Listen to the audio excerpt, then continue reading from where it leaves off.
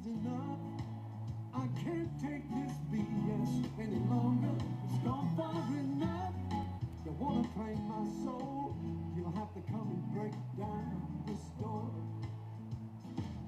I've been around a long, long time, seen it all, and I'm used to being free.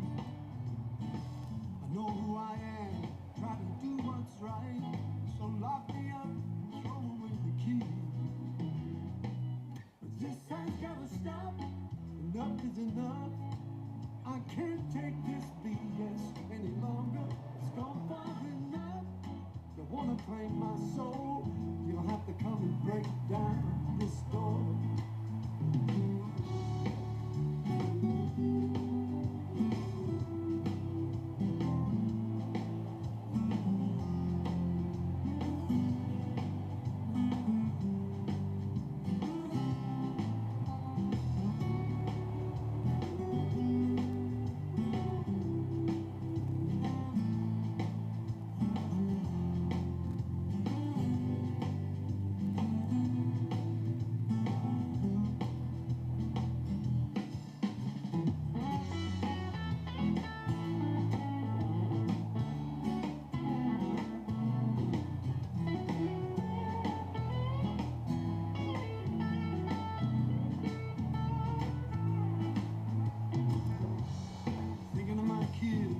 What's left of them, and then what's coming down the road.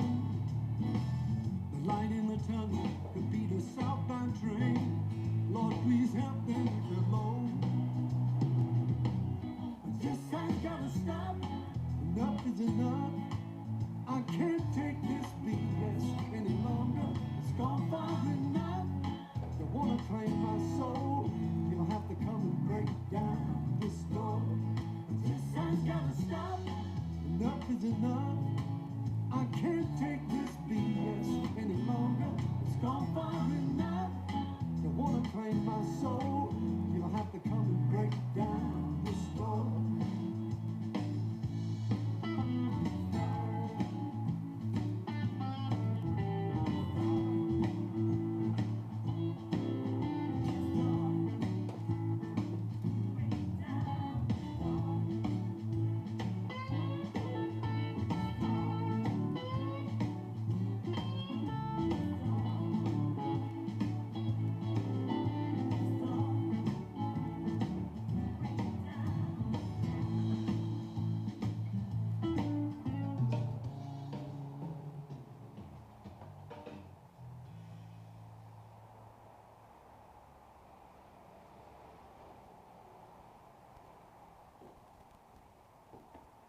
Thank you, Eric Clapton. Thank you very much.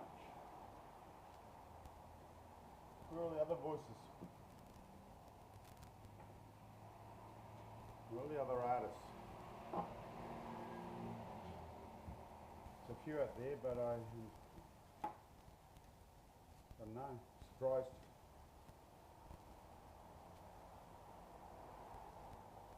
In the time when we should be asking questions through our art, because other mediums seem to be rather restricted. There's only a few speaking up.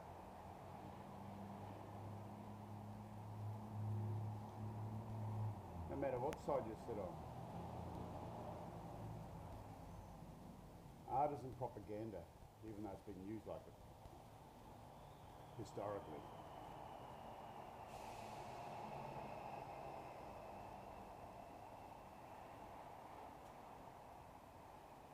But the timeless art, historically, has been on the right side, done with love and soul and humanity, not for profit.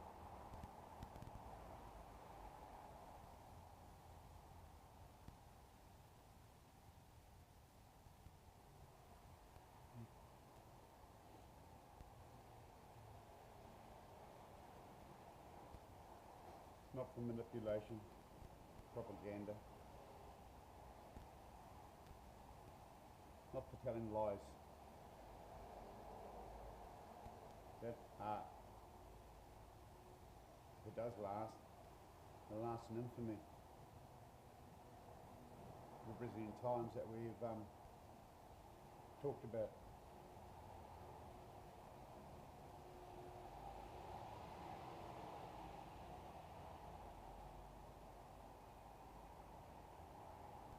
It's about art, culture. It's humanity.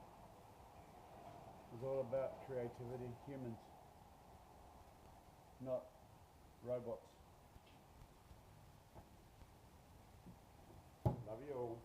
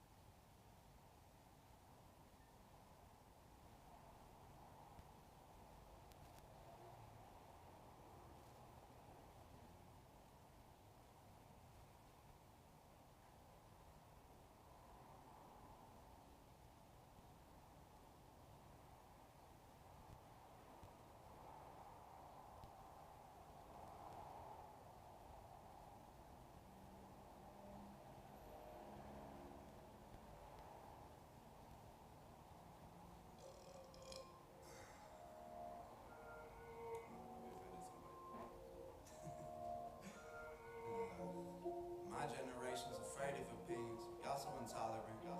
They're ashamed of themselves because they're privileged and whiter, they're black and the opposite. You get charged with harassment for hugging a woman and giving a compliment. Y'all way too sensitive yet, offended to death. Bring all the coffins in. I swear that y'all are mad at everything that don't affect your life. Hey, I swear that y'all believe that being offended just means that you're right. Hey, I swear that y'all just want to be the only ones who everyone lies. Hey, I swear if I swear at you ninnies, you probably so triggered you cry. And nobody wants to be real. Everyone's scared of how everyone feels. We become so ultra sensitive and hyper tolerant that honestly, honesty gonna be illegal. It's crazy y'all get so shocked and bothered from people saying things that aren't responsible. If that seems logical, y'all are weak then. If someone says retard, it ruins your weekend. And that's retarded. My hair been in braids cause it looks hella awesome. Y'all like to scream I appropriate culture, but I don't hear nothing. I'm paying homage. Y'all are just trying to get likes on your comments. Googling quotes that are socially conscious. And saying you're woke doesn't make you a prophet. It makes you a liar and stupid obnoxious. Always on that blah, blah. Y'all should keep it to yourselves. Miss me with that drama. You must think I'm someone else. Cause y'all don't wanna fuck with me. Cause I don't feel the pressure. No, I will not be censored. I'm not afraid, that's why they fuck with me. My name will be remembered, and I will live forever. I bet y'all hate that y'all are stuck with me. Happy Halloween, for one evening only, you wear what you want. Unless it's a poncho, a headdress, or afro, you'll piss someone off. Hey, I'd say Merry Christmas, but I know that it's about to be gone. If religious freedom's such a dire issue, why you dress like a priest in October for fun? Don't let them censor your thoughts. Don't let them make you regret that you talked. Don't let them tell you that nice is the law, trying to make you all righter when nothing is wrong. Yeah, words hurt you, clothes hurt you, memes hurt you, jokes hurt you, we hurt you. Half the time you don't even probably know what hurt you, but you're super mad. Trust, we heard you. You a pawn in a broken system. Are you triggered much? You been showing symptoms. Y'all are so addicted to being hopeless victims. Y'all can crash a plane and blame the road conditions. And your only sickness is your social vision. Makes you scared of choices, but you pro-decision. So you march a lot, but never go the distance. Yelling way too loud until no one listens. Always on that blah, blah. Y'all should keep it to yourselves. Miss me with that drama. You must think I'm someone else. Cause y'all don't wanna fuck with me. Cause I don't feel the pressure. No, I will not be censored. I'm not afraid, that's why they fuck with me. My name will be remembered, and I will live forever. I bet y'all hate that y'all are stuck with me. You look like the devil, you sound like some Christians. You just want a medal for asking permission. You just want a pat on the back in addition to being so tolerant. Fine, I admit it, you're nicer, you're better, you're righter, you're brilliant. Most sensitive creatures in all of existence. My freedom of thought should be censored with prison. The world would be better if we weren't so different. Always on that blah, blah. Y'all should keep it to yourselves. Miss me with that drama.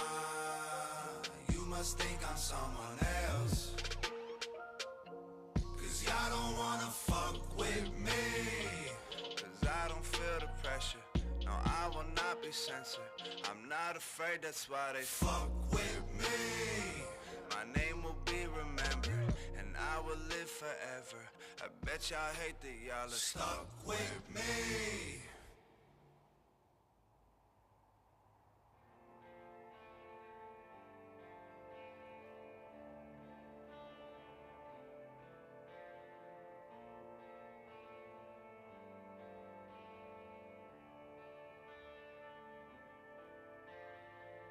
I see you with the liquor store, leaving with the cheapest can of beer on the shelf. You ain't living on the street, but you barely making rent. And I relate because I'm struggling myself. I see you smile at the clerk while you fumble through your purse. I just wish I had a little more to help.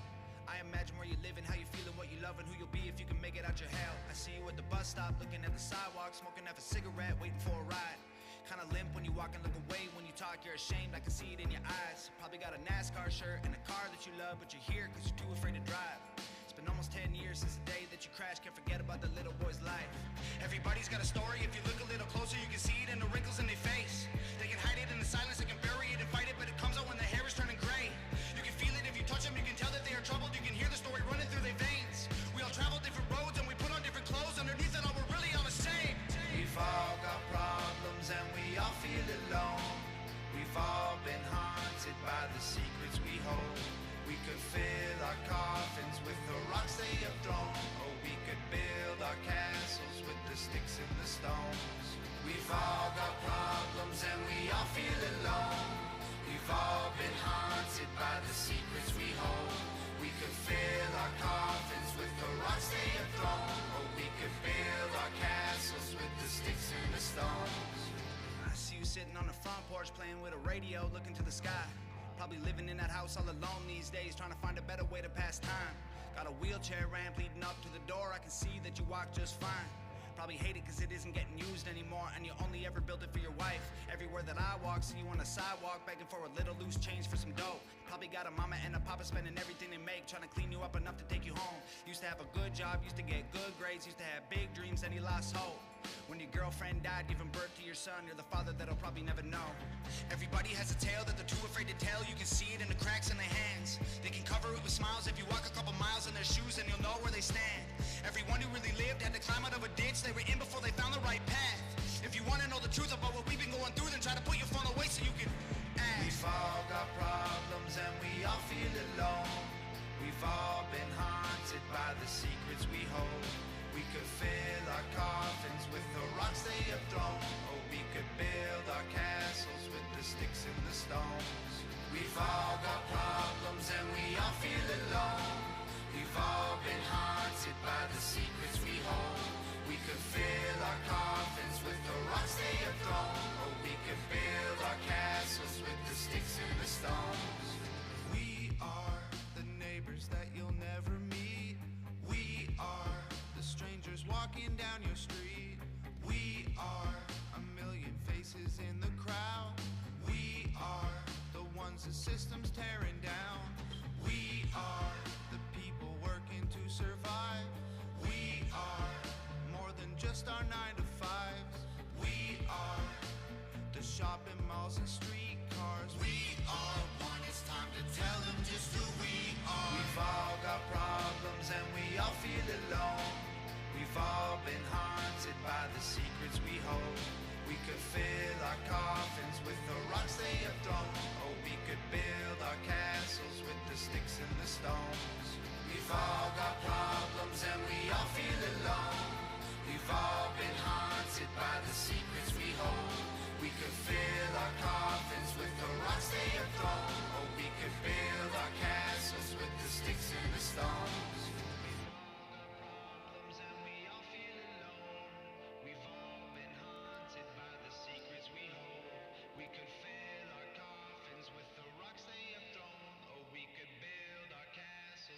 Sticks in the stones.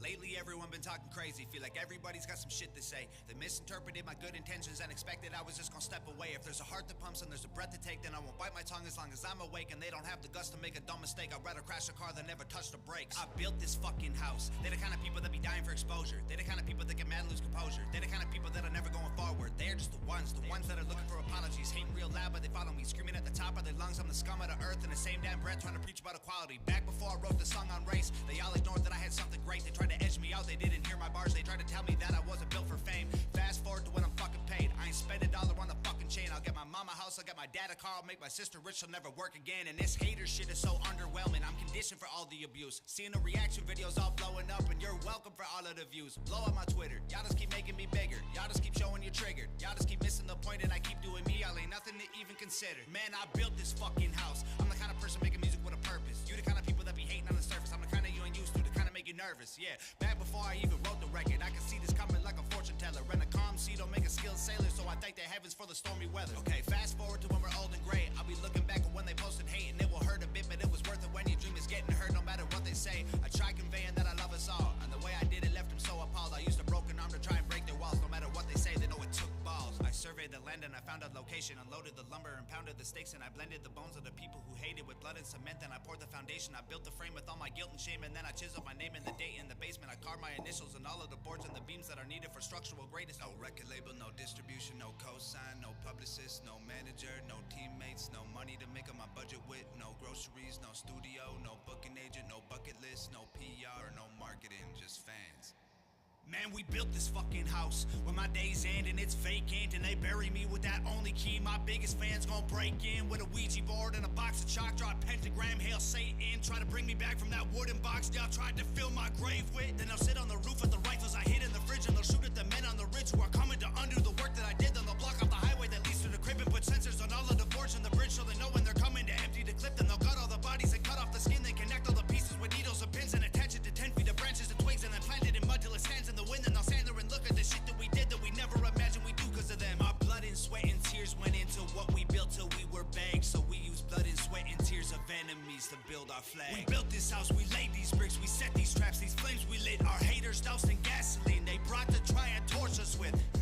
Let them hate, dog. Everyone will have something to say, dog. Their opinions don't mean shit, trying to judge your engine by your paint job. Like a gravestone, I'm a cheap death. There's too much I ain't seen yet. They think that I got them way over my head, but I feel like I just got my feet wet. We're trying to dream more and sleep less. Avoid the pills when we're depressed. Remember to not be too hard on ourselves. If we cut deep enough, we up bleed red, man, you never know when it's time to go. Heaven's open when the bars are closed, so seize the moment, don't leave it hoping. You'll breathe tomorrow, you could be a ghost. I'm living mine like the finish line is right in front of me. Made of fishing wire, so I'll never see it till it's too late. When God shakes my hand, please celebrate. Please celebrate, please celebrate, please celebrate, please celebrate.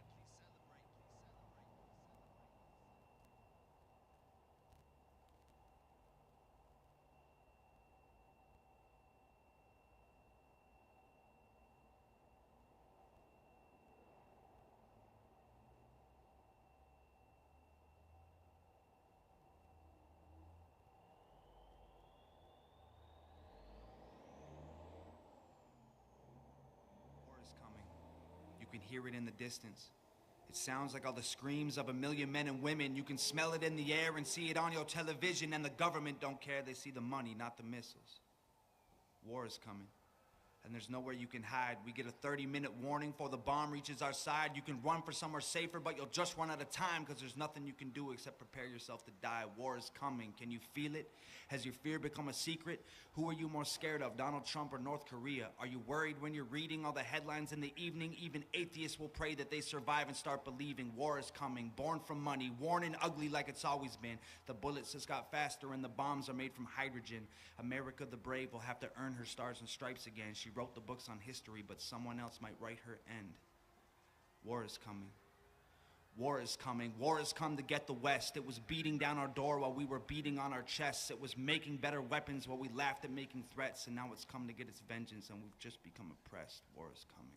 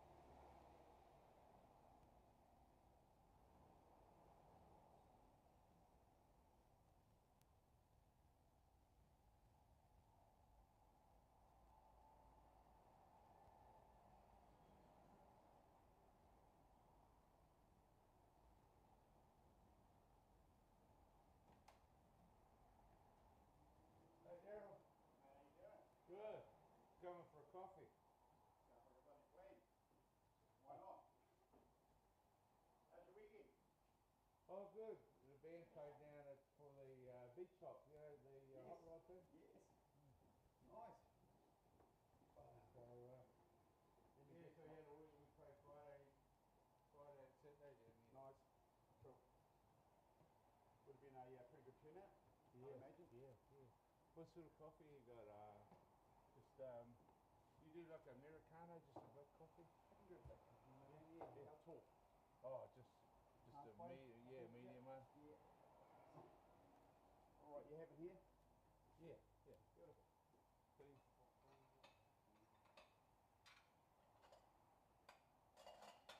Yeah, took the car up to get some servicing done on it, so Good on you. I thought I'd hop in, but I've been, is next week still on for the comedy? Well, I'm still weighing it up. I've got a maybe one of them might be going back down to Taupo. So over the next day, I was going to send everyone a text. It's either next week. I'm thinking about sort of dragging it out for another week. Oh, okay. Would that work with you, or would it be out of your dates here? No, it should be alright. It should be alright. Yeah. You give me 24 hours, and I'm sort of waiting to hear back. Yeah. Because there's 4 of us so far that I've recorded, so that's about an hour. I got about 3 or 4 people coming along. Nice. So, but I that's why I was just going to pop in and see you and just say, Yeah, I've been thinking about sending out a bit of a message. they cover it. Yeah, of course it does. Yep.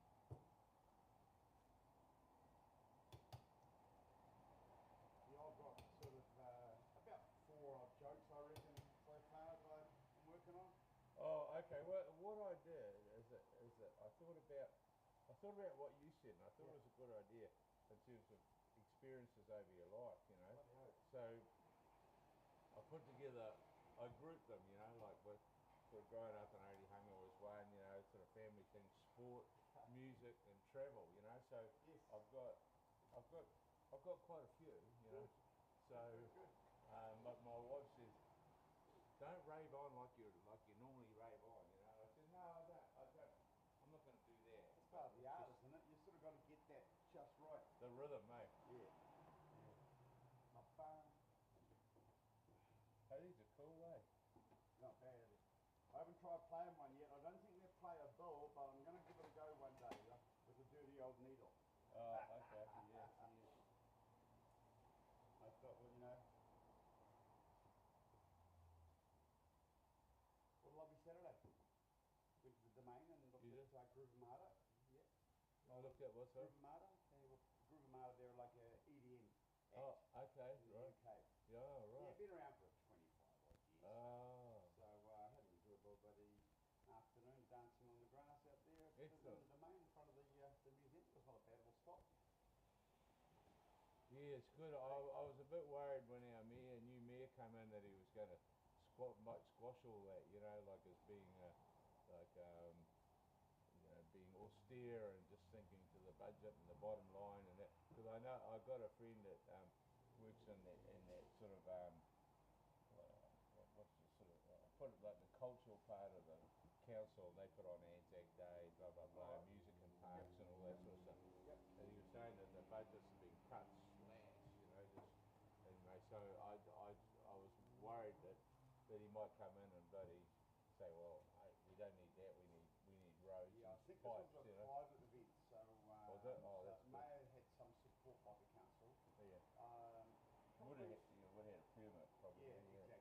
No, it wasn't a bad little spot. They did say they had Oakshore, they had harbour views, but I think they let us down with that one. Yeah.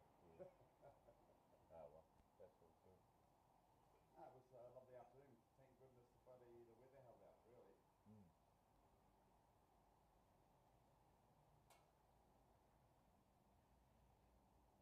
How about that? Oh, good man. Thank you. Awesome. Right, a pleasure. Are you busy or have you get... Oh, I was a little bit sort of slow yesterday. I was a little bit slow too because of recovery still. Oh, okay.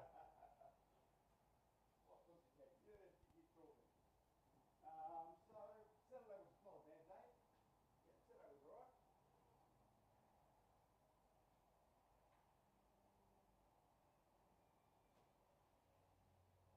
What are we going to play? Oh, your choice, mate. Your choice.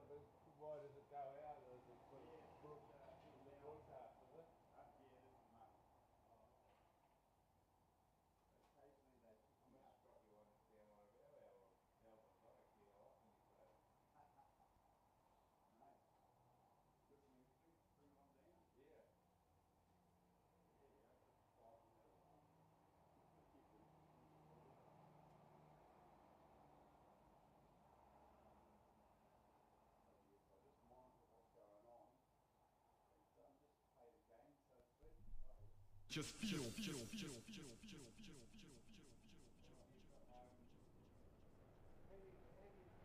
Just feel.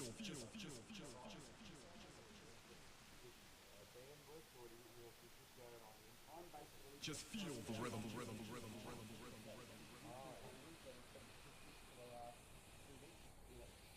Just feel the rhythm.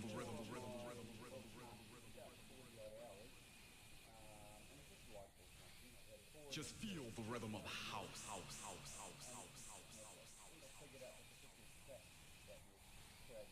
So I'm just trying to mix up music. The point of oTg is to express art in all its forms. So Just feel the rhythm of the house.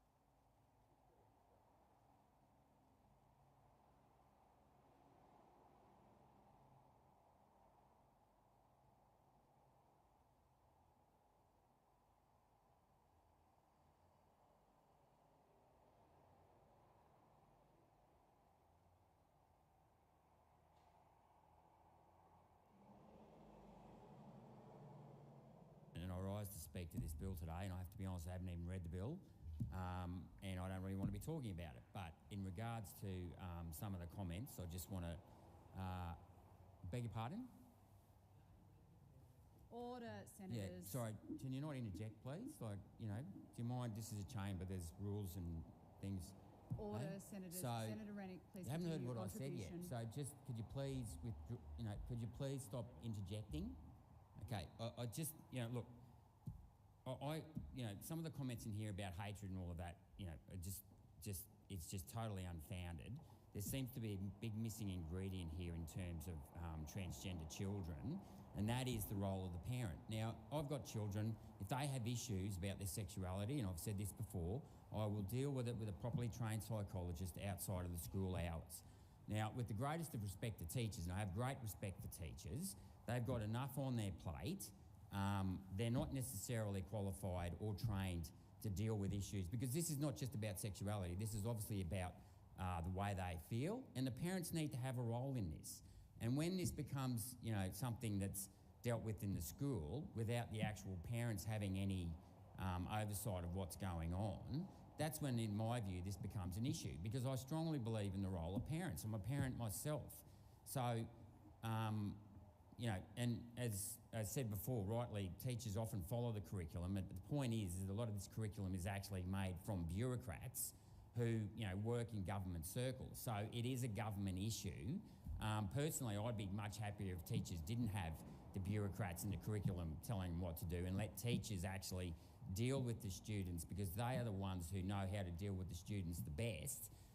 They know the student, they'll know the parent, and I'd rather keep the bureaucrats in the curriculum right out of it altogether, which is why, you know, I think, and I accept the comments over there before, because teachers are told to follow the curriculum, and I don't like that. I think, you know, because most teachers I know genuinely have the interest of the child at heart, but I believe that education is a three-way thing. It's between the teacher, the parent and the child, and it's very important that the parent has interaction with the teacher as well as the children, so that parents know what's going on. Just in reply to one of those other comments that we have to teach them climate science, I disagree with that remark as well. We have to teach them science, and that involves all aspects of science, including mathematics, which underpins a lot of science. So to say that we teach them climate science when most of it's actually based on modelling and not based on the traditional methods of cause and effect, and demonstrating cause and effect and quantifying cause and effect. I know myself, when I've had to, you know, dig out my textbooks, my own school textbooks, when dealing with climate science, it's actually, the science of heat is actually called thermodynamics. You know, you deal with quantum mechanics with the photons, which comes from the sun. So to teach them all about climate science and how the world's going to suddenly, you know, overheat by 2 degrees in the next 10 years without actually teaching them the foundations of basic science, of basic mathematics, etc., is a very dangerous thing. So that's why we've got to come back to basics, and I'm not having a go, maybe that's in the curriculum, I haven't read it. And I'll just touch on one other thing. You know, I've often been criticised that I'm in no position to talk about the Bureau of Meteorology and their record keeping, and what would I know because I'm not a scientist. Well, that just goes to show how the slogan science is used way too often in, you know, to justify any argument, because at the end of the day, taking a temperature measurement and recording that data is actually record keeping. It's got nothing to do with science. It is simply about recording the temperature, storing that, and then not going back and changing it 100 years later because it doesn't suit your agenda. And now, as you know, the Bureau of Meteorology just admitted in this recent round of estimates, they've got 4 different data sets. Well, you know, and they've homogenised the 3. They've got the raw data set, which rarely ever gets reported anymore. So, long story short, some of the comments in here today, I think, have tried to politicise the very thing that they think that you know, that the bill's trying to do. Quite frankly, I want ideology out of education altogether, whether it's right wing or left wing. I don't really care. I just want children to be children, and I want the primacy of the parent to remain in their upbringing, and it's the relationship between the parent, the child, and the teacher that matters the most. And that's something that I was an older father, and I took a couple of years off to stay at home, and this is why I really believe in, ideally having a stay-at-home parent, because I know when I used to go up and pick my children up from school, and I saw the teacher, not every day, but often you'd see them at 3 o'clock. If you ever had an issue, you could just speak to them informally about it. You got to know other parents of the children in the class. You got to go drinking with some of them. It's so, at the end of the day, I don't want education to be something where it's pushed down from above by the bureaucrats, many of whom, who do have agendas or preset ideology. I want children to be children. I want the primacy of the family and the interaction of the community, both in, and I went up and I read to children. My wife still goes up. And I'll give a shout out to Story Dogs. That's where basically you take your dog into the classroom. So a big shout out to Rocket. She loves that. And it basically helps children, feel comfortable because they've got a pet there. So, and it's that community. I mean, and I should acknowledge my own father, who was chair of the kindergarten PNC for about 4 years.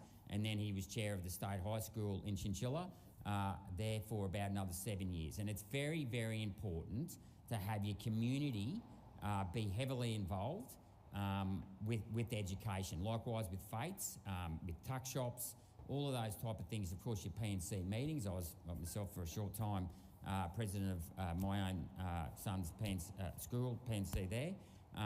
And that's why I wanted to speak today. I mean, as I said, I'm not interested in the bill because it's all about, I am to the extent that I want the bureaucrats and I want government out of education, and I want education to be a grassroots thing where it's driven by the love of both the teachers to their children, and I know teachers become very fond of their children.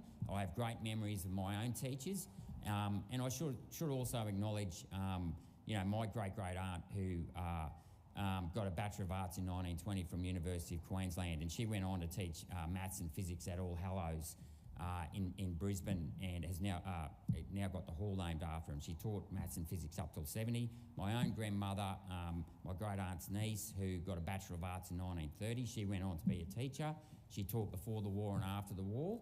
And, of course, my own aunt, who also was a teacher, became a librarian. And unbeknownst to me, when I went to University of Queensland, I was actually a fourth-generation graduate of University of Queensland, and it's only realised later on that they were all women above me who got a degree, and unlike my grandfather who topped maths in the public service exam in New South Wales in 1911, he went back to be a farmer. So I'll just throw that in. So education is very important, but it has to be driven by individual needs of the students, and I think that's what matters. So the sentiment of the bill that I just want government out of our everyday lives, and I want family and communities and grassroots measures to look after our children, because every child is precious and every child is an individual.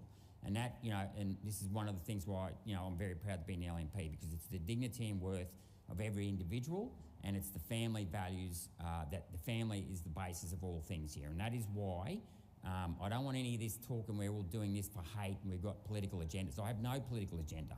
I want politics right out of raising my children. I want them to have the best childhood they can without the toxicity of politics. And I even say to the young LNP people, kids in the young LNP, I tell them, don't get in the young LNP. I said, do yourself a favour and go and listen to Pink Floyd's 1973 Dark Side of the Moon album, where it says 10 years gone and no one had told me when the starting gun had happened. Even in your 20s, I don't want you being involved in politics. When you're in your 20s, go out and get drunk, get to understand women better, get rich, travel the world. I mean, these are the things. Come back to politics when you're in your 40s and you've lived a life and you can actually throw yourself into it. And I guess that's the thing. It's this slow creep of government, whether it's education or whatever it is. It's like we just want government out of our lives, and we want the innocence of childhood to stay just like it is. Thank you. Thank you, sir.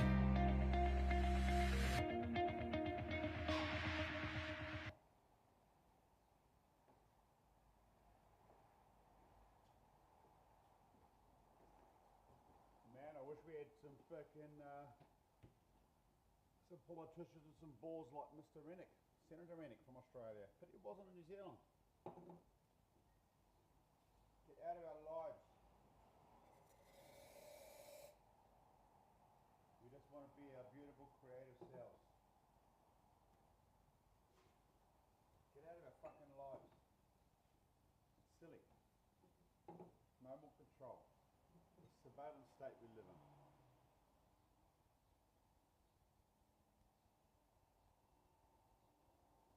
The mobiles we carry. The credit cards we use. The digital currencies that are out there and slowly being considered and morphed into our own currency. We don't want to borrow it, man. Don't want to borrow it. What if someone decides that they can turn it off or steal it? What the fuck can you do? Man, it's been crazy.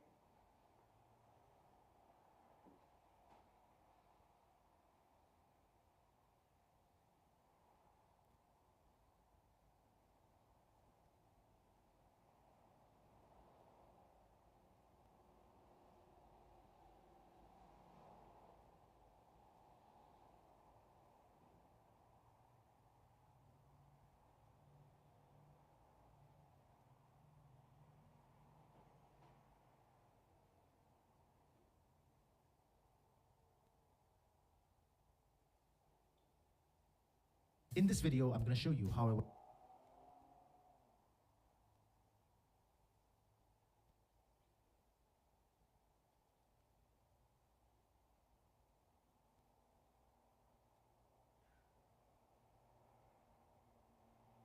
Is China witnessing another Tiananmen moment? People are on the streets calling for President Xi Jinping to step down, calling for an end to the Communist Party's regime. Now, this is unheard of. Look at what happened in Shanghai over the weekend.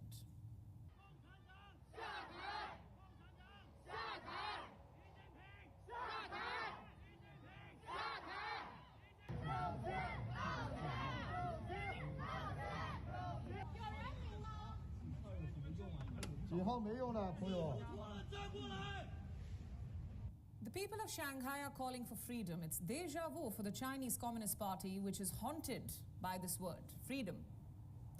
Remember the CCP quashed calls for freedom back in 1989 in Tiananmen Square. But decades later, the echoes can be heard once again, this time in China's commercial capital. Shanghai residents are calling for Xi Jinping to step down, for the party to give up power. Words like these have not been heard on China's streets since Tiananmen. It's a rare rebuke, and it's all too real. The protests have now spread to all major cities of China: Beijing, Wuhan, Guangzhou, Chengdu, Xi'an. On Sunday, a crowd gathered in Chengdu. People held up blank sheets of paper. They chanted, "We don't want lifelong rulers." Many were heard shouting, "Freedom of press, freedom of speech."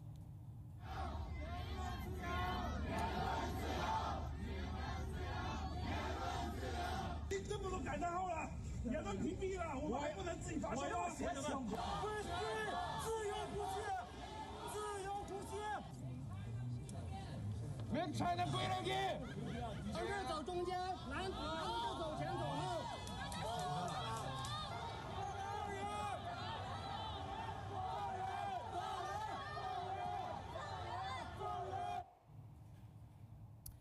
Meanwhile, in Wuhan, people smashed through metal barricades, tore down COVID testing tents as they demanded an end to lockdowns. Just look at this.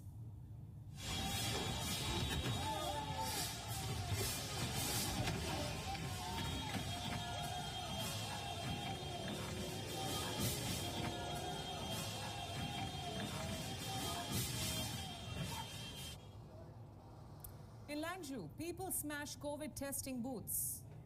It's a kind of civil disobedience unseen since Tiananmen. In Beijing, people have been demonstrating for more than 3 days. Over the weekend, many of the protesters were heard shouting, "No PCR test, we want freedom." Some shouted, "We do not want a leader, we want votes." Do not be a slave, be a citizen.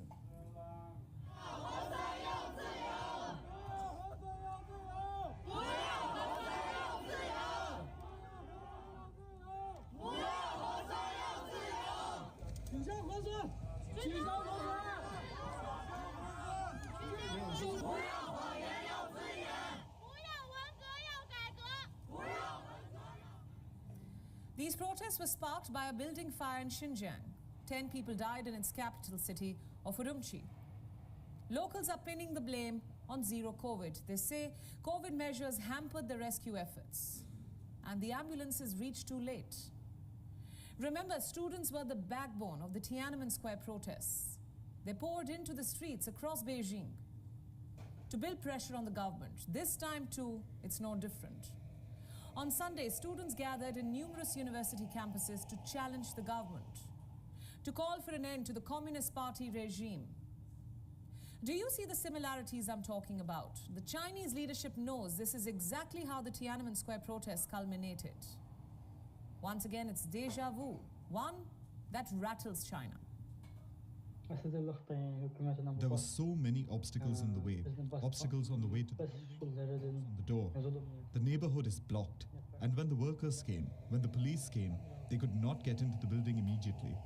They had to get around all these obstacles and barriers on their way. By the time they arrived, people were already dead. Of course, people were angered by that. This anger has been contagious. It has spread across China and has brought back to life calls for freedom, calls for an end to the CCP's authoritarianism. Don't mistake these protests as just an anti-zero COVID demonstration. It's much more than that. This is a culmination of years of frustration being sparked by the fire of Xinjiang. And now history is repeating itself in more ways than one. Some of you already know this. The Tiananmen Square protest began as a memorial.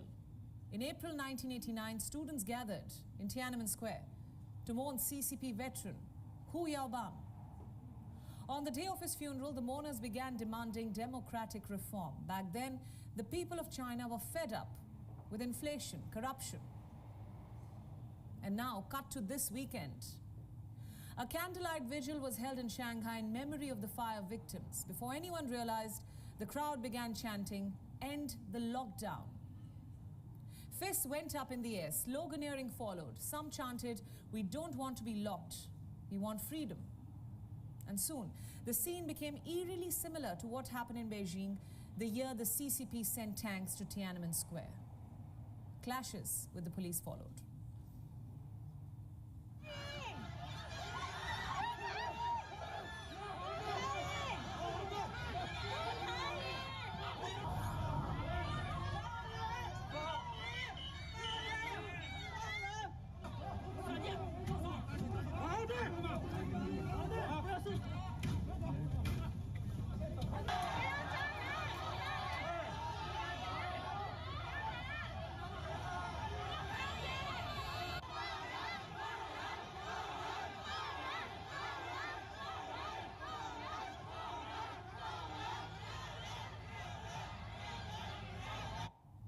Do you love Gantt charts? Here's how easily you can build one in ClickUp. Let's map out the tasks for your Gantt chart in this list.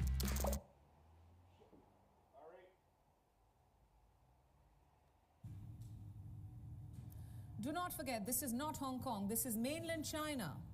All of this is happening in mainland China, under the very nose of Xi Jinping. He's been in power for more than a decade now, and never before has he faced such dissent.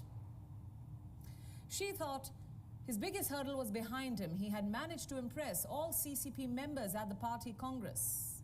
With the third term, he thought he had won it all. He had tightened his grip on power. And now was his time to enjoy unlimited power. You know, be president for life. But these protesters have other plans. They want Xi Jinping to go. They are talking freedom, free press, votes, ballots. They are holding a blank paper to Xi Jinping, holding him accountable for COVID mismanagement. Try and understand the repercussions of what's happening.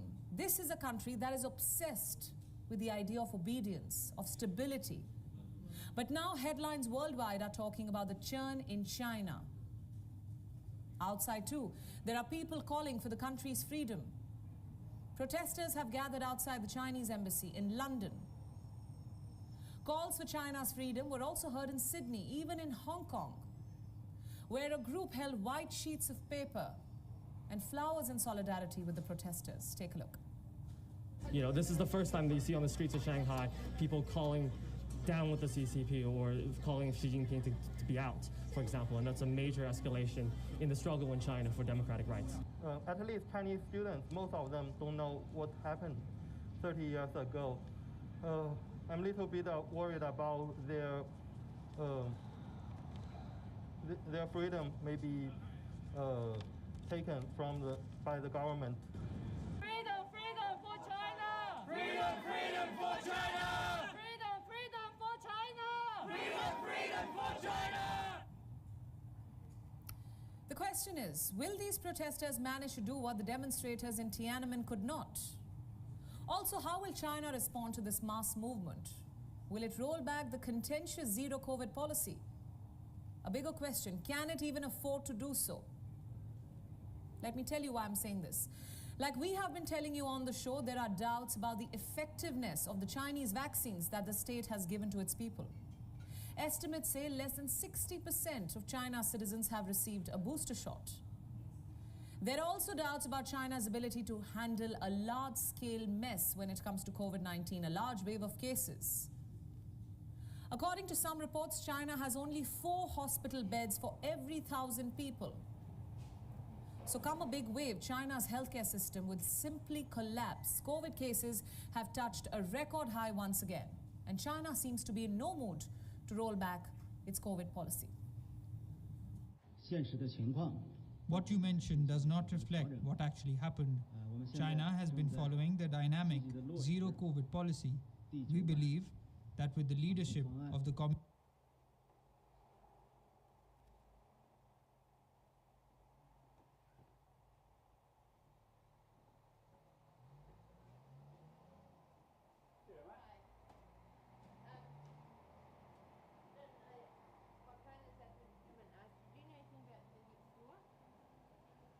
I know a Sri Lankan couple that own it. Yeah. It's been empty though, for a little while now. Yeah, well, I bumped into them, and she's been away on holiday, extended holiday. So I don't know whether they were in here cleaning it the other week. But yeah, that's all I know, mate. Okay. Yeah, there's a few people sort of looking at it. Yeah, So I is, bet. so is my flatmate. He was sort of looking, considering it as well. But at the moment, Nothing. yeah. You're off and about. Yeah, well, they are back. Well, they were back here, but they were gone for about a few months.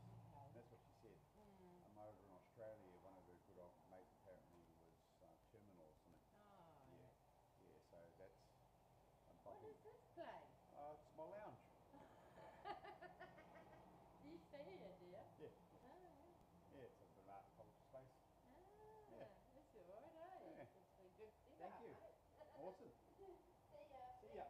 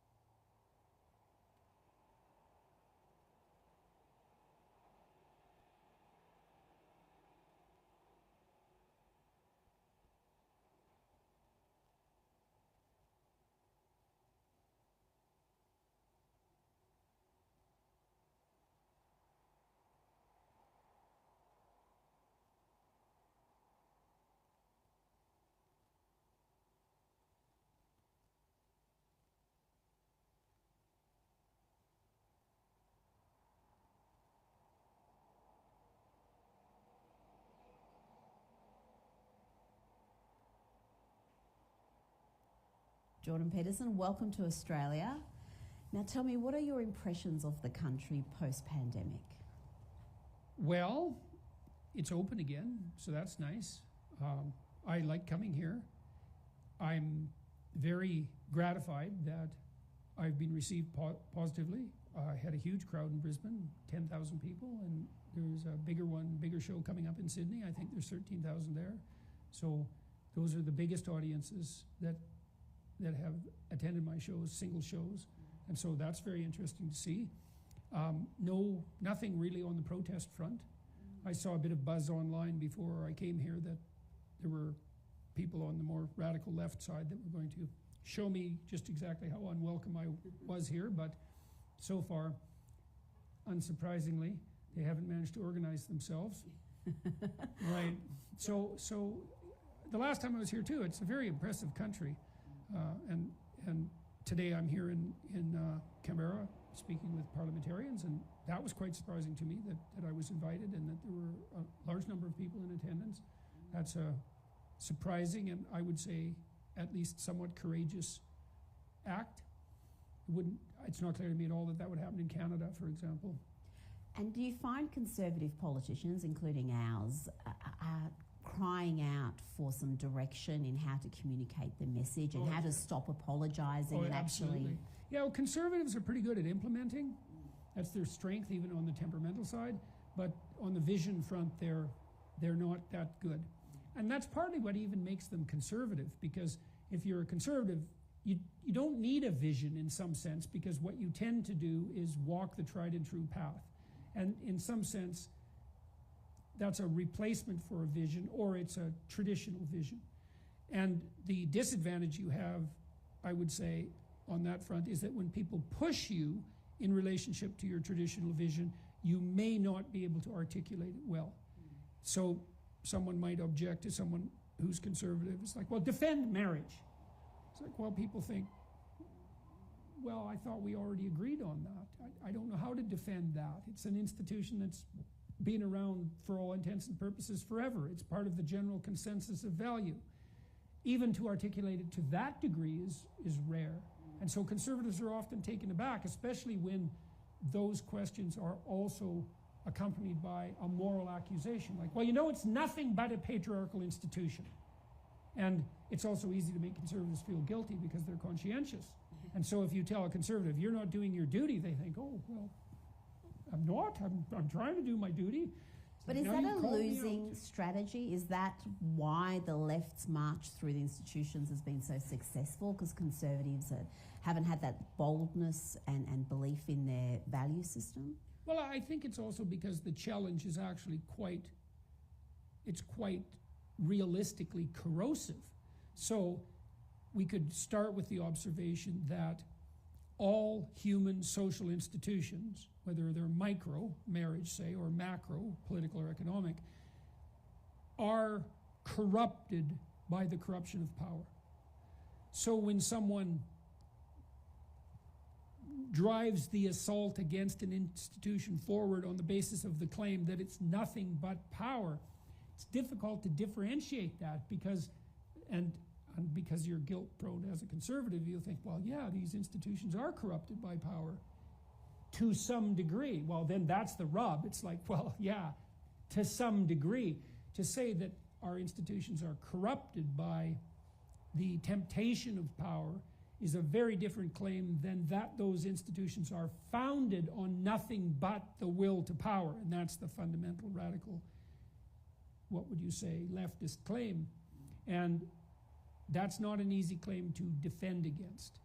Because I might say, like I could confront you with this, I could say, well, what's the opposite of the will to power? And you think, well, I don't know. So, well, that's a problem. And it is a problem. It's a very difficult technical problem. I think, by the way, just for the sake of continuing the argument, that it's the spirit of voluntary play that's the antithesis of the spirit of power. And I think that functional human relationships that are self-sustaining and productive and generous, reciprocal, are when they're optimized based on the spirit of play. And that's the opposite of the spirit of tyranny as well. But it took me like 30 years to be able to figure out how to articulate that.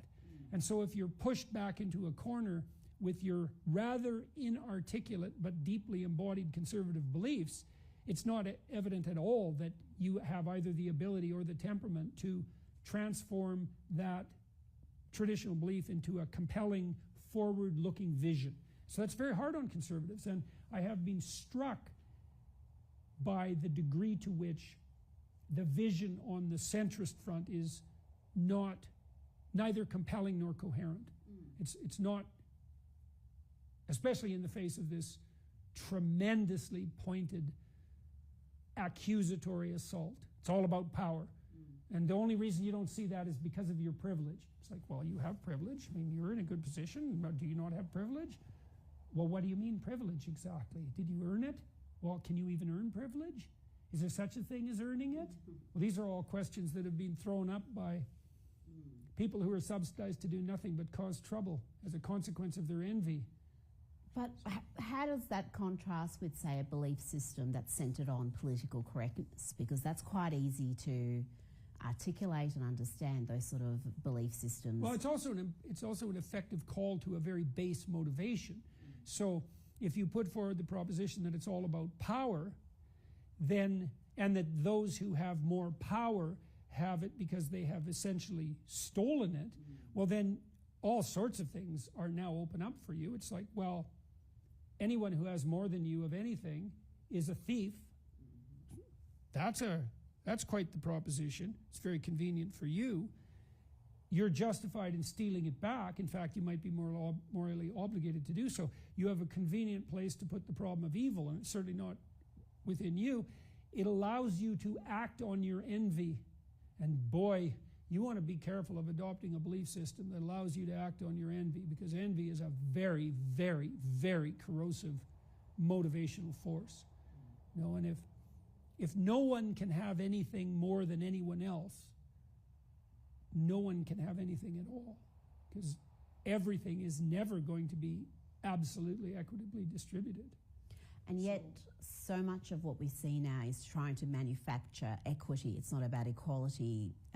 It's about having equitable outcomes. And that seems to be something that's illogical, but yet it's an ideal that's held up. It's attractive, too, in some sense, right? Because if you're, and it's attractive in an instinctive way, in some sense. If you're walking down the street and you see someone who's homeless, it's going to produce a stirring of conscience, right? At least you feel, well, that's unfortunate. You might think there, but for the grace of God, you're going to think, wouldn't it be better if society was constituted so that such things did not occur? You might think that person has been victimized and oppressed, and it certainly might be the case in their particular case. And so that sets you up with a moral conundrum. And if you're given an easy explanation for that also appeals to your base motives, then you're very likely to jump at it and maybe even to apply it to yourself. And so it's easy to make that viewpoint attractive, and it takes education to make that viewpoint not attractive. So, I mean, I think that almost all societies that have become successful have done so by educating themselves in some real sense out of an instinctive false compassion and envy.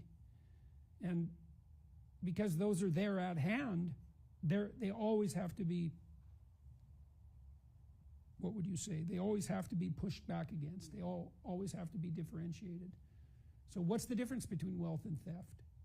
Well, someone might not come up with that idea on their own, but once it's presented to them, especially to a young person, especially given that the system is not fair in the ultimate sense, it presents a very difficult conundrum. Especially also because some people do have more than others because they're psychopathic and manipulative, Machiavellian, and they don't play fair. So for me, the miracle is that there are any societies at all where that isn't the case all the time, where the tyrants just aren't victorious. And one of the things I really like about the ethos of the West is that I think the central ethos of the West is precisely the spirit that moves effectively against tyranny, is not the cause of tyranny. Now, that doesn't mean there aren't tyrannical elements of the West, because of course there are. But what I'm very afraid of on the radical front is that to the degree that the radicals even want what they want, they're pursuing it in a manner that's so counterproductive that if they were victorious, it would destroy the very thing they purport to support. Oh, absolutely. Well, your good friend Douglas Murray has written about this war on the West. How do we prevail in the age of unreason? The only way to prevail is to tell a better story, right? And you need a better story than the Marxist story. And I think the story of meaning through responsibility is a better story. And it's a core, you might think about it as, it's certainly the core Christian story, meaning through responsibility. I mean, I suppose responsibility extended to the ultimate degree is something like voluntary self-sacrifice to the highest good. It's something like that. Because to take responsibility means to forego immediate gratification in the service of something longer term and higher, right? It literally means that it's a sacrificial gesture to take responsibility. And the ultimate sacrifice is the sacrifice of the self to the highest good. And that's exemplified by the image of the crucifixion. It's exemplified by the Passion story. And that's the central sacrifice upon which our cultures are founded. It's even literally the case. I was in the Church of the Holy Sepulchre in Jerusalem recently with Jonathan Pajot, and that was the first Christian church, and it's hypothetically founded on the very spot where Christ was crucified. And so the church marks the point of optimal sacrifice. And so then the church becomes the center of the community. So the center of the church is the point of self-sacrifice.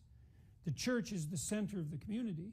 That's what happened in Jerusalem when it was refounded by the Emperor Constantine's mother.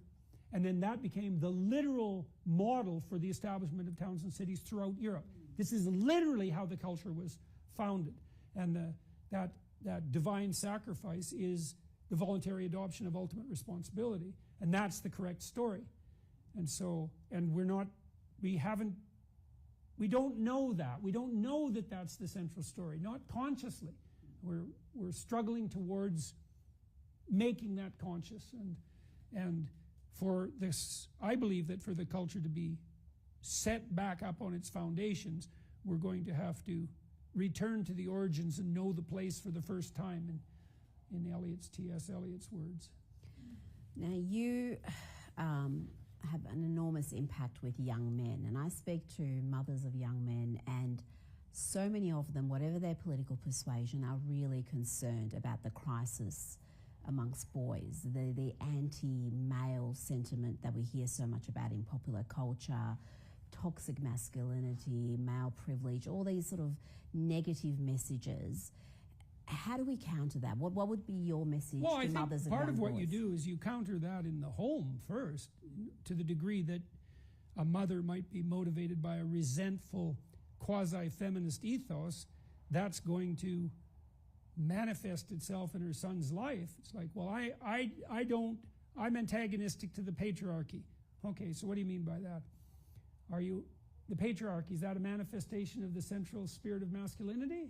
Or what is it? Because if it's not that, then what is it? Well, let's say it's that. Well, your son's masculine, so how do you think your attitude towards masculinity is going to work for him? You're going to treat him like he's a baby patriarchal oppressor, or that his ambition is part of the force that rapes and pillages the planet? And that's that idea sort of lurking at the basis of all your interactions with him? You think that's going to go well? That's the devouring mother from the Freudian perspective. That's not going to go well. And so it's good to remember, if you're a mother, when you talk about the patriarchy, you're talking about your son.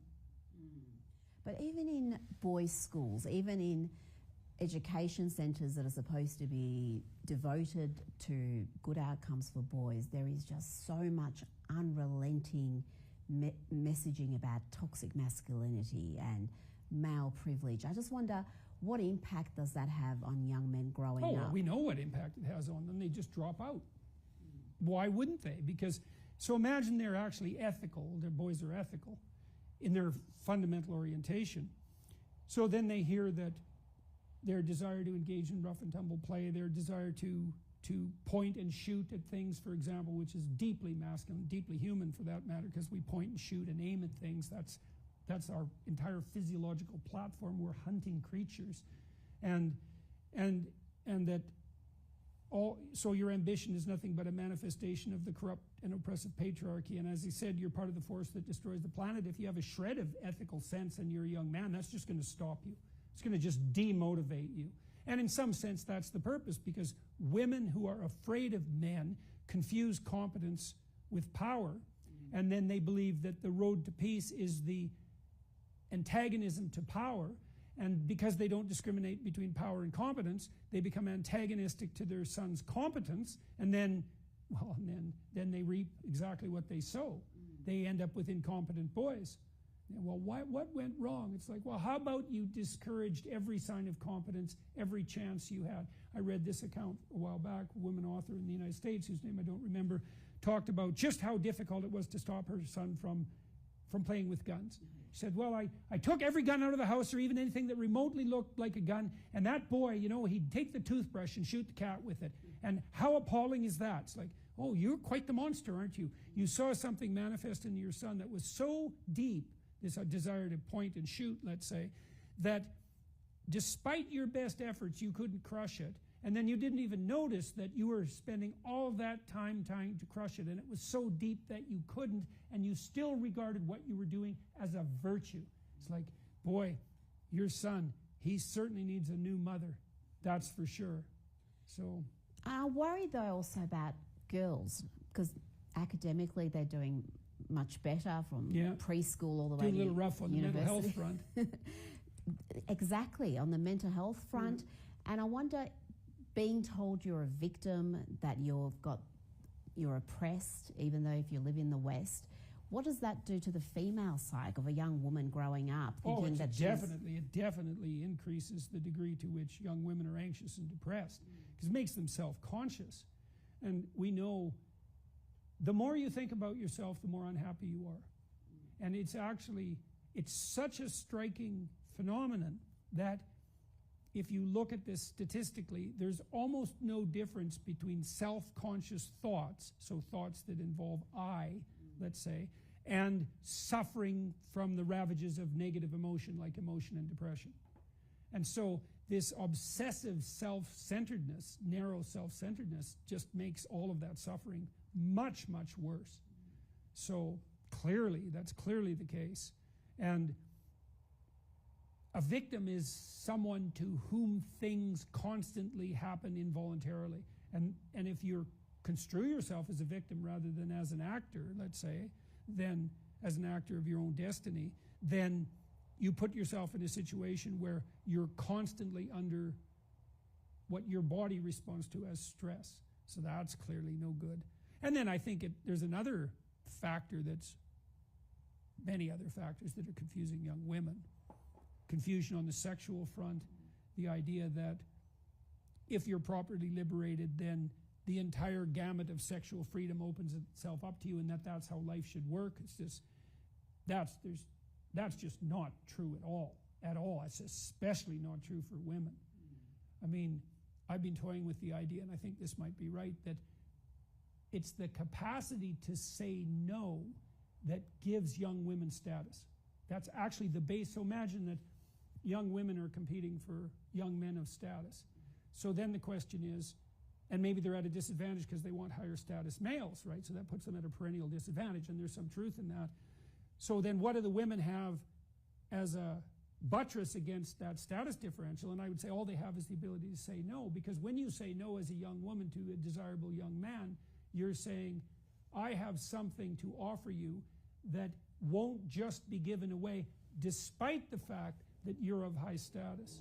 And so you blow that apart in the name of sexual freedom. I think you deprive young women of you deprive them of all their status. It's not like the young men don't know that. They know that perfectly well. They respect young women who say no. They might complain and cavil and carp about it, but when push comes to shove, and the data on this are quite clear. Well, it seems a lot of the women's liberation movement of late, the sexual liberation and that you spoke about, it seems to advantage men far more than women. No, it doesn't. Well, because they get the sex without the responsibility. Yeah, but it doesn't disadvantage men. It disadvantages a very small proportion of hyper-successful and increasingly predatory men. Yes. Because it disadvantages most men, because what happens is that when the sexual constraints are lifted off women, they all migrate to a very small percentage of men, 5% maybe. And then those men have an almost unlimited field of sexual access. And so you could say that's a benefit to them, but it's not, because it trains them to be manipulative, Machiavellian, instrumental psychopaths, because all they're doing is pursuing a string of pleasure-based, hedonistic, short-term relationships. That's bad training if you want to be a reciprocal human being, and if you want to learn how to participate in a real relationship. So, and then it's a catastrophe for the women, because none of those men are incentivized to form anything that approximates a long-term relationship. And then the rest of the men are left with nothing. Yeah, so that's disastrous for society. Disastrous, yeah, it's disastrous. These trends we're seeing, it was very interesting in the midterms to see some polling showing that unmarried women are becoming a significant voting bloc for the Democrats. Something like 2 in 3 vote Democrat. Now, why do you think that is? Why is it that married men and married women are gravitating towards the Republicans and unmarried women, according to these exit polls, are opting for the Democrats? Well, why it's unmarried women is harder to parse out. Why it's women is relatively easy to understand. I looked technically with one of my students at what predicted politically correct belief, and one of the big predictors was feminine temperament, but over and above feminine temperament was being female. So there is a tilt towards the left that seems to characterize femininity, and you might ask yourself, why? So let's imagine for a moment one source of the intrinsically female ethos. All right, so women have to be infant-centered. In fact, I think women's nervous systems are optimized for the mother-infant dyad and not for individual women. So women are more sensitive to negative emotion. Now, there's a bunch of reasons for that. Women are more vulnerable sexually and physically. So it would make sense for them to be more responsive to threat. But then you could add an additional layer, which is, well, yeah, they also have to take primary responsibility for very dependent infants. And so it would make sense for someone whose life is characterized by that intense dependent dyadic relationship to be more sensitive to negative emotion. Okay, and so what would that mean? Well, it would mean in part to be prone to defending the infant. Well, that's woke culture in some sense. So on the woke side, imagine for the instinctive female ethos, here's the world. There are 3 categories. That's all, 3 categories. Infant, caretaker of infant, predator. That's it. So you're either an infant, like a university student who's victimized, or you're a caretaker, like a university administrator who's infantilizing the university students, or you're a predator. Well, and if you're a predator, no quarter is given. So it's a necessary ethos, because if you have an infant, you should bloody well be alert for predators. And if you're false positive, say, well, that's a predator and it isn't, oh, well, you've protected your baby. Might be a little hard on the predator. Right, so it's okay if you err in the direction of oversensitivity to predation signs. I think that's the fundamental female ethos. And when that's manifest politically, well, you see sympathy for the more progressive causes that transform the world in some sense into infant and predator. Well, is that trend more evident in unmarried women? I mean, it's evident in Australia as well. Under 35 women are more likely to be single than not. So we're going into motherhood later. There's a lot more who are childless. Well, and I wonder if that's substituting one for the other. It is substituting, I think. I think what happens to most women when they have an infant is they start understanding that, oh, that's an infant. All these other quasi-infants, they're not infants. They start to be able to distinguish. And we have to ask ourselves seriously, with that instinct towards bonding and protection, if it isn't given its target, how does it manifest itself in the political and economic sphere? And well, I think we're seeing that, well, if you don't have the proper focus for your infant-oriented ethos, you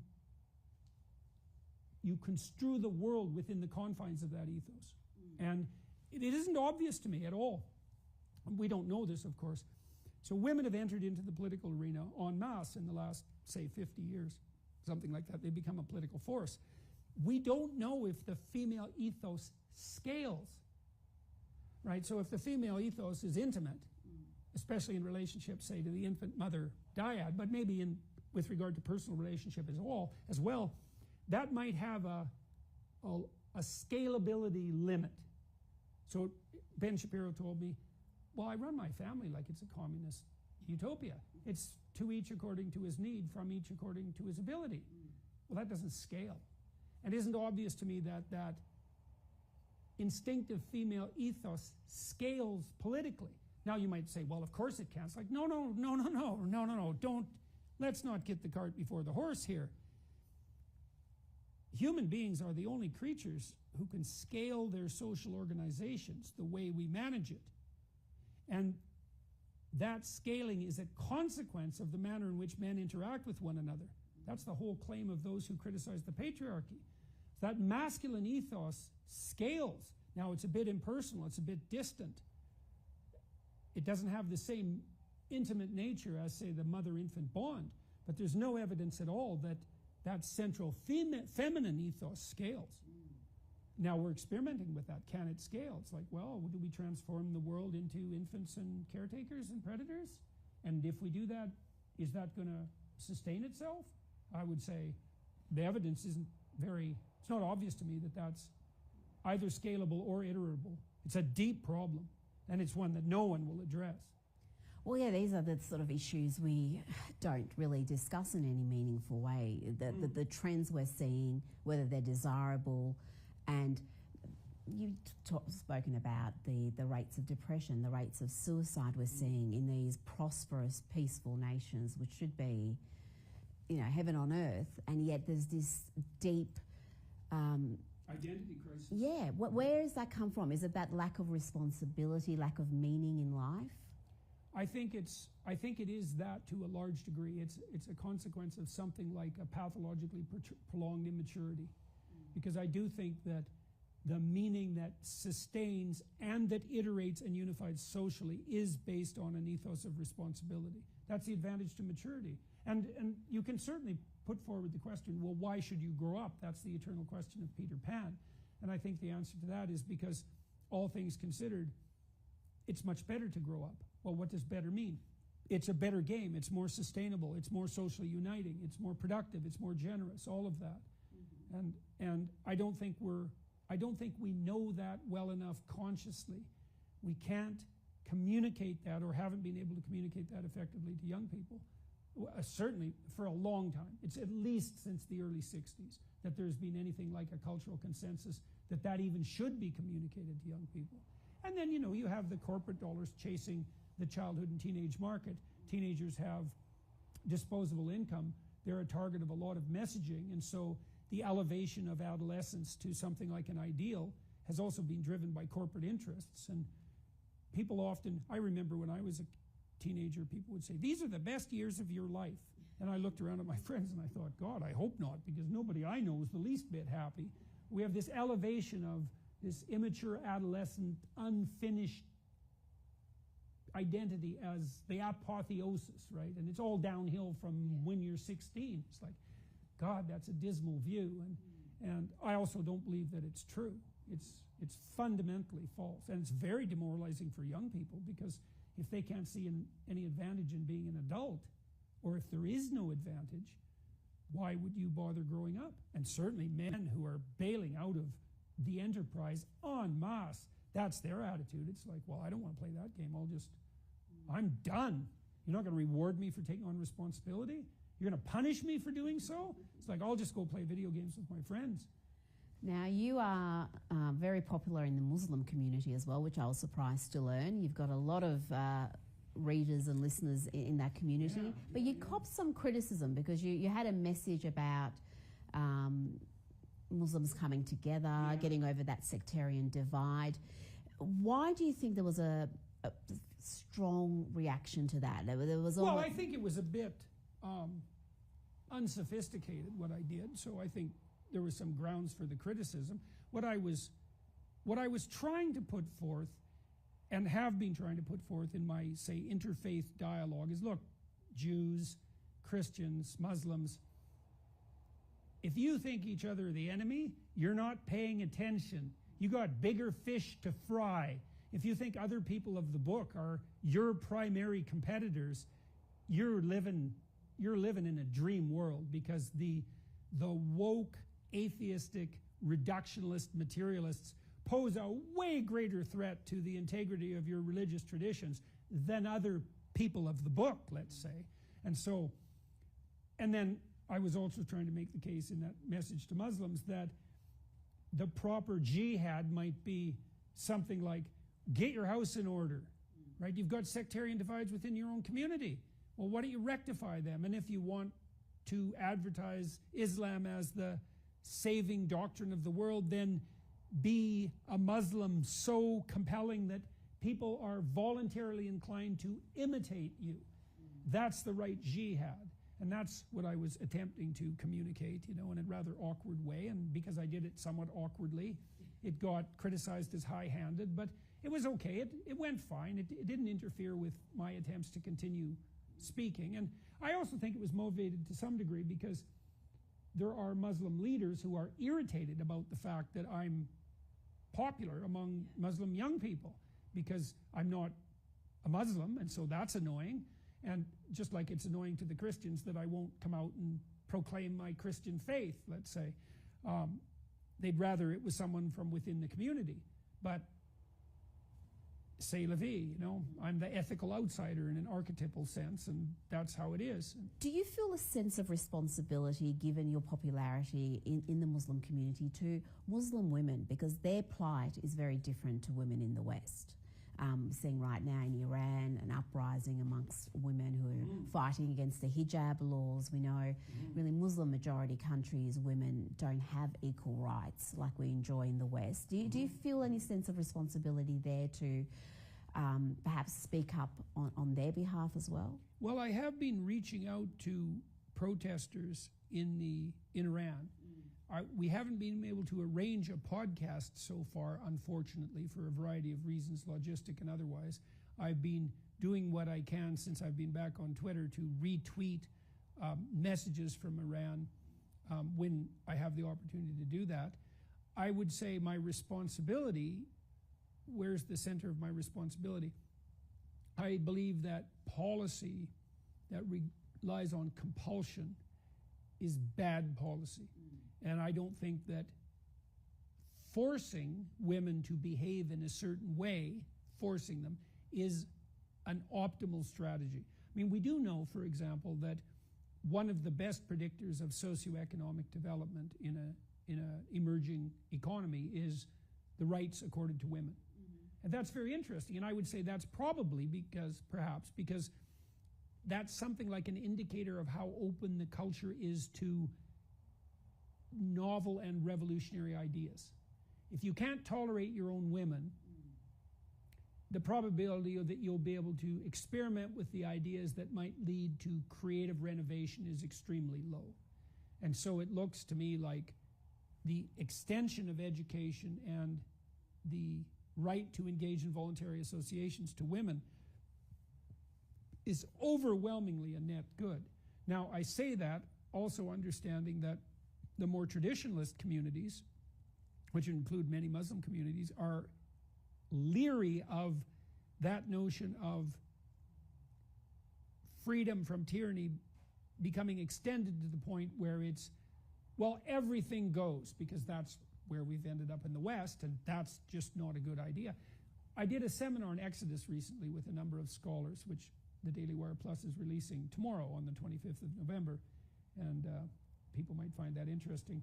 One of the things that we discussed in that regard was what God told Moses to tell the tyrant Pharaoh. And this is a civil rights rallying cry. Let my people go. Everyone knows that phrase. But that isn't what God said. He said two things. He said, let my people go so that they may serve me in the wilderness. Right? And that's actually, the second half of that is just as important as the first half, because to be completely free from constraint, you might think, well, that's the absence of tyranny. It's like, well, it is. But it it's also the presence of the desert. You know, the Israelites get lost in the desert. They're aimless. They're wandering. They don't know which way is up. Well, that's freedom without principle. That's freedom without the rules of the game being properly intact. To serve God in the wilderness is to move from the compulsion of tyranny to a principled mode of being. And then the question arises, what's the optimal principal mode of being? And part of that's examined in the Exodus story as well. It's part of the mystery that the entire biblical corpus is trying to solve. But it's not hedonic freedom to pursue every momentary whim. And when the traditionalists, conservatives, and let's say Muslim traditionalists, Orthodox Jews, traditional Christian thinkers, look at the hedonistic tilt of the liberal West, they can't separate that from the clarion call, let's say, to free women from their oppression. And you can understand that, because proper freedom isn't hedonistic whim. That's just chaos. That's immaturity of a radical sort. It's not self-maintaining or self-advancing. It isn't the basis for a stable society. And the traditionalists have every reason to view that push from the West, the idiot West, with extreme skepticism. And that also means that in some sense the radicals who advocate for radical freedom are their own worst enemies, because they give freedom itself the kind of bad name that enables the more tyrannical conservative types, say on the religious front, plenty of ethical justification to maintain their iron grip. I've been watching Kamani on Twitter, and he's an anti-chaos guy, you know. The strength of the state. And why is that attractive? Well, it's partly attractive because people look at the hedonistic immaturity of the West and they think, well, that doesn't look like a solution. And they're right. So then you have a complex question. Well, what's the proper solution? What does it mean to follow the dictates of the highest spirit as you sojourn through the wilderness? It's like, well, conservatives better figure out what that means, because that's the message they need to deliver to lead the way forward properly, to be the proper antithesis to the utopian hedonistic globalists, let's say. And that plays into how you became well known around the world, because you warned about the excesses of the trans movement, about this submission to language, not ceding linguistic territory to radicals. And what you warned about just a few years ago, are you shocked by how far we've come since then? I mean, did you think it would become that advanced, the excesses of Yes. you saw it coming? Well, I told the Senate that if they confused young people about their sex, they would produce a psychogenic epidemic. There's a literature on such things going back 300 years. And so imagine that there are a subset of often young female adolescents. So women hit puberty younger than men, so they're not as mature when the burden of adult sexuality descends upon them. And women are very harshly judged for their appearance, much more so than men. Although men are very harshly judged for their perceived proclivity for productive generosity, let's say. So there's harshness on both sides. But women definitely bear the brunt of that on the physical attractiveness side. And so girls are more prone to negative emotion than boys, for reasons we've already discussed, and a lot of that's body-centered. And a lot of girls really struggle with that, and it makes them anxious and depressed and wondering about their identity, which you should wonder about when you're transforming from a child into an adult. Obviously, you're going to worry about your identity. Well, a lot of those young women are barely hanging on.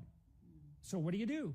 Confuse them further. So what's the consequence? Well, a number of them they're just done. They just descend into utter mad chaos, and you produce an epidemic. Well, I knew that was coming. It was absolutely crystal clear. I told the first trans activists who opposed me, you think I'm your enemy. I'm not. I just know that what you're doing will not even work by your own standards. I know it. So, and we are seeing these detransitioners already. Oh, yeah. There's 1,000 lawsuits against the Tavistock Clinic in the UK.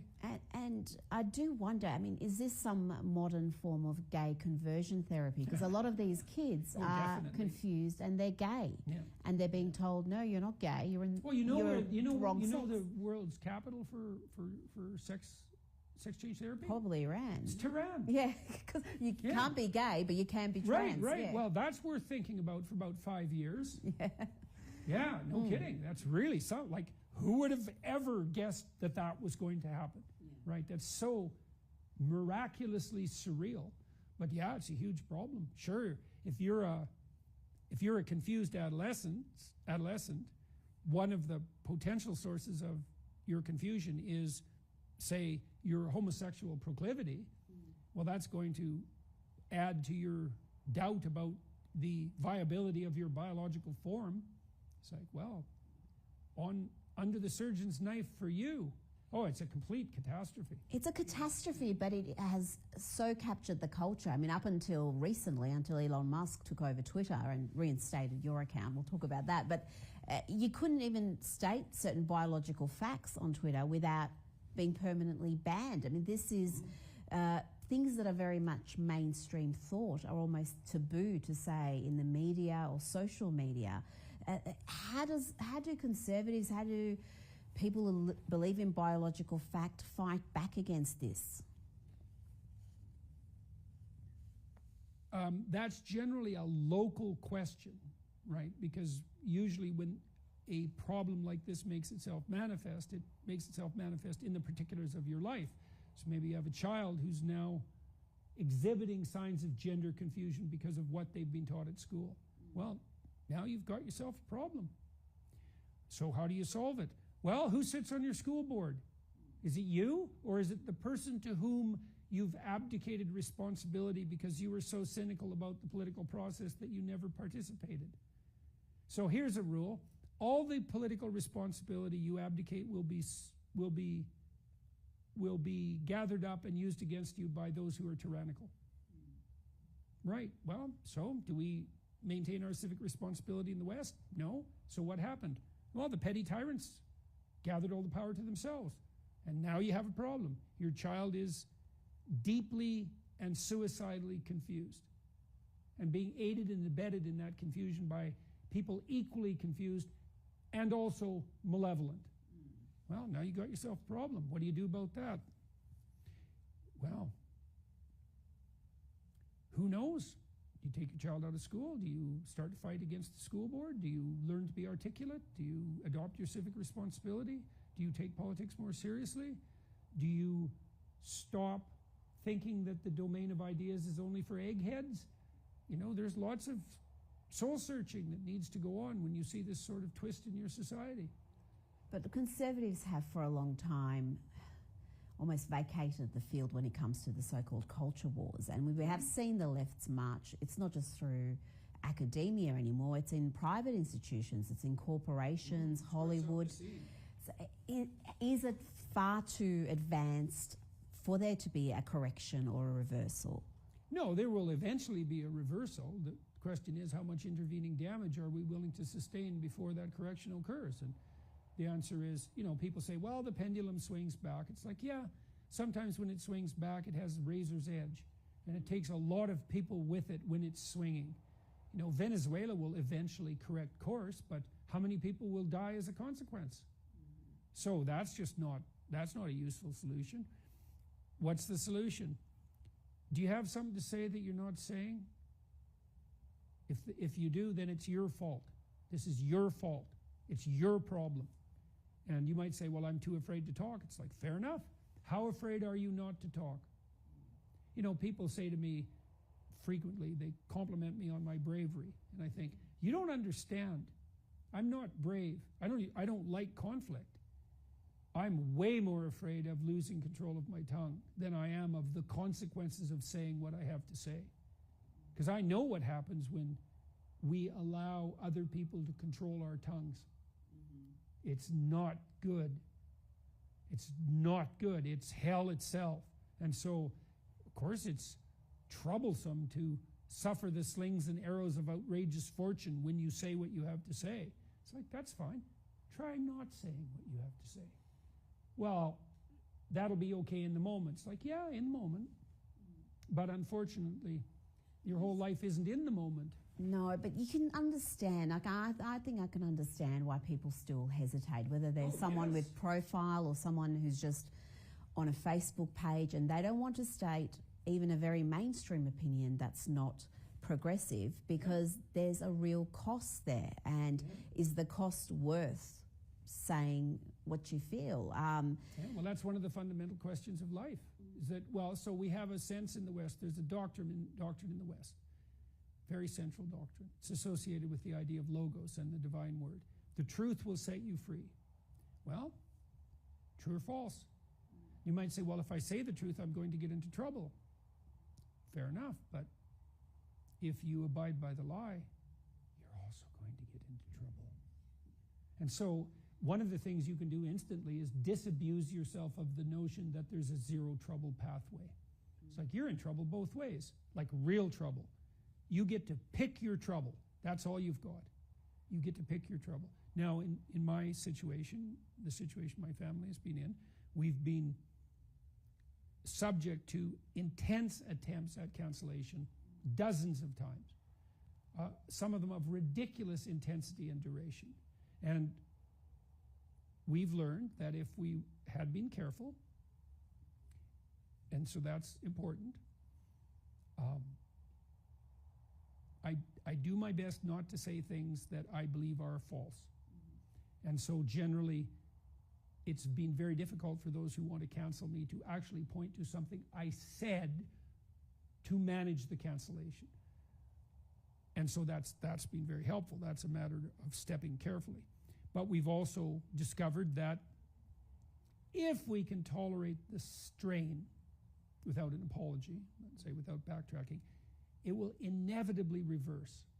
Not just not work, that's the Streisand effect, right? But reverse. So the people who've come after me most harshly, in some sense, Kathy Newman, say, on Channel 4, which was kind of comical, and then Helen Lewis for, I believe it was GQ. I think that interview has 50 million views. And so she did everything she could to lay serpentine traps for me. And it was very stressful and very high intensity dance, because if I would have said the wrong thing, all the moral virtue would have accrued to her and I would have been done. But the consequence instead was that she was my best friend, just like Kathy Newman was. And so you might say, well, if you say what you have to say, and I would say, don't just shoot your mouth off incautiously. There's no sense getting fired stupidly and leaving your family to starve. You have to be strategic about these things. This be a lifetime commitment, not a momentary whim that now you're going to, bumble out the truth. It might be a little late for that in your situation, right? But you have to decide in your life. You have to decide. Are you better served by the truth or by the lie of silence or deception? And those are your options. That's it. That's all you've got. And I believe that it isn't even so much that I believe that the truth will set you free, although I do. I know for certain that it's adherence to the lie that produces the totalitarian tyranny of hell. I know that for certain. The core of the totalitarian state is the lie. And then the degree to which you participate in that, with your silence or your outright falsehoods, is the degree to which you are an avatar of the spirit of the totalitarian tyranny. And that's, if you have any degree of insight at all, you see, well, that's something hellish. That thing that has dominion over you, that temptation to lie, that's the spirit that rules over hell. Well, you should be way more afraid of that. And I mean, infinitely more afraid of that. The truth might strip you bare, but if you fall under the dominion of the ruler of the pathway to hell, there is literally nothing worse than that. And you might say, well, that's hyperbole. It's like, really, it is, eh? It's 100 million dead under Mao. Hyperbole, eh? I don't think so. Well, we've got right now this fascinating phenomenon, world's richest man saying he wants to restore truth to Twitter and trust to Twitter. Yeah. It's the public square now. It's how people communicate, find news. You were personally impacted by Twitter's left-leaning, censorious ways. You've now been restored. What impact do you think Twitter becoming an even playing field will have for... Who knows? I mean, I'm hoping... I know people who know Elon Musk very well, who've worked for him, and these are very able people, to say the least. And they really admire him. He has the ability to do exactly what he did. He went into Twitter and he said, he's a good observer of the Pareto principle. A small minority of people do all the productive work. It's like, all you people, you're gone. And he just does it. It's like, and everybody who's whiny and complaining whines and complains about that, and no doubt some people who were doing a credible job were also let go, because it's a pretty broad swath, let's say. But he's got rid of 75% of the people, and Twitter is still working. With record traffic. Right, exactly. And so I think he will, and apparently he's also put the boots to the people who are trafficking in child sexual exploitation already. Incredible. 2 weeks. Right, no kidding. No kidding. Incredible in two ways. Incredible that he did it, but even more incredible that he could do it that fast and that it hadn't been done. Right, right. So, and Musk also, it seems to me that the evidence is quite clear that he not only has a pretty good eye, but he is capable of learning. So he'll experiment, and he'll learn from his experiments, and we'll see if he can clean up Twitter. That's tough. I'm afraid, deeply afraid, that virtualization enables psychopathy, and that might be a fatal problem socially as we move towards a more virtualized world. It's not easy to keep the Machiavellian, psychopathic, narcissistic sadists under control. They're a small proportion of the population, but it's all about them and their short-term needs, and they'll do anything to make those paramount. It looks to me that when we virtualize the world, we take all the constraints off those people, and that's not good. So, for example, on social media, all the power's in the hands of the accusers. Well, that's not good. You know, believe all women. It's like, yeah, fair enough, except it's believe most women. As soon as it's all, it's like, yeah, well, what about the psychopaths? Well, they don't exist. It's like, oh, you wouldn't say that if you ever met one.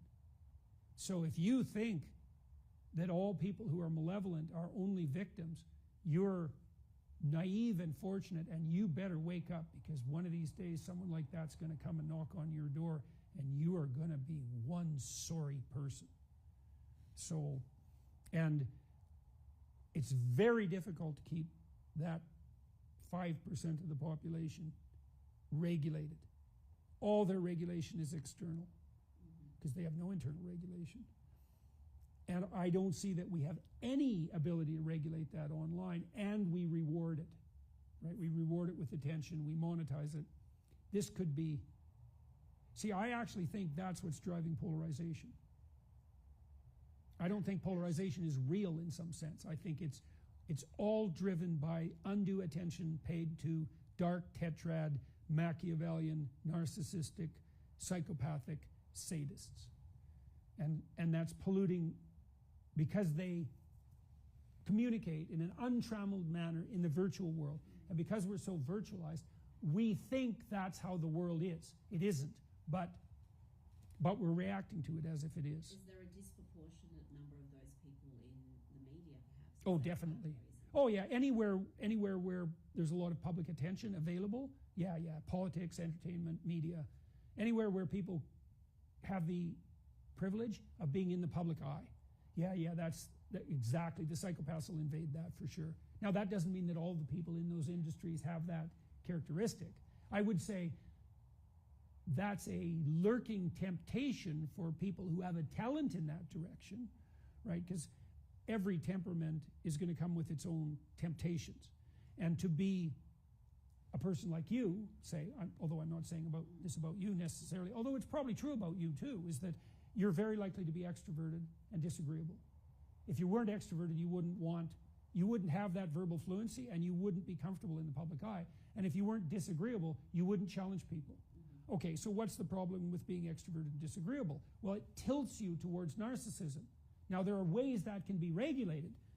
Maybe you're enmeshed in good social arrangements, right? So you have a husband, say, who helps keep you sane, and children and friends, and they help box you in. And maybe you're conscientious, and so there are,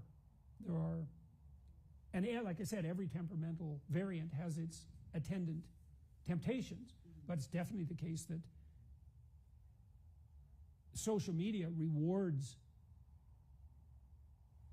disagreeable, extroverted people, and it also disinhibits all the temptations that are associated with that. It's not good. And the research on this is becoming quite clear, by the way. So we know that female hyper users of Instagram are also, they're sadistic, Machiavellian, psychopathic, and narcissistic, and they optimize for short-term mating strategies. So they're promiscuous, and that's a marker for antisocial behavior. So antisocial people, broadly speaking, have more sexual partners. They start engaging in sex earlier. They're more callous in their utilization of themselves and others. And so... Would you call that toxic femininity? Is there such a thing as toxic absolutely. femininity? We know what toxic femininity is. Okay. It's the female version of antisocial behavior is reputation savaging. Yeah.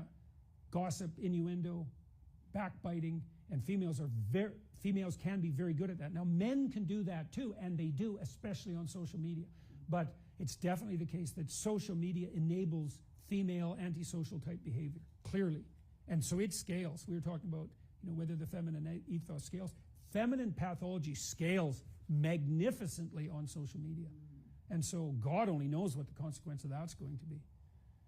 And that's part of cancel culture. It's like, well, we can't confront you directly, but we can sure take you out behind the scenes. And that's everyone familiar with junior high culture among teenage girls knows what that's like. Absolutely. Now, one last question on climate change, because you gave that brilliant speech. I just want to know how, I want to ask about the psychology around climate change activism, because it's become an issue of morality as opposed to practicality. And how, again, do conservatives combat this notion that if you're not doing everything you can to slash emissions, then you're morally compromised? Right, you don't care about the planet.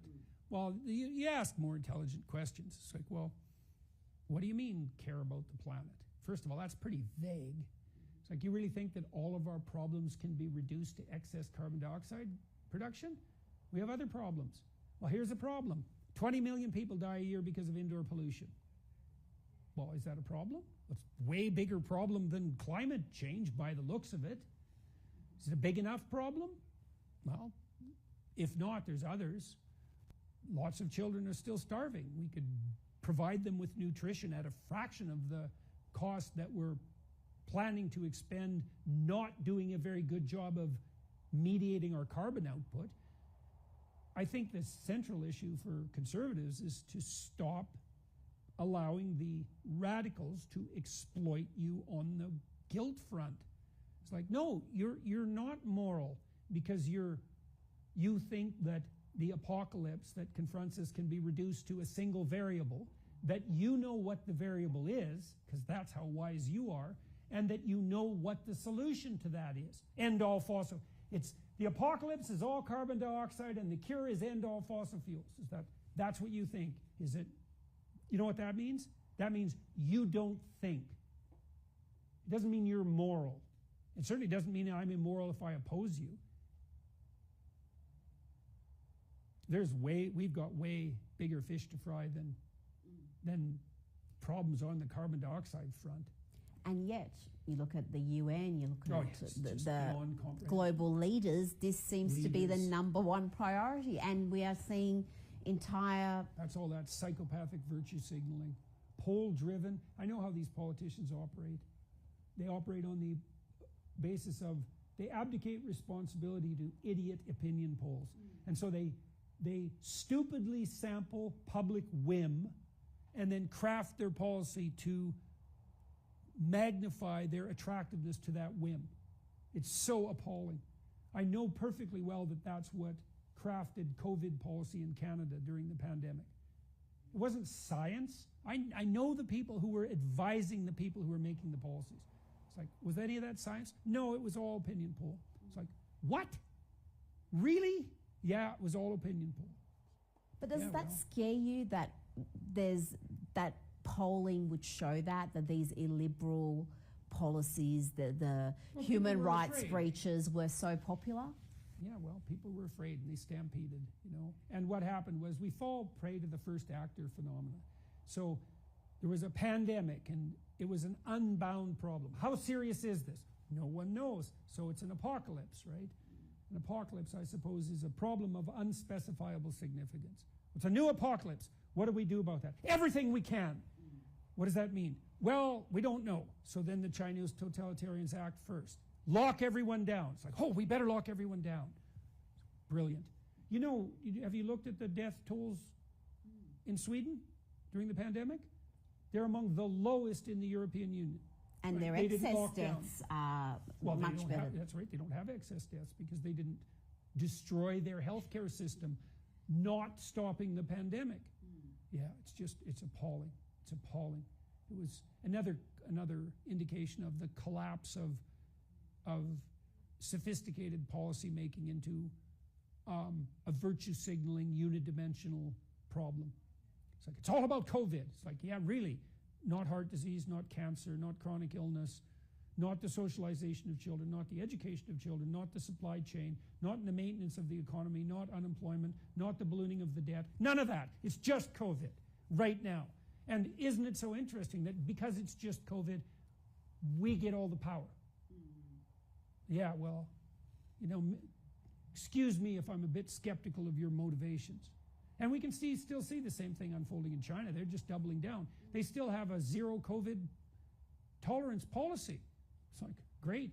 It's exactly what you'd expect from the Chinese Communist Party. Do you think what we did during COVID could usher in our version of a social credit system? Oh, yes, definitely. Yeah, that's highly probable. And that it will be accepted by many people because, again, that they won't even yearning notice. For safety. They won't notice even. Yeah. You can't believe how much people don't know these things. When I went to the UK, I talked to some people from the House of Lords. This is within the last 6 months. The most astute of the people sitting in the House of Lords had only become aware of the woke movement in the last 18 months. Oh, yes. You just can't believe how much this is not on people's radar. Not someone like you can't believe that at all because it's on your radar all the time. That's not, you live in a world that's on the cutting edge of this sort of thing. It's like, people have no idea. It's like, well, why not have a digital passport? I mean, how convenient. It's like, fair enough, and you can understand that. Wouldn't it be nice if we could pay for everything with our phones? It's like, wouldn't it be nice if the central government, who's woke-oriented and makes carbon dioxide remediation the priority, knows exactly what you spend on everything so they can target you tax-wise with precision? It's like, oh, didn't think about that. It's like, yeah, you sure didn't. And oh yes, it's highly probable it'll be a miracle if we escape from that. You can see these signs of this everywhere. When you go through airports now, there's a lot of automated barriers. You show your passport. It's like, well, these are automated barriers. What if you can't go through them? Well, that's the situation for many people in China. It's like, what are you going to do? You're going to argue with the machine? Like, you just cannot imagine how screwed you are. It's way worse than anything Kafka ever imagined, because at least with Kafka, there was bureaucrats. Faceless though they may have been, they were at least still human. Once the machines can lock you out, you are in such trouble. And we're speeding towards that with an immense lack of care. Jordan Peterson, always a pleasure. Thank you so much for joining me. Thank you very much for the interview.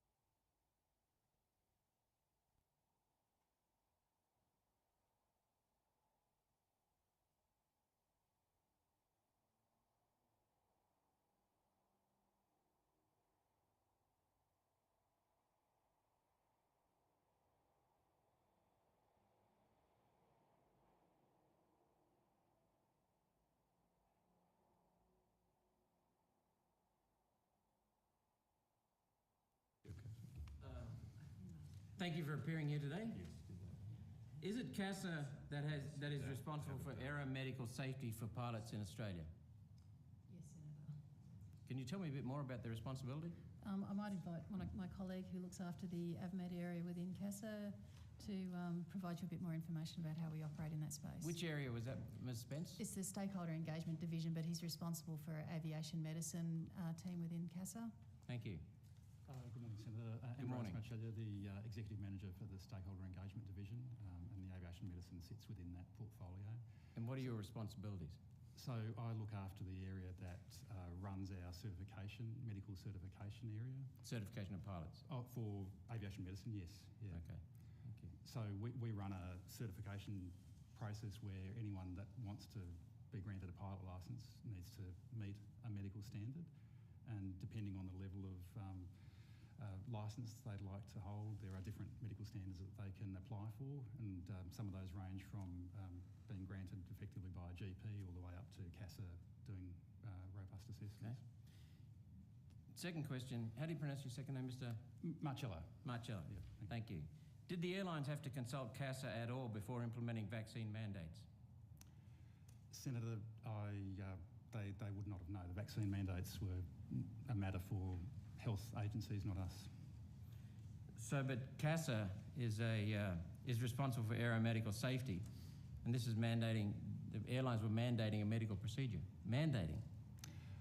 No, Senator, our policy when it comes to vaccination from an aviation safety perspective is fairly straightforward. We have a 24-hour stand-down period where we request that crews don't operate for 24 hours, and that accounts for any adverse reactions that might happen on any vaccination.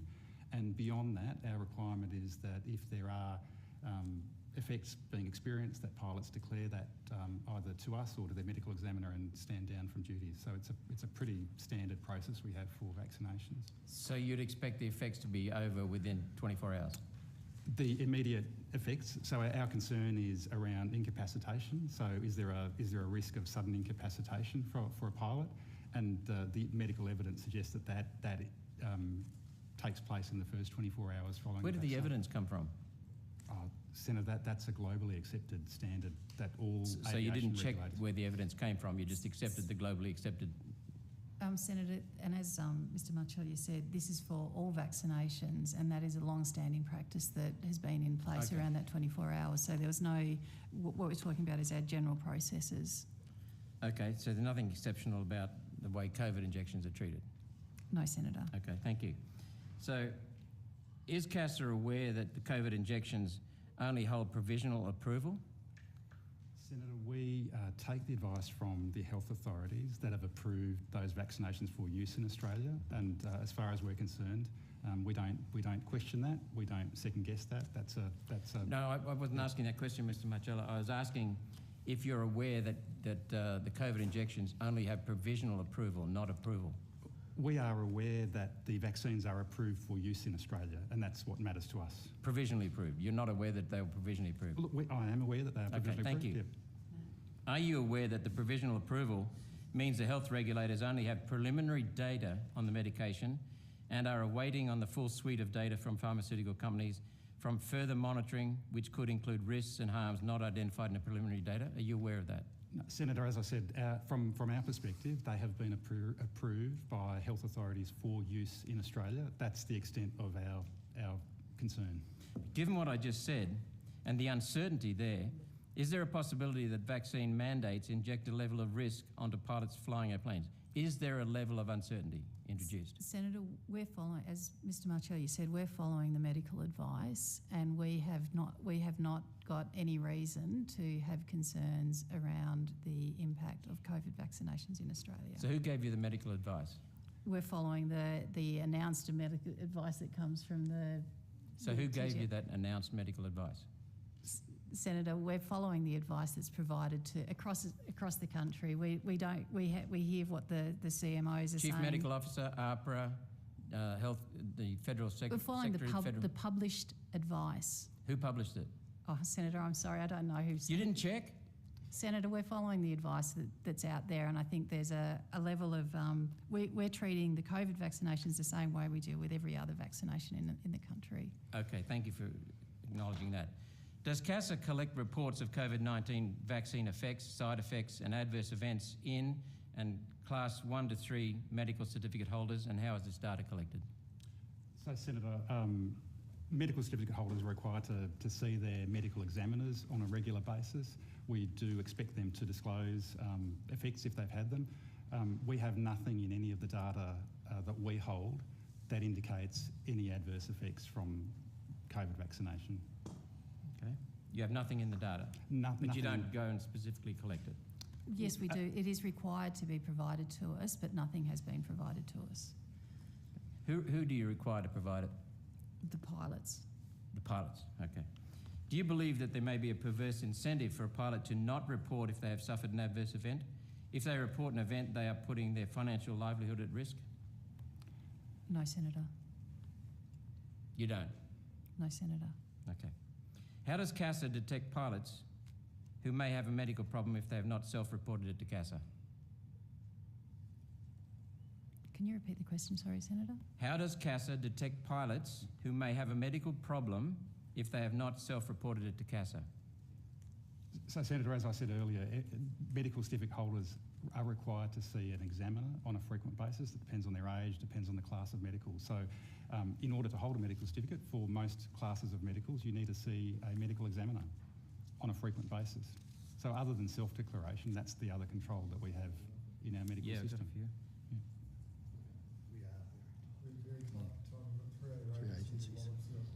Are you aware, thanks for the endorsement, that means a lot. Are you aware that the COVID injections were not fully tested, barely partially tested? Are you aware, yes or no?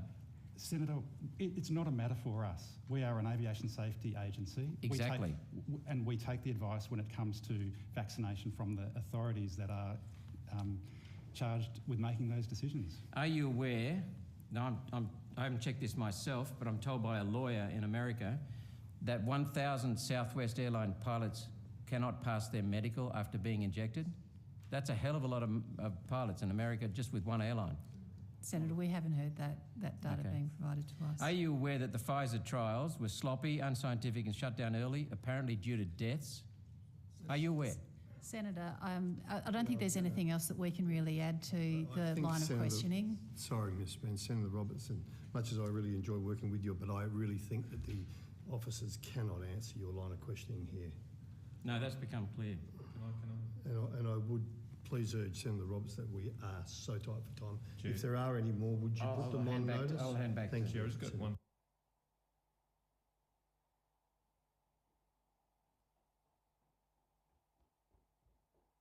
Yeah, to add to the Liberals' misery, the Albanese government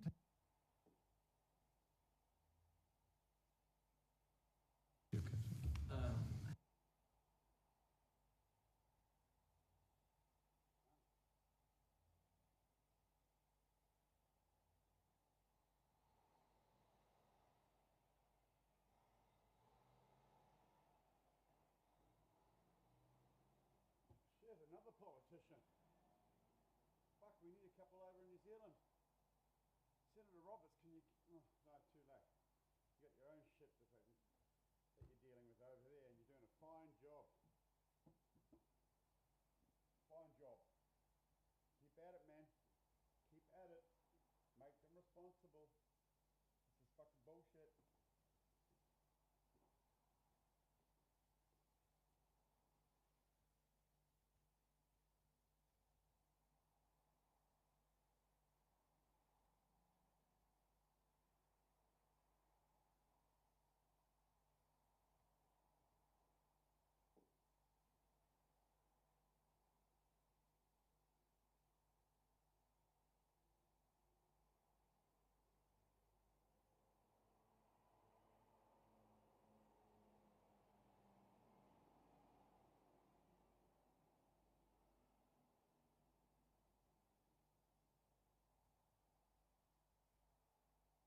I'm so fat. Brendan, you're not fat. It's the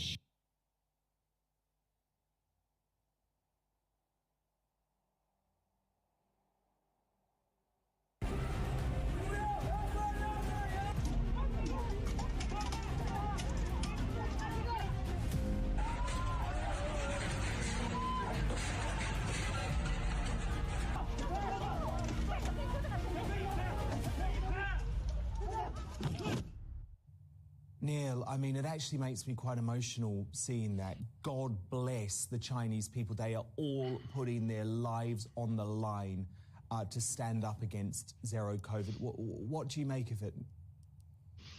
It's definitely extraordinarily brave because we all know that, you know, the track record of brutal oppression and violent suppression of protests that China's capable of back to Tiananmen Square in '89. But there's plenty of people saying, you know, wiser heads than mine, saying that the protests in China now are different, that it's a grassroots rebellion and that it's not just isolated in one place, as in the case of Tiananmen Square, but it's, you know, it's kind of metastasized right through the country. It's all over the place, and that it poses a genuine threat. There's people saying it poses a genuine threat. I'm reminded of, we've had Maya Touzi on my show on a Saturday night a couple of times talking about what's happening in Iran. And he's saying that where there have been protests in Iran before, that they're different now, that this grassroots rebellion has all of the potential to seriously provoke regime change. And there are protests all over the world at the moment, in South America, in Brazil, all across Europe, although we don't actually see much coverage of the protests, and I think there are reasons why we don't see a great deal of coverage of protests in Holland and protests elsewhere by farmers. I wanted to ask you about that, Neil, because while I absolutely salute the Chinese people, as you know, I'm so with them, and I want this to become the biggest story in the world. I believe it deserves to be. There is quite an irony, isn't there, Neil, about the fact that the BBC, Sky News, CNN, Channel 4 News, all of the usual suspects, all of a sudden consider protests against authoritarian COVID laws and the concept of zero COVID, that they consider that news, because, Neil, it has been going on for years and they never considered it news up until now. I think there's a lot of scuttling about trying to adopt the right position on protest at the moment, and I think some of them are confused about exactly what they should be doing to be seen by the public to be doing the right thing. But you're absolutely right. The media here, for example, were so savage about people protesting about lockdown. The front pages of newspapers, the coverage on the terrestrial news, it was savage about granny killers and COVIDiots, conspiracy theorists, and the anti-vax and every pejorative that they could think that they could get away with were heaped upon it. And they were speculating about whether our lockdown protesters should be locked in their homes, should be driven from polite society, and all of the rest of it. And then fast forward to where we are now, and they've got the audacity, the temerity to write leader columns and front page stories about the bravery of the Chinese people. Now, nobody's denying the bravery of the Chinese people, but the fact that so many commentators here, who a few months ago were savagely putting down, in metaphorical sense, protest here, are now lionising and hero worshipping the protesters in China is just hypocrisy. And I would say definitely that this should be a wake-up call for anybody who's still not paying attention. It does, Neil. Wake-up call is the word, indeed. Neil Oliver, back on GB News, 6 o'clock.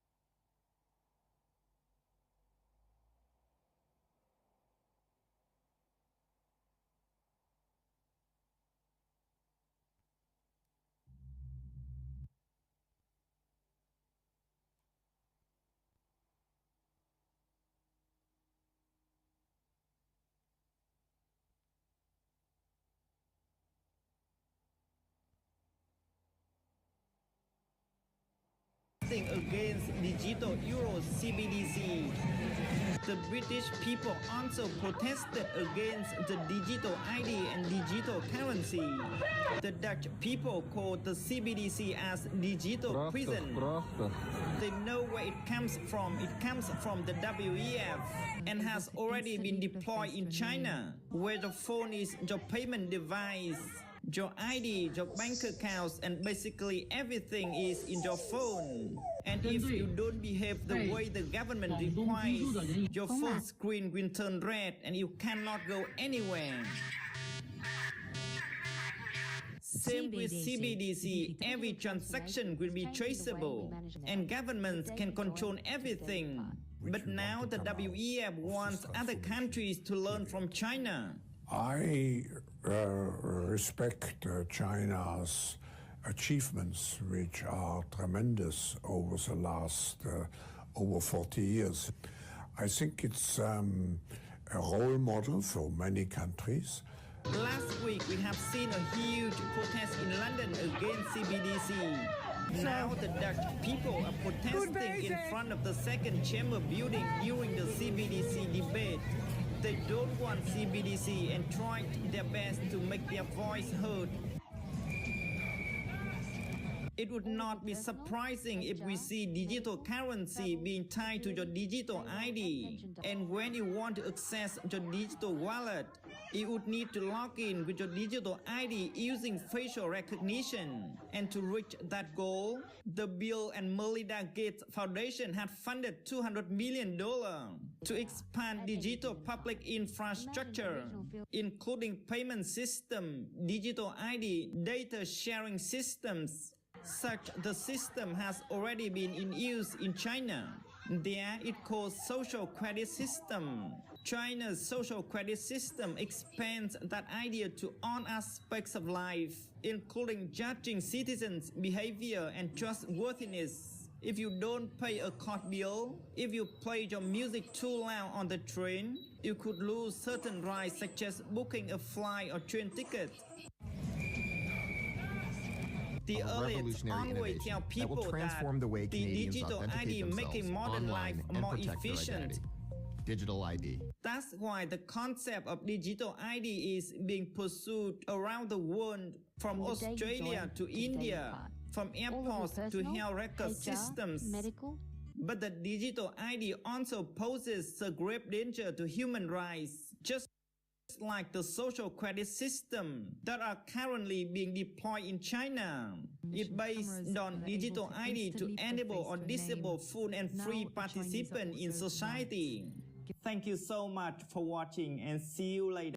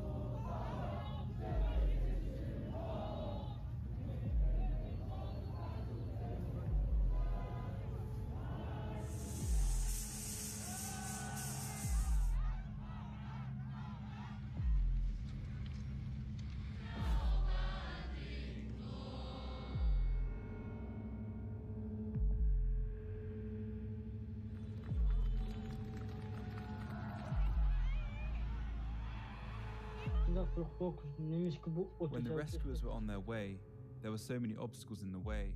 Obstacles in the way to the building, locks on the door. The neighborhood was blocked. And when the workers came, when the police came, they could not get into the building immediately. They had to get around all these obstacles and barriers in their way. By the time they arrived, people were already dead.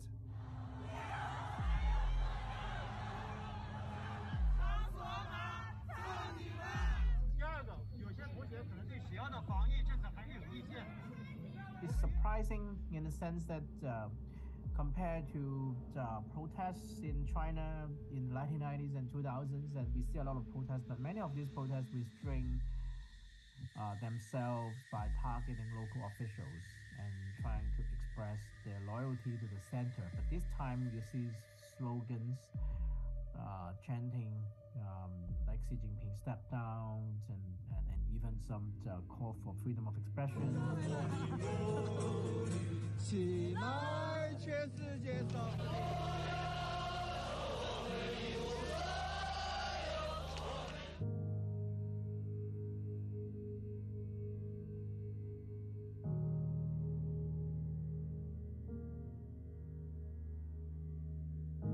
For now, that definitely the government will resort to this kind of harsh crackdown and measures, and it is unimaginable that they will try to resolve the issue by backing down, changing the policy. It is not the Xi Jinping style, and it is not going to do any good for them anyway.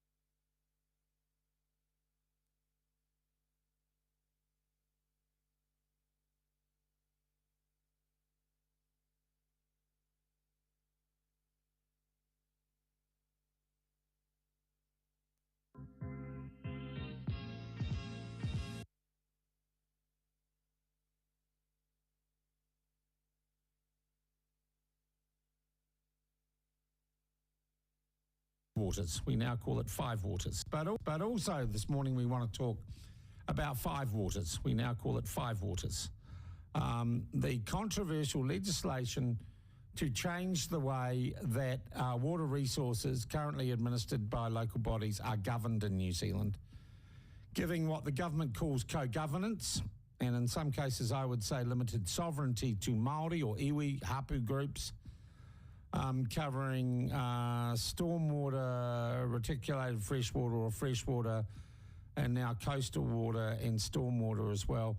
So huge changes being pushed through under urgency before Christmas.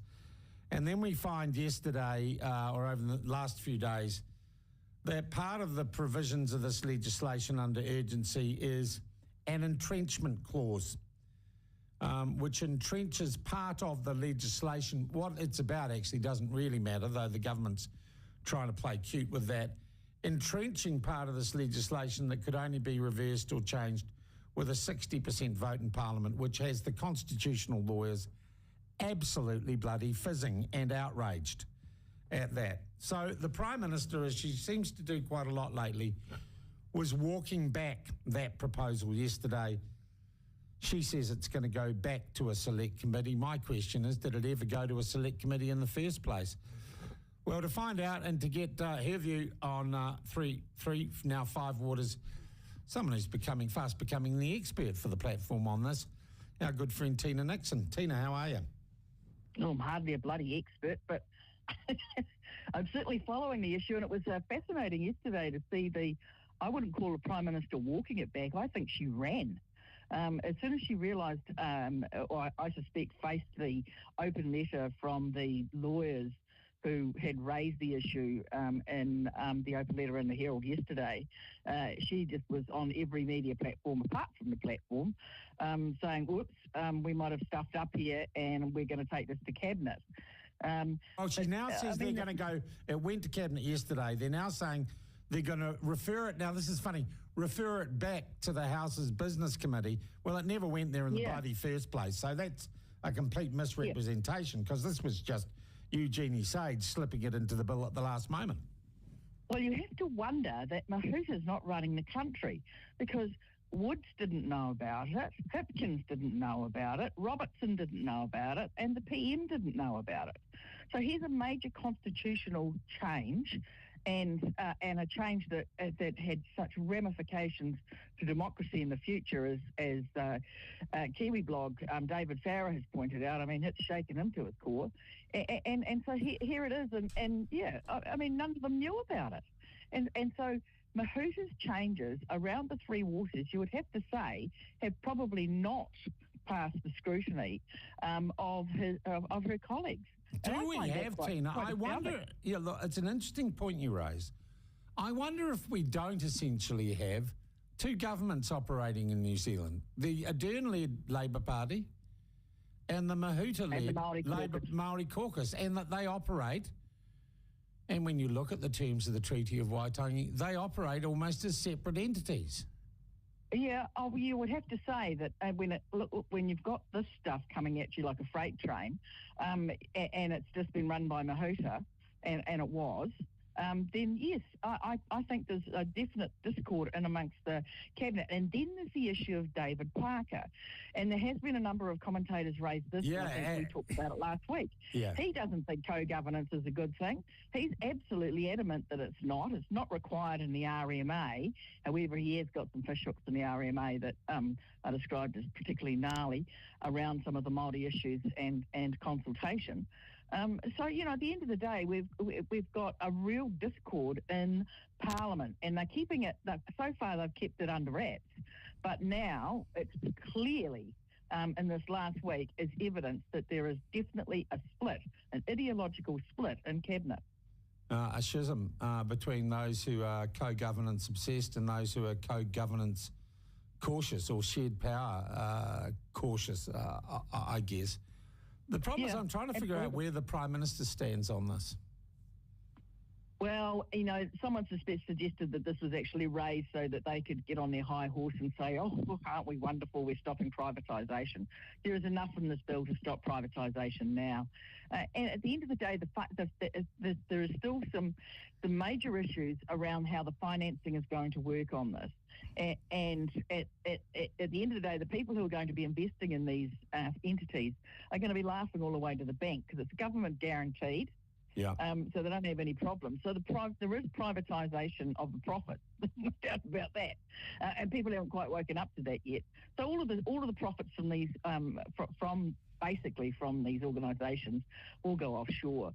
And you could say essentially that Māori have control via the Te Mana Wai statements and their co-governance at the regional committee levels. Or the entity levels. So, at the end of the day, there is some more scrutiny that's required around some other aspects of this bill. The trouble is we just haven't got the time, and it's such dry stuff. There's only 4 or 5 people who probably really understand what's going on in the country. Tina, you do some work with Ngāi Tahu, right? We've declared that before. Yep. How do the existing Māori power structures, iwi groups, corporations feel about the controversy that has been generated by this? Well, that's a really interesting point because there is the entities themselves, and Ngāi Tahu in particular at the moment are fighting issues on water, which I'm not involved in, and so they're very strong on these issues.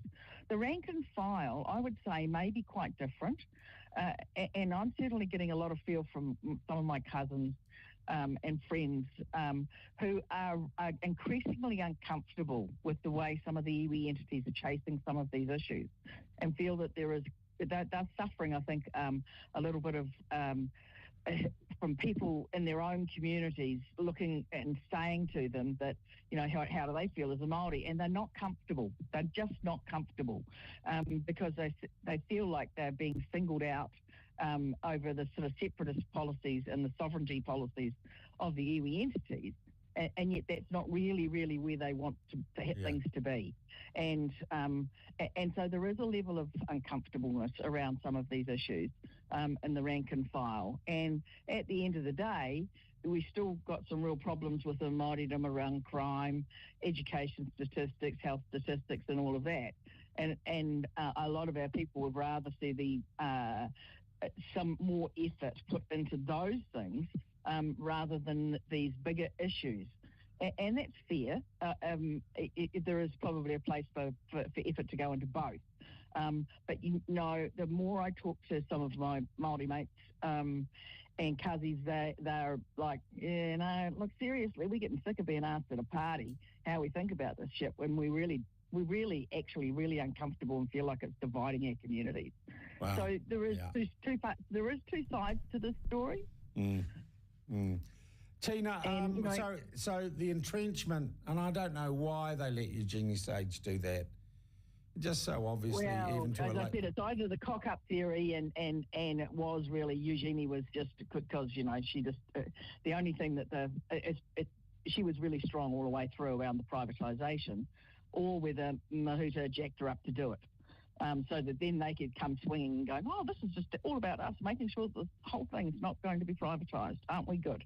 Because they're not good on any other front. So this was one that they could have gained a bit of kudos. And if you do a bit of a scan across social media, the trolls and the Labour supporters are out in force. Saying it's all about privatisation bullshit. It's all about privatisation. So there probably is some merit in thinking that this was a bit of a jack up by Labor to fly a kite. Yeah. But it's a very, very dangerous kite, and I do not think and they it sounds to me like the string of the kite is going to be snipped and it will fall to the ground.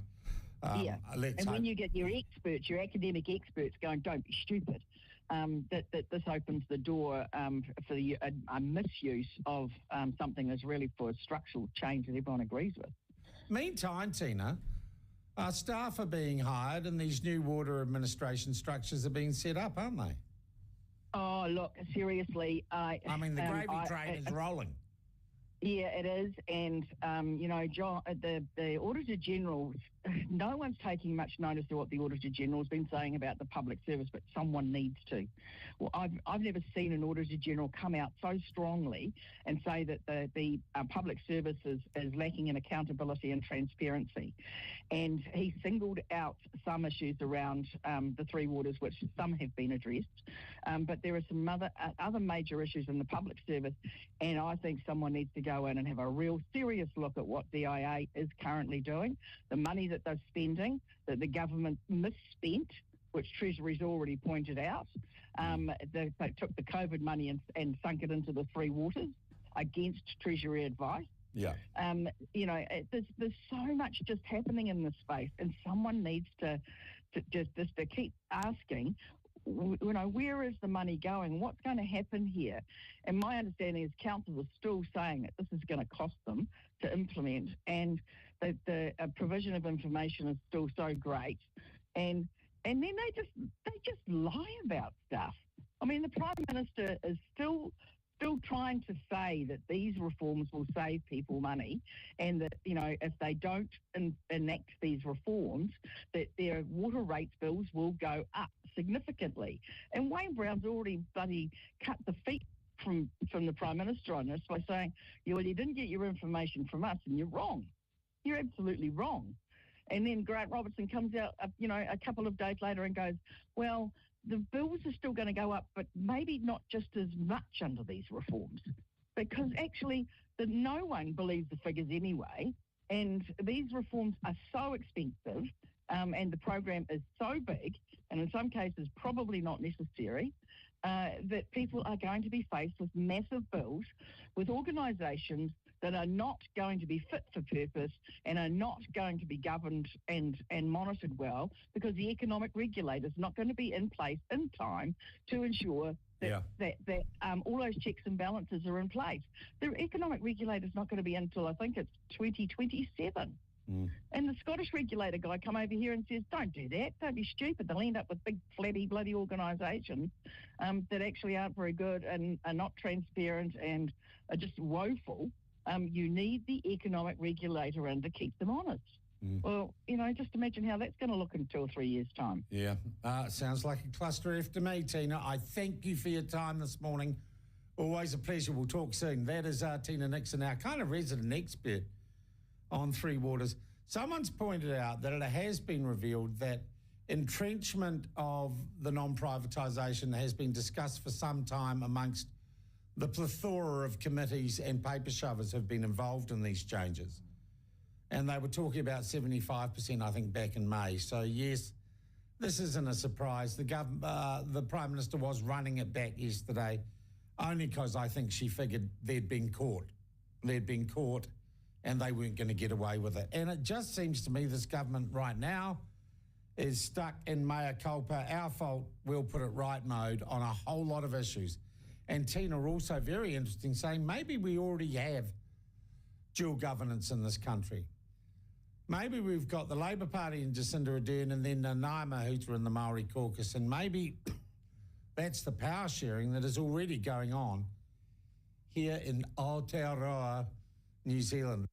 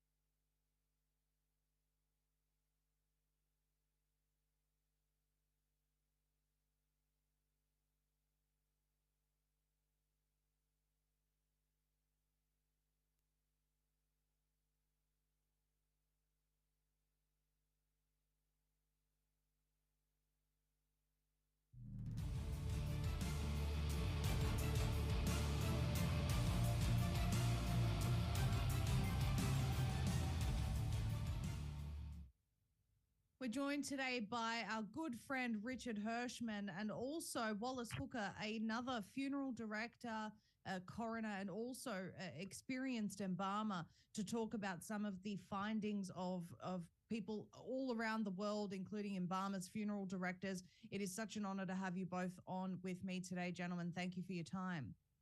Sure. Glad to be here. Well, the audience is already very familiar with Richard and his findings. Wallace, I'd really love for you to just give us a brief overview of your history, how long you've been doing this, and your expertise. I've been in funeral service about 30 years. I've been with the coroner's office almost the same amount of time. In my own funeral home, along with our regular services that we handle, we do trade embalmings for other funeral homes and do between 200 and 250 per year on top of our own caseload. So, we have a wide variety of bodies coming through our facility that present to us the same kind of things that Richard's been seeing. And as I lecture around the country to funeral director associations, I always show slides of what we're seeing and ask how many in the audience has seen those types of things. And it's all across the country, from Ohio to Iowa, Oklahoma, Kansas, Illinois, all the states in between. And then as I have a social presence in some embalming pages, I'm hearing from people all across the country. And routinely, just like Richard, I have people reaching out to me, sharing their experiences and sending photos. So it's not just us. And for the people out there that's trying to diminish and dismiss what we're seeing, it just encourages us to keep telling the story. We don't have the answers. We're looking for answers.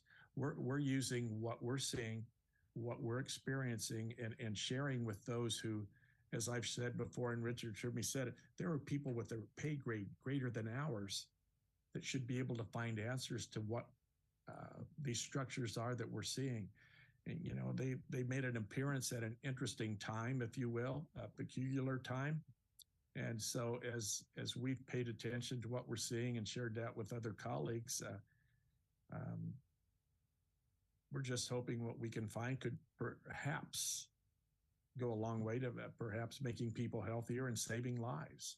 Absolutely. And people with a much higher pay grade, as you say, and many more resources to be able to look into this. The answer isn't to just dismiss it. The answer is to actually investigate it. Now, Richard, I know that Mike Adams has come back with his findings. He said what he believes that these are composed of. There's tin, there's other conductive metals that are being found inside some of these strange clots. Can you talk to us about that? Is there anyone else who's confirmed these findings? Do we know any more? Well, I don't know any more from what Mike Adams has put out. I do know that Dr. Ryan Cole is been looking at these as well. I have sent him samples since the last time we've talked. I've met him, and he's one of the first doctors that I had sent samples to. And he's saying that these are some kind of an amyloid-like protein misfolding, and they're not post-mortem. He doesn't believe they're post-mortem, but he's getting samples of these clots, not just from me, which I've already sent him probably 20 some samples, but he's getting them from surgeons around the country, from living people. So they're not normal clots, and exactly what they're made of and how they're composed and all that stuff, that's above my pay grade. Even Mike Adams with his analysis, I mean, to me, it looks like a bunch of numbers and letters on a chart. I don't quite understand it. So I leave that to the experts. I just know, what I see, and these are not normal. And therefore, I put it out there for them, the experts, like Wallace was just trying to say, pay grade's much higher than ours to determine what it is, what's causing it, and in hopes to find ways of breaking this stuff down. Absolutely. Wallace, you mentioned that many embalmers finding this around not just the country, but the world. And Richard, you're saying surgeons as well, finding it in living people. So Wallace, for the people that are saying that these look like the regular clots, I mean, are these people saying that they've seen this before in their careers, or it is similar to what they've seen before in their careers? Well, since beginning of time, I guess, with embalming, as long as I've been at it, there were always clots, smaller in nature compared to what we're seeing today. And the white fibrin structures that are so large today, I hadn't seen anything that large other than just a small type of structures until the last 16 or 18 months. And I lectured to the Ohio Embalmers Association a couple of weeks ago, and I showed the photos, and I asked those in attendance, and there were about 100 embalmers in the room. I asked how many had, in the last 16 to 18 months, had seen structures similar to these, larger in size, more significant in size than they had seen prior to 18 months ago. Everyone in the room raised their hand. Virtually everyone in the room raised their hand. And as we talked just a little more, I said, this isn't political. I'm just trying to find answers, folks. And so most of you are telling me that you had not seen these prior in your careers to 16, 18 months ago. And again, the same number of hands went up. And we always have these people trying to play it down that said they've seen these. And Richard and I have communicated, I don't know what, Richard, for a year and a half. And as we talked about seeing these blood clots, people would argue with us and say they've always seen blood clots. So I suggested to Richard, or sometime in our conversation, that perhaps we shouldn't call these big structures blood clots because they don't possess the embodiment, if you will, of being a blood clot. They're more of a fibrin structure, which separates them from the current jelly clots that are more common, that could form post-mortem, but these bigger white fibrin structures that are being removed by cardiologists and surgeons, they're not forming after death. They're present in the body while the body's still thriving. And what are the cardiologists and surgeons saying about this, or have they seen these clots before? Is it new to them as well? I visited with my cardiologist this summer for an annual checkup, and at the end of the examination, I asked him if I could share some photos with him. So I shared photos of clots and white fibrin structures that I'd recovered and that Richard and some others had shared with me. And my doctor, who is a cardiologist and a cardiovascular surgeon, told me that, yes, they are seeing clots that they had not seen before, and they are studying these. And that's pretty much all he told me. And I said, by studying, what do you mean you're studying them? And he says, well, we're looking into it. And well, that's comforting. And he went on to explain to me that he still thought it was important that people be vaccinated, that both he and his wife, who is a doctor as well, were double and triple vaccinated. And he looked at me and he said, and I respect your decision not to be. And so my question is, if Richard and I don't know what the cause of these are, we're just trying to find answers. We're not pointing a finger and saying we know it's a result of something. We just find that it's a very peculiar time for these to present themselves. And if we weren't paying attention to this, and my hat's off to Richard and John O'Looney, I wouldn't be out here talking about it if those two brave men hadn't stepped up to the plate and shared what they're seeing. And just by happenstance, I ran into an interview that Richard was on, and I reached out to him, and it took a while for him to respond, because I know what it's like. People all over the world are reaching out to us now, and within our own duties and the responsibilities we have, we don't have time to respond to everyone. But everyone has stories. And so as Richard and I have watched the increase in myocarditis, adults just dropping dead, from blood clots. Now, as a coroner, when a pathologist performs a blood an examination, an autopsy, and I just talked to two other coroners this week about it. Just because the pathologist said someone's cause of death was a blood clot in the heart, lungs, or brain, where did it form? What caused the blood clot? I just don't think we're looking deep enough to find out what's causing these. And if the people that are trying to talk us down and saying what we're seeing is ludicrous, we're making this up. Richard, John, or I, we're not trying to sell books. We're not trying to sell podcasts. There's no money in it for us. Our greatest hope, and Richard will back me up, is just by sharing what we're seeing with people that are in the medical profession that can do the research. But what if we save someone's life?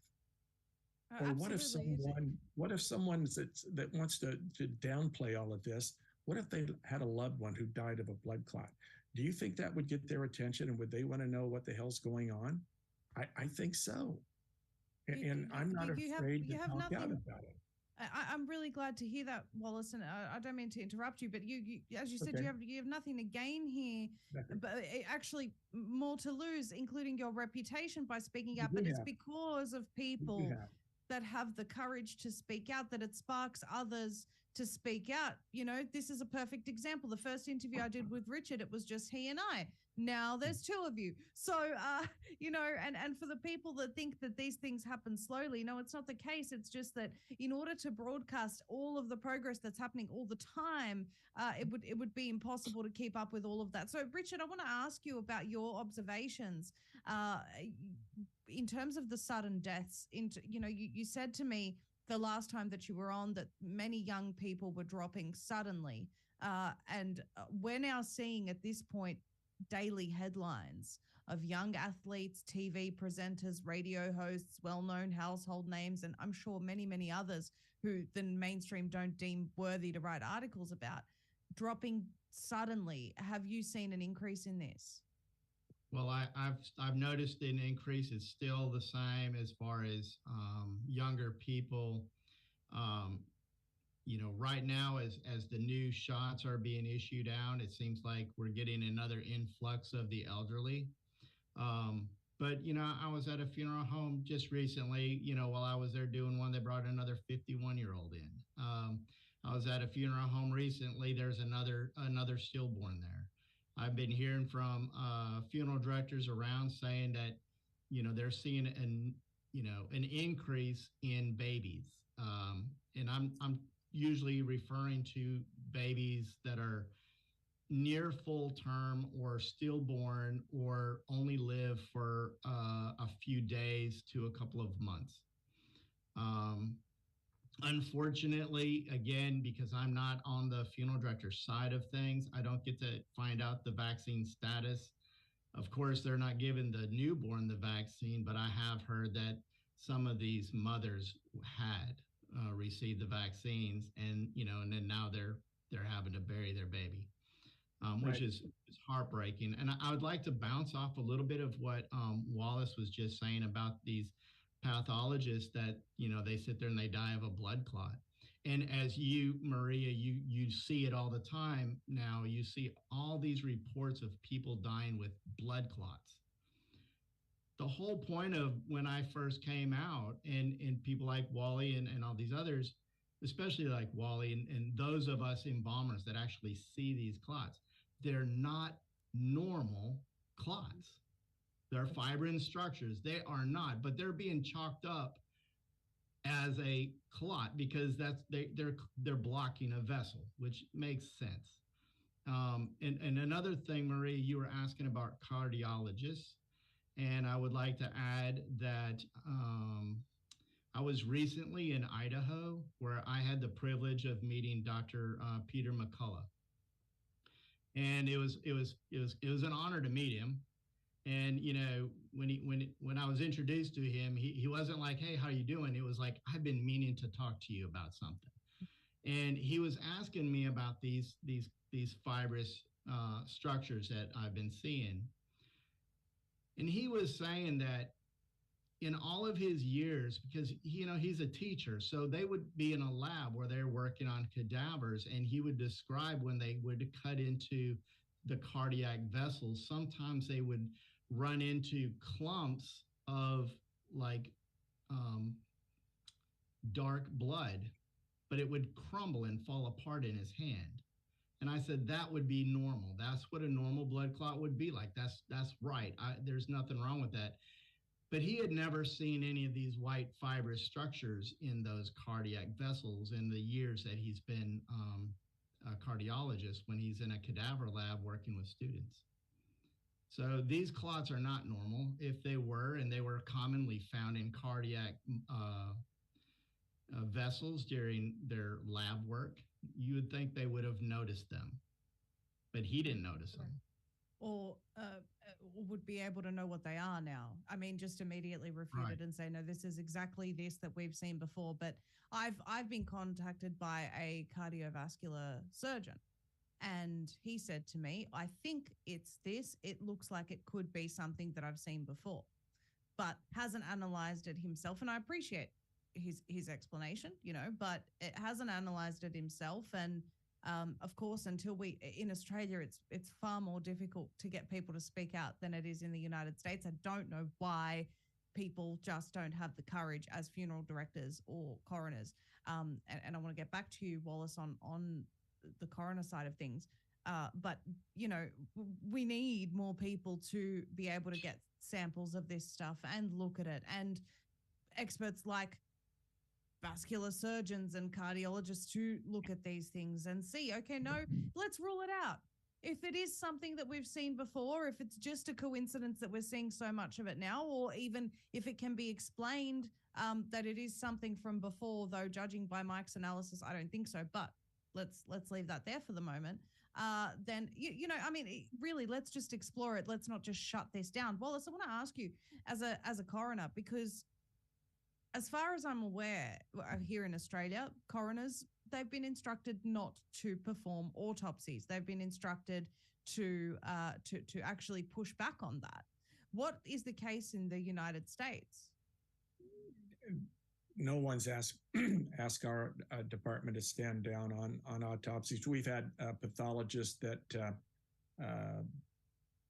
didn't particularly want to autopsy COVID cases, and there was a slowdown of autopsies during COVID just because we couldn't get the pathologist to do it. And the interesting thing about that was they were still signing these death certificates off as a COVID death, even though it was not a COVID death.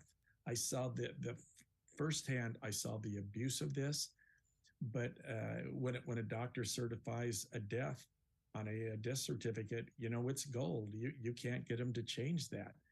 But when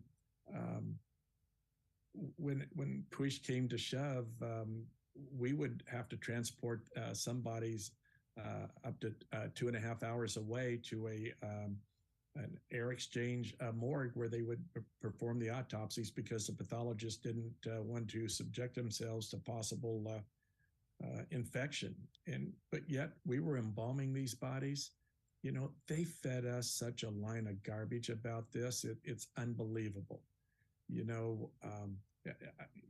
Richard and I are close to the same age, but I remember when AIDS came around, there were embalmers afraid to embalm AIDS cases because they just didn't know enough about them. Yes. And COVID came on the same way. They didn't know a whole lot about it. And look how long it's taken to have a vaccine or drugs to help people that have HIV. But look how quickly they got a vaccine out to supposedly prevent, lessen the symptoms of, and to stop the transfer of COVID.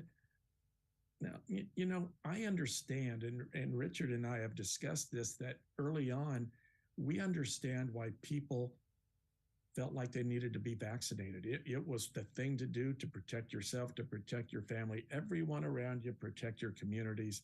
It was being a team player. They just scared us into submission almost to be vaccinated. You couldn't shop, you couldn't go to church, you couldn't get on a plane. Supposedly, that was all coming down the pike, and people felt the need to be vaccinated. But they screamed. What did they scream? follow the science, right, Richard? Yep. Masks, social distancing.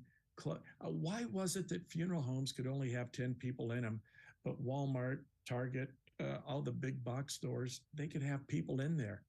Churches had to shut down. This was such a line of garbage.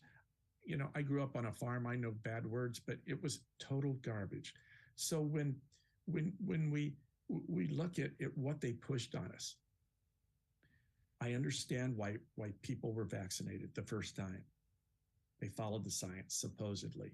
But now, with people like Richard, John O'Looney, the rest of us that are talking out, that are sharing what we're seeing, look what's happened to people like Dr. McCullough, Richard was just speaking about. Look how they've tried to chastise Dr. Cole and Mark Adams.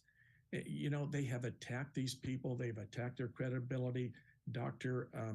McCullough lost his credentials at Baylor University because they said these people don't have any peer studies reviews, because they were going out on their own and they were doing research, and they were sharing what they were finding, and now they've been just attacked, which is, to me, it's just unbelievable. But I think we know the answer to it. You know, you will not get a university hospital or a research hospital to look into this. And you know the reason why, don't you? It's all about money. They're going to lose their funding. Yes, they'll lose their funding. I just saw a news alert from, I think it was a natural health organization. One of the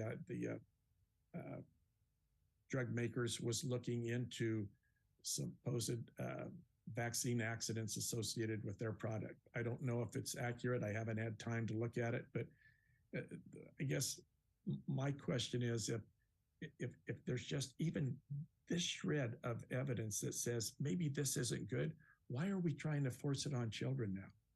Why are they asking people to get the fourth and fifth? The president of our country has supposedly had 4 shots, and he's had COVID twice. He's the most protected man in the free world, yet he's caught COVID twice. Are you kidding me? Give me a break.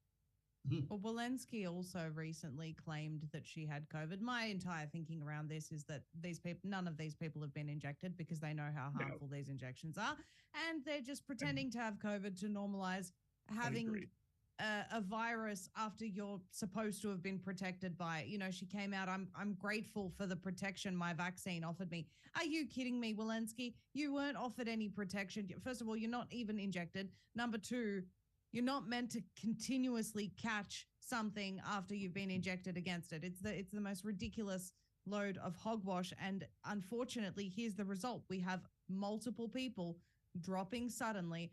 I want to know, Wallace, from you as well. Are you and your colleagues also seeing babies and a lot of young people?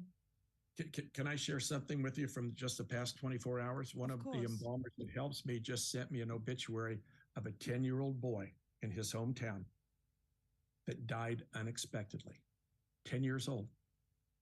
I said, can you find out about his vaccination status? And he was going to try to do that. There were 2 people in the same county where my funeral home's located, about 15 miles away, 2 people under 40 that died the last 48 hours, under 40. Now, you ask about infants. So there's been an increase in sudden fetal demise, and most of those are in that 20 to 26 week range.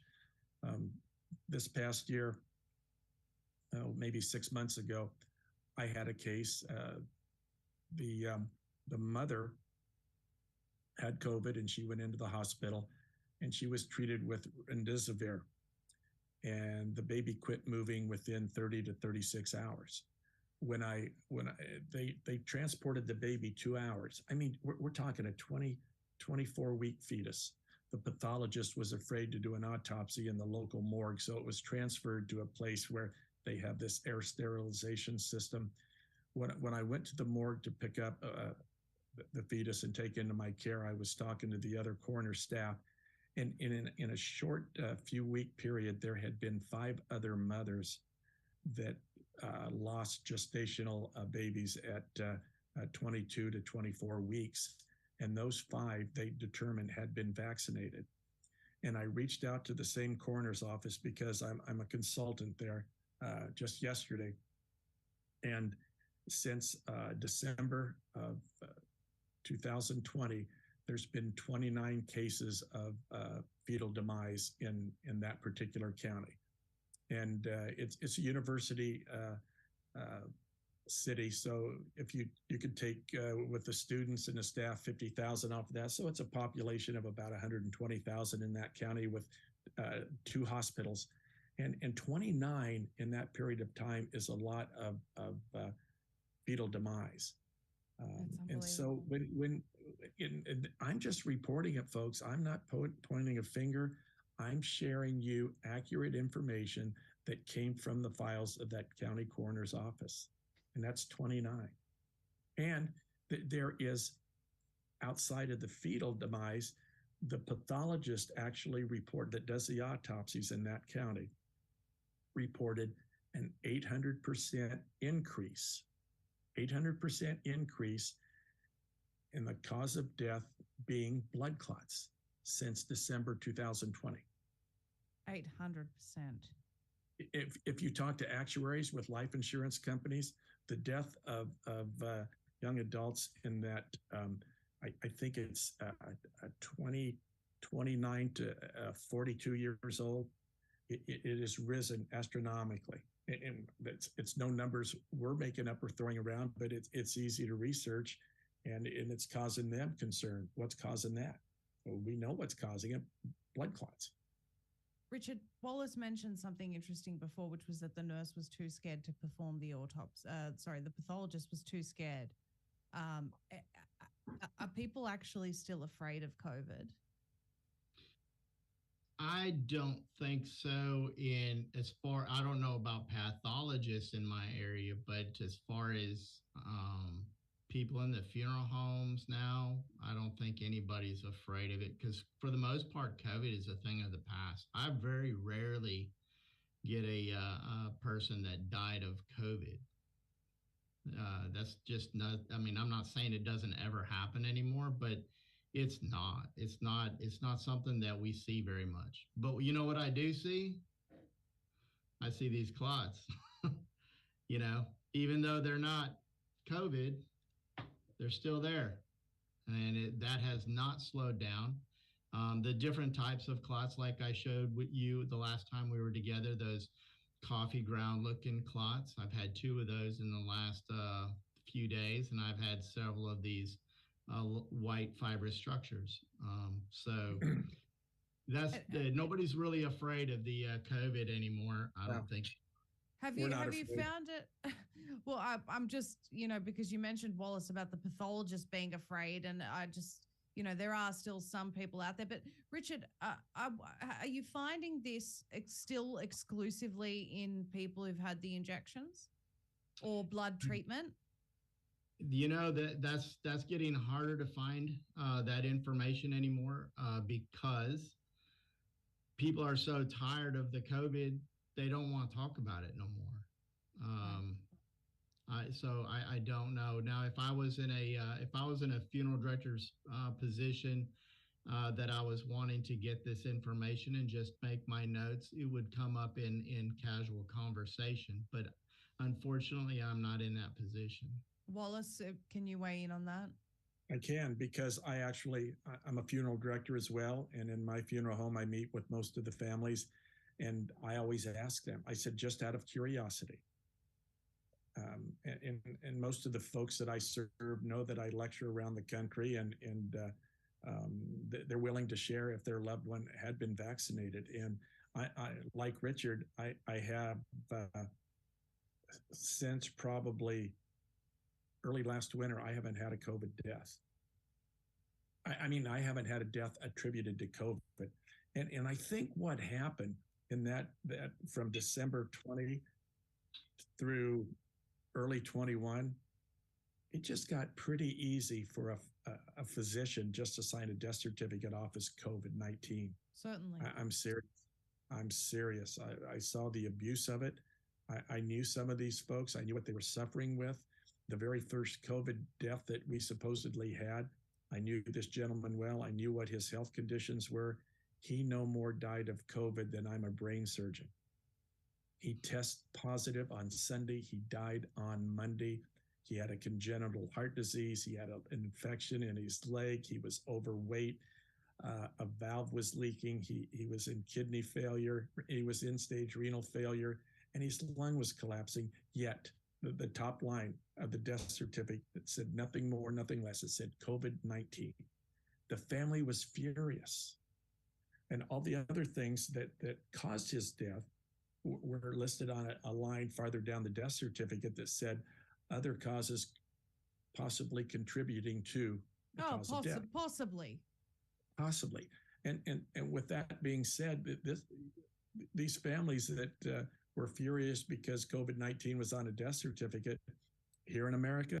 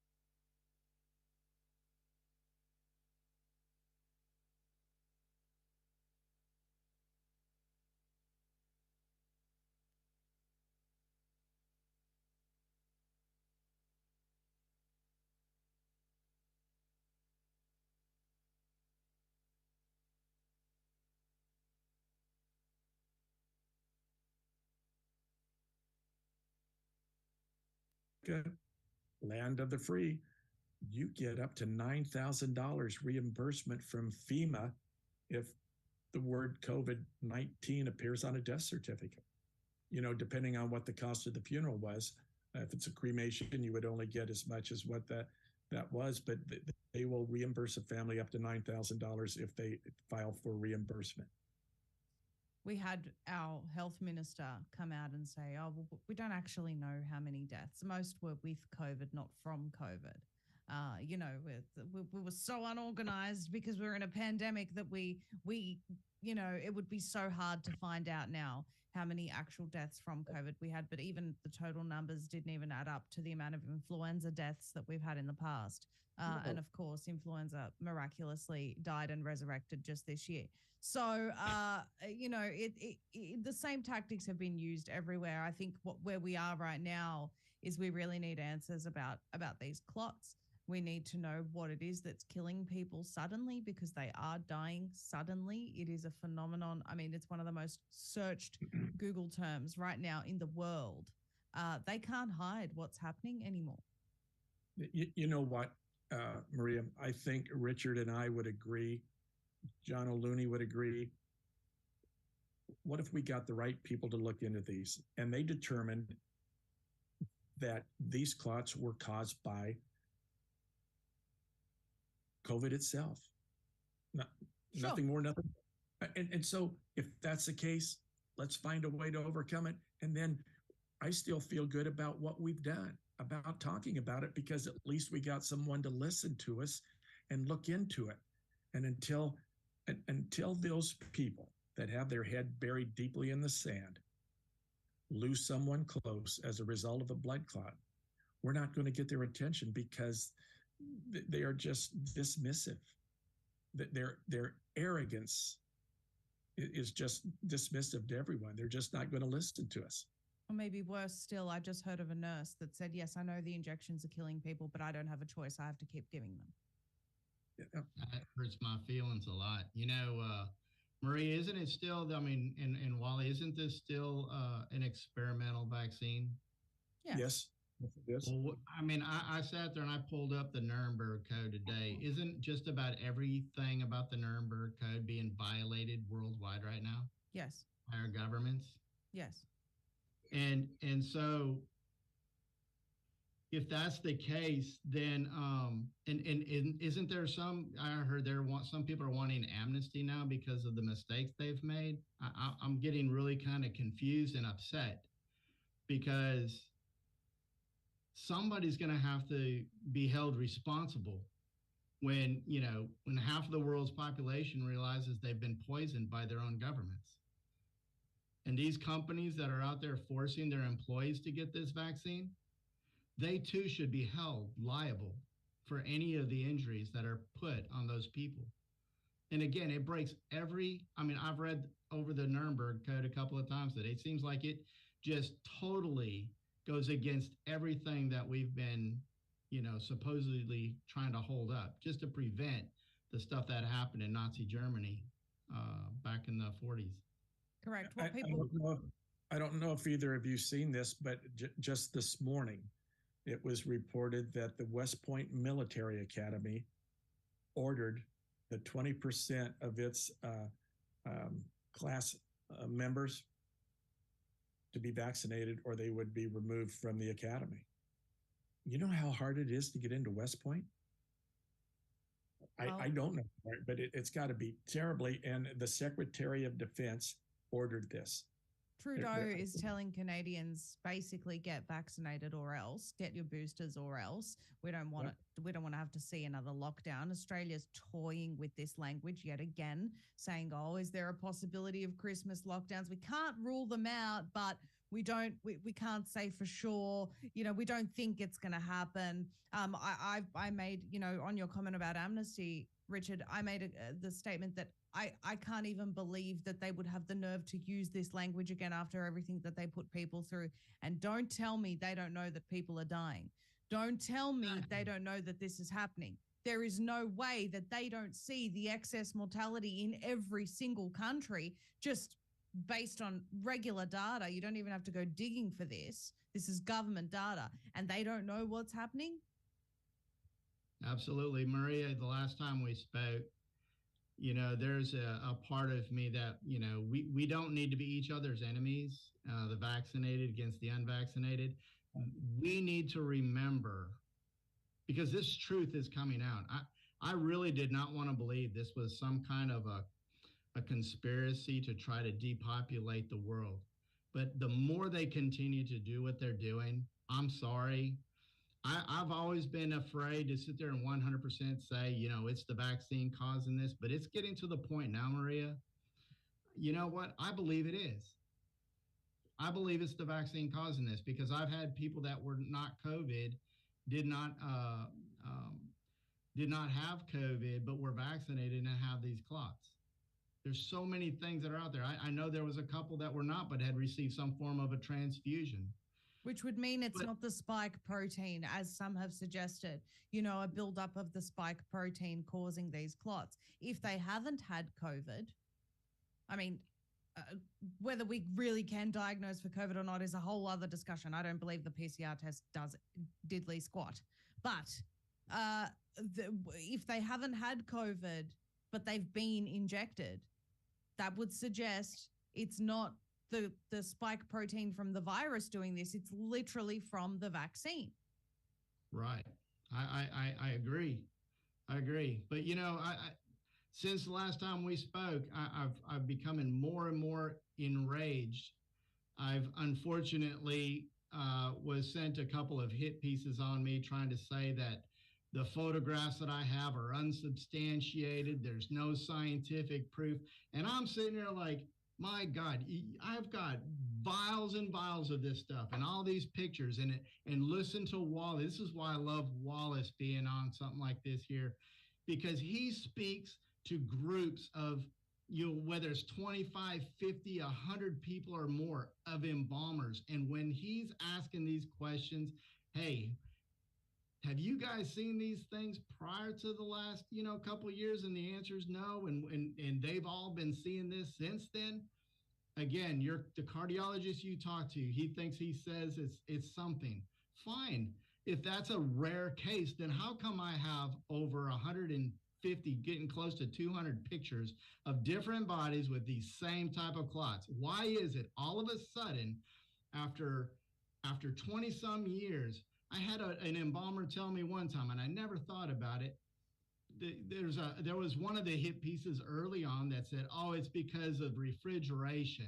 Oh, give me a break. You don't think I've embalmed bodies that have been refrigerated for a week? But she made a point to me, and she said, you know, back about 12 to 15 years ago, a lot of the mortuaries stopped embalming at night. If it was because of delayed embalming, we would have seen these clots 10, 15 years ago. We did not see these things until last year, early last year. And so something has changed. I don't care what it is. And all those hit pieces, you can tell me what you want. I know what I know. This stuff isn't normal. But unfortunately right now, Maria, it's becoming normal. And these newer embalmers that are coming in, this is what they're going to get used to seeing. And only us old timers that have been in this business for a length of time know that this isn't right. But these new kids on the block, this is going to become normal. And nobody will even know the difference if it just gets swept under the rug. What you're saying is incredibly profound there, Richard, because the new generation of doctors, the new generation of embalmers, the new generation of anyone in any type of health industry is going to be used to people dying suddenly, people, you know, young people dropping these types of clots. It'll probably be blamed on climate change. While they're studying their degrees, they'll be told it's climate change. I'm serious. Like, I know we're laughing, but Wallace, this is right. It's going to happen. You know? No, you're right. You're right. And so if we don't educate these people now and get them to unthink what the system is teaching them, humanity is in serious hot water. Listen, it was so bad in Canada. I have a good friend in Canada, and he's a funeral director, and he's involved in a sales portion of funeral service now. through COVID, if you weren't vaccinated, you had to go to the supermarket between 8 a.m. and 9:30. And then after 9:30, if you're vaccinated, you could go. You know what one of the largest causes of death on a death certificate in Canada is right now? Undetermined. I'm not making it up. Research it. Yes. Undetermined deaths in Canada. Yes. Even How can that doctors. be? Even doctors in Canada are dropping dead. I mean, right now we're being told we have a GP shortage here. We've got shortages of nursing staff. Well, I wonder why. Number one, you fired the ones that were uninjected. Number two, the ones who are injected now are always off sick because their immune systems have been destroyed, or they're dead. I'm sorry to put it so bluntly, but that is the reality of the situation. And they're not dead from COVID. They're dead from these death shots. Yeah, they were frontline heroes before the vaccine, weren't they? They were. And, this is why even conversations like this are so crucial. Richard, what you were saying before, but we can't forget. We can't forget what they did to us. Even Bolis talking about the wrong reasons being put on death certificates. A lot of people forgot about that. I have a personal acquaintance who the 3 detectives turned up to the hospital and said, your uncle needs to have COVID on his death certificate. So what are 3 detectives doing here telling me that my uncle who died from a heart attack needs to have COVID on his death certificate? What business do they have here? These are real things that happened. And we can't forget that. We can't forget the crime and the fraud that they were capable of and are very capable of achieving again. And if I'm correct, and this entire thing was about depopulation, which I believe it was wholeheartedly, they will do it again. I agree. I've had I've gotten calls, and the ones that break my heart, Maria, are the people that are sick. They want to know if I know something that will help them. And so many of them have spent so much money. Some of them have lost their jobs, and they can't they've lost their insurance. They can't afford to go and get some help from some of these places. And it just tears me up inside. And again, that's kind of like, remember who did this to you.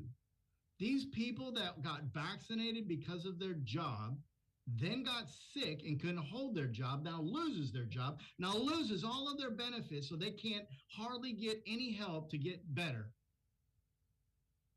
Yes. I'm like, it just infuriates me. It infuriates me. And I'm glad there's a clinic that I went to a few weeks back. It's called the Biologics Center, and it's in Tennessee. And they are working on trying to help people. And I've sent to them a person that was vaccine injured. And so far she's been doing remarkably well. It's still experimental.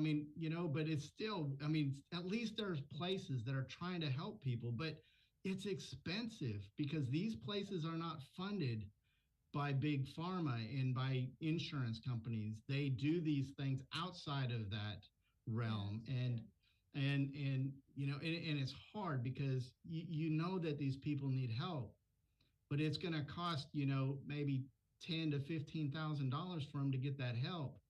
Do you know what they've just done in Australia? They've just put further restrictions on people like those who practice outside of the system, natural medicine, even chiropractors.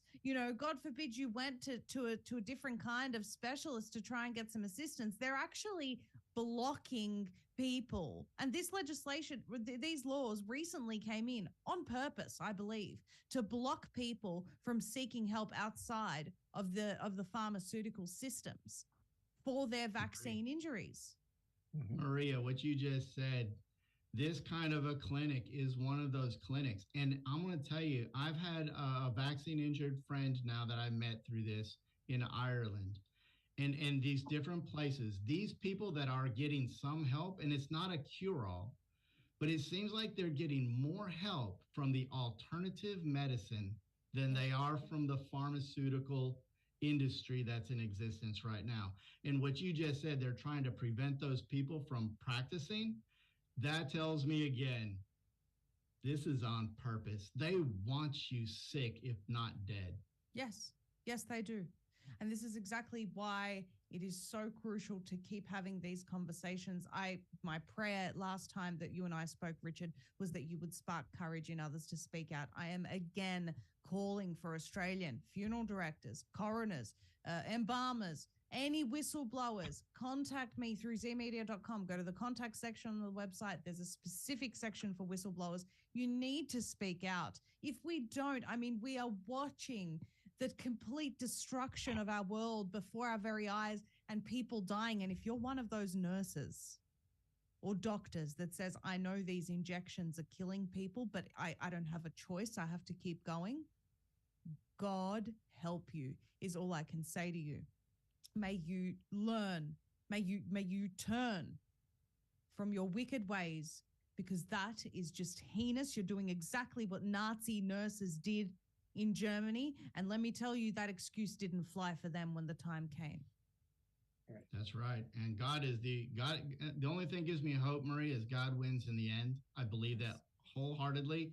I believe that if we turn from our ways and we try to acknowledge him and repent, that he can heal us. Now, I'm pretty sure you're aware there's a documentary coming out called Died Suddenly. Yes.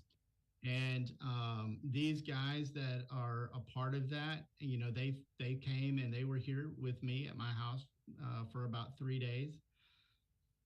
What I love about what they've been doing is they didn't come here just to listen to me and just to see what I have to say. They have been researching and digging into. I got a feeling, Maria, this documentary, Died Suddenly, that's coming out next Monday, it's going to be pretty eye-opening because, you know, they have been talking to so many people in different areas that all seems to come to the same conclusion here. Well, I'm so glad that people like you, Richard, and Wallace are speaking out. I'm glad that the Stu Peters Network is working on this documentary. They've done some tremendous work over this time. I'm glad to be working with them. And, you know, there are just so many great people out there, and I don't want people to lose hope. Even though these topics are difficult, even though the discoveries we make are difficult, with each step that we take, with each conversation, with each new discovery, we get closer to revealing the truth to the masses. And I'm just grateful for both of your time today and for you helping us to do that. Richard and I don't believe that we're afraid. I'm concerned. I've reached out to my funeral homes in one county. Our home is about 6 miles away in another county, and I've reached out to both county sheriffs and told them, listen, I'm talking about things that aren't so popular. And if anything happens to me or any of my family or to our business I said, it's not on purpose by us. I just want you to know if something happens, you need to look further than what you may think is obvious. And it's not that I expect it, but listen, it's ruthless out there, you know? I think a lot of people aren't aware of the very real threat and cost of speaking out. But every single person that I've encountered that's done it is a person of integrity and generally quite fearless. And I really respect that. Can I tell you why some funeral directors and embalmers can't talk about it or won't talk about it? Sure. It's because they work for big corporations. They have rules, no cameras, no phones in the embalming room. You don't talk about what you see. If you talk about it, if you share photos, you will be dismissed. Yeah. And you know, there's three large... Wallace, there are whistleblower protections in the United States. We don't have the same protections here, but there are in the United States. You know, if more people, again, it just goes back to what I said from the very beginning. If more people just said no and came out and exposed it, but this could have been done 2 years ago. It's that simple. So the same solution applies today. Say no, speak out, and continue doing what is right if we have any chance of taking these criminals down. Gentlemen, thank you so much for your time and for your contribution to this important mission for humanity. Of course. Thank you. Thank you. That's a good fight. Z Media is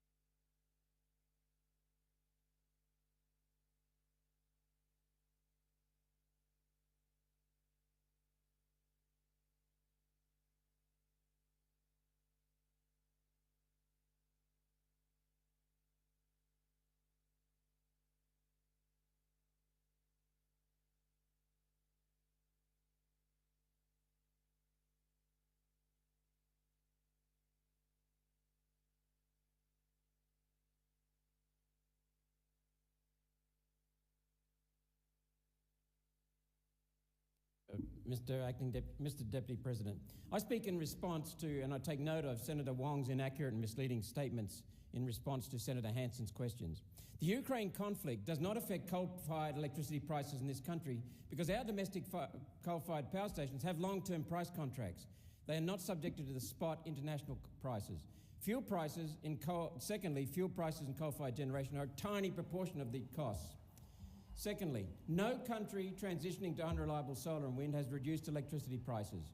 Countries that increase solar and wind increased electricity prices every time. The relationship is approximately linear. More solar, more wind, higher prices. Thirdly, CSIRO projections rely on applying favourable and unreasonable hurdle rates for investing in unreliable and expensive solar and wind costs. CSIRO cost assessments of solar and wind do not include construction costs, the roads, the bridges, etc. coming in, disposal costs every 10 to 15 years, which is 3 times for the equivalent life of a coal-fired power station, new offshore turbines so big that they have to build ships dedicated to moving them, cost of the ships not included, batteries essential for continuity of supply in wind and solar, not needed for coal, an extra $100 billion on solar and wind that are not included in the costings. Grid stability management due to wind and solar being unstable and asynchronous are not included in the costings. Transmission lines, because the distance from the generation sources to the cities where the customers are so big, the transmission lines are estimated to be an extra $50 billion expense not needed for coal-fired power. Why are solar and wind still subsidised? Who pays for these subsidies? The electricity users. That's what's driving up in part our electricity generation costs. Mr. Acting Deputy.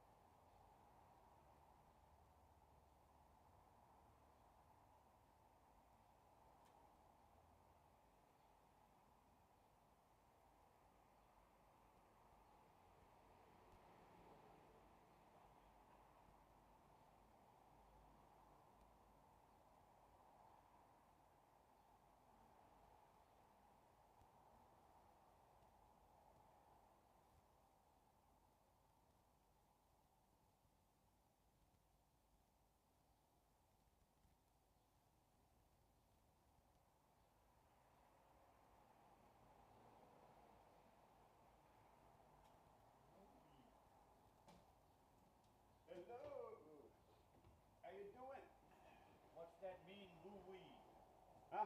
What's that mean, woo wee? Don't force, apparently. Oh, that's the wee. Oh. Yeah. Yeah, that was easy. See, I'm clever. You are. On the oath. Woo wee. So what language is like? Is it? I think it's ancient Chinese. Ancient Chinese. Yeah, I believe. Don't force things to happen. Let them happen. Are you cold? You feeling cold? No, I just put my jacket on. It's warm. The beanie off. Yeah. Keep my head under control. Yes, otherwise it goes everywhere, man. Yep. Gonna look for the haircut Oh, later. I sort of, I don't know. Still working on it? Yeah, I'm still working on it. Not sure. Yeah, do the work on.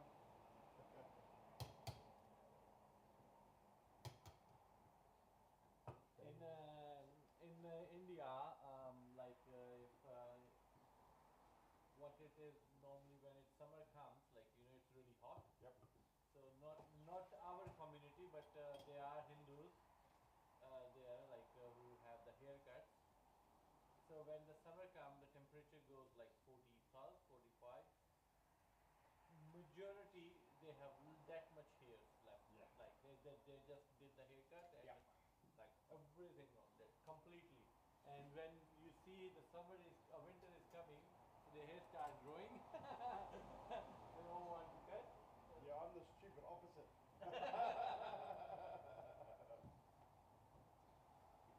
How's the day? Not too bad. Been alright. How about yours? Busy like the warehouse. We're just sorting out warehouse stuff and making things nice and tidy, organizing. Nice. Less sales, but more other Getting work. things done. Yeah. Yeah. Because it's not like last time. Like people asking for the price and they don't call back then. Okay. Oh, is that right? Because everyone is just Yeah, a little bit tight. trying not to spend too much. Yes. If you see normally every year the Black Friday sale is for one day. This time it's the whole week. Yeah. So it means like they want to get rid of the stock. Yeah. I think it's a bit of a head to sales these days. You see like Not like they used to have. Yeah, if you see like every store, like wherever you go, you can see. Even warehouse, Kmart. I look on that one. They're selling the big massive TV, like 65 inches, for $1,100. Like 1,100. It's normally 1,800, 1,900, or 2,000. Like that much drop. So, Wow. well, so that's good. Yeah, I don't need a big TV. Huh? I don't need a big TV. Yeah. Just need my projector's a bit better. Projector. Yeah. So where do you watch normally movies? I watch them on the monitor. Sometimes plug HDMI onto the monitor. Oh, okay. Yeah. So Or this is project them onto the wall. So you have that any curtain, like which side you see? This side? That's it. That side? The whole wall. The whole wall? Yeah. But you have that things on that wall? Yes, doesn't matter. I just project on top of them. Ah, okay. You know? I'm looking for the projector, not like a professional. There's one and two. We have one and two. There's one there and one. There's three on there. Oh, yes. How much is normally expensive or like? 3.5. Huh? Expensive? Oh, I got them at a pretty good deal actually because I was working for them, so they were second-hand stuff. Oh, okay. But anyways, if it's working fine, doesn't Yeah, well, now they're a bit old now. They could do with upgrading. That's why I don't use them as often as I used to. Yeah. Yeah. You're not gonna sell it, right? No. No, not yet. Not yet. So I have this cash for you.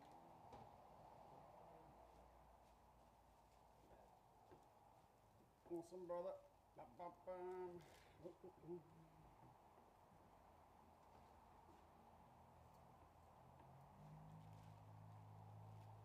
go, Oman. There you go. Thank you very much. And you do it. I'll settle it later. Sounds good. Pull it out. Thank you. Easy, brother. So one copy left, right? Yes. Yeah. Yep. Thank you. See ya. See ya. Have a good afternoon. You too.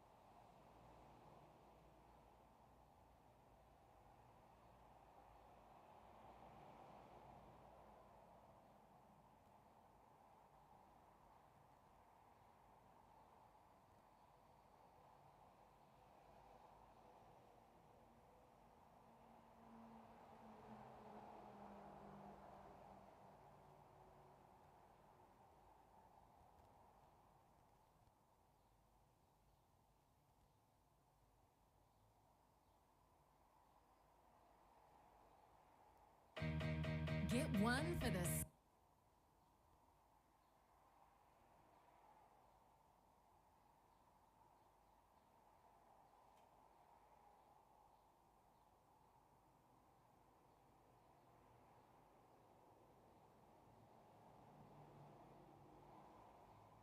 Tuesday's mail, and bad news if, like me, you put your life savings into BlockFi, Jonathan. Yes, bad news for all of us, everything. all of us crypto bros. So distressed crypto firm BlockFi files for bankruptcy as fallout of FTX spreads. So a lender with more than 100,000 creditors was set to be acquired by Sam Bankman-Fried's firm. Now, obviously, that isn't happening. So the cryptocurrency lender BlockFi has filed for bankruptcy, blaming the shocking events surrounding the collapse of FTX. So the company has more than 100,000 creditors and liabilities up to 10 billion. So they're obviously in a pretty tight space at the moment. This is just the knock-on effect of FTX going under, people losing confidence in this industry. As I understand it, I'm not particularly bright, so I don't really know. But I think the idea is that people made a run on it. Everyone wants their money, so now they paused it, and now people can't. Is that right? I think. Well, yeah, I mean, for me, I'm not a top G. So I've not invested in cryptocurrency, and it's kind of washed over me a bit. It's a little bit complicated. But I had a look at some stats before coming on air, and right now, one Bitcoin is £13,500, and that's down from 35k less than a year ago. And what that tells you is one of the reasons is this whole thing is built on speculation. It's no different than betting on a football match or betting at the casino. It's so volatile, it's no wonder these things happen. You've just infuriated half the internet without realising it. The reason they got in so much trouble, they had a 275 million owed from FTX. And so when FTX went, they all went. And the problem is, have you seen the treatment that Sam Bankman-Fried of FTX has been getting in the media? Canonised, hasn't It's he? ridiculous. Yeah. The sort of lefty media, because he's the second biggest, one might speculate it's because he's the second largest donor to the Democrat Party. So he has all this incredibly soft treatment. Elon Musk keeps replying on Twitter saying, why are you being so nice to him, Washington Post? The stories are all like, why Sam Bankman-Fried is so great despite everything. Yeah. But it's this incredible sort of whitewashing of it. Absolutely, they're making it almost sound like he was a plant. The left have put him in there and said, if you could just do this for us, but before you do it, could you give the Democrat Party several billion quid?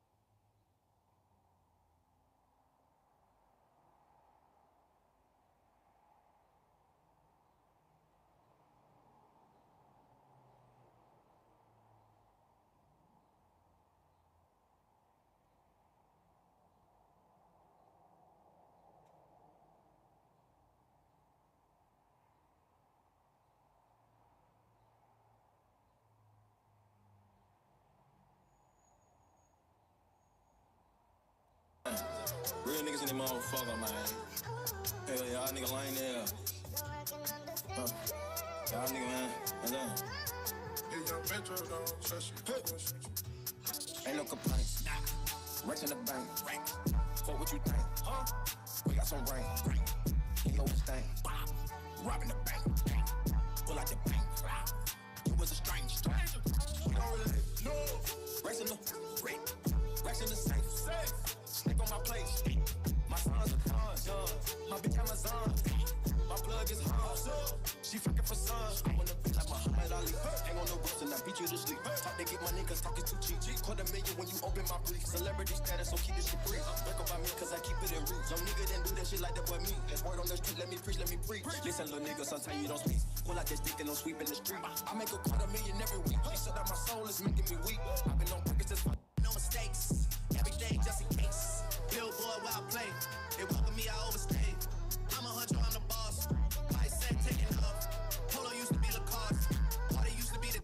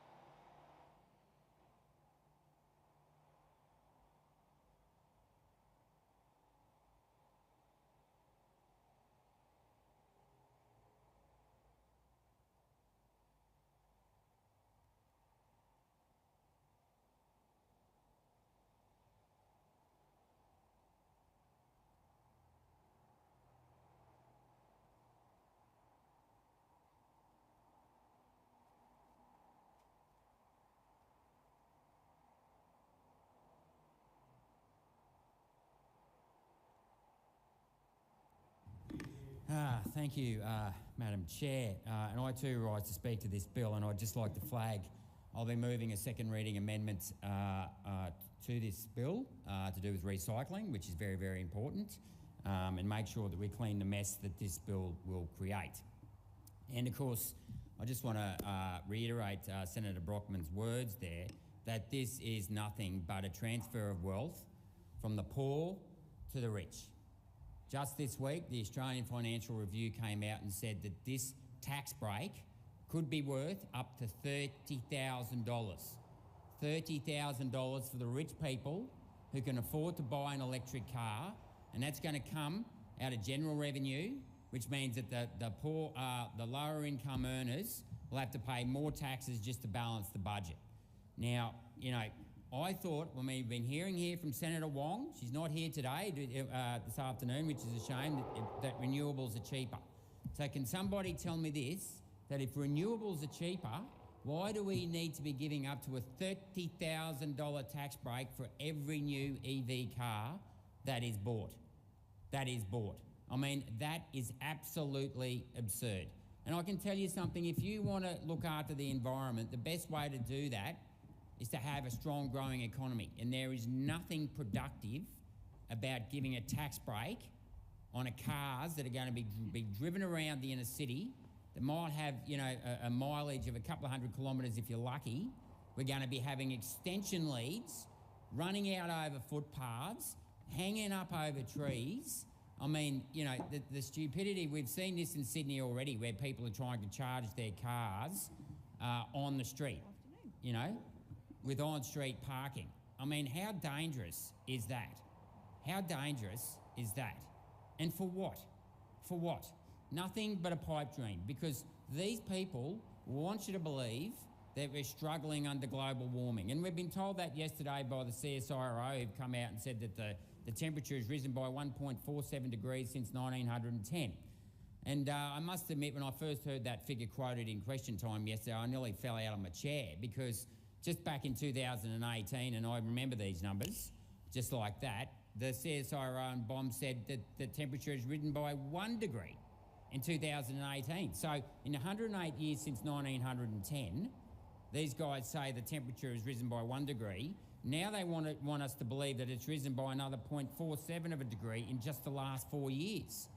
Well, I don't know about you, but I'm pretty sure it isn't hotter this year. The last 2 years have been cooler and wetter than the prior years prior to 2020 and 2018. They were quite warm years, I'll accept. But the last couple of years, things have actually cooled off a bit here in Australia, certainly in the East Coast, along the East Coast, even up in Cairns. I was up in Cairns earlier this year, and it was like down to 7 degrees. They were complaining they had to put jumpers on for the first time in their lifetime. That's how cold it was at the Cairns show. You know, never happened before, people wearing jumpers at the Cairns show. Isn't that right, Senator Scarr? You know, it just goes to show. And of course, you know, it's interesting. I have to note here that Senator Wong isn't here, because she called me a coward yesterday when I questioned these figures, and that somehow who was I to question the BOM and the CSIRO? Well, I'll tell you who am I to question the CSIRO and the BOM. That is someone who has studied statistics both in senior, at university, and in my postgraduate degree. So I'm very well versed with statistics, and I'm very well versed with record keeping. And it's very important to note that the record keeping that the BOM undertakes has nothing to do with science. It's purely record keeping. You take a measurement, you write the number down, and you store it away for posterity. You don't start creating multiple data sets, not changing the initial data set, you create a new data set, and then you report the whole new data set.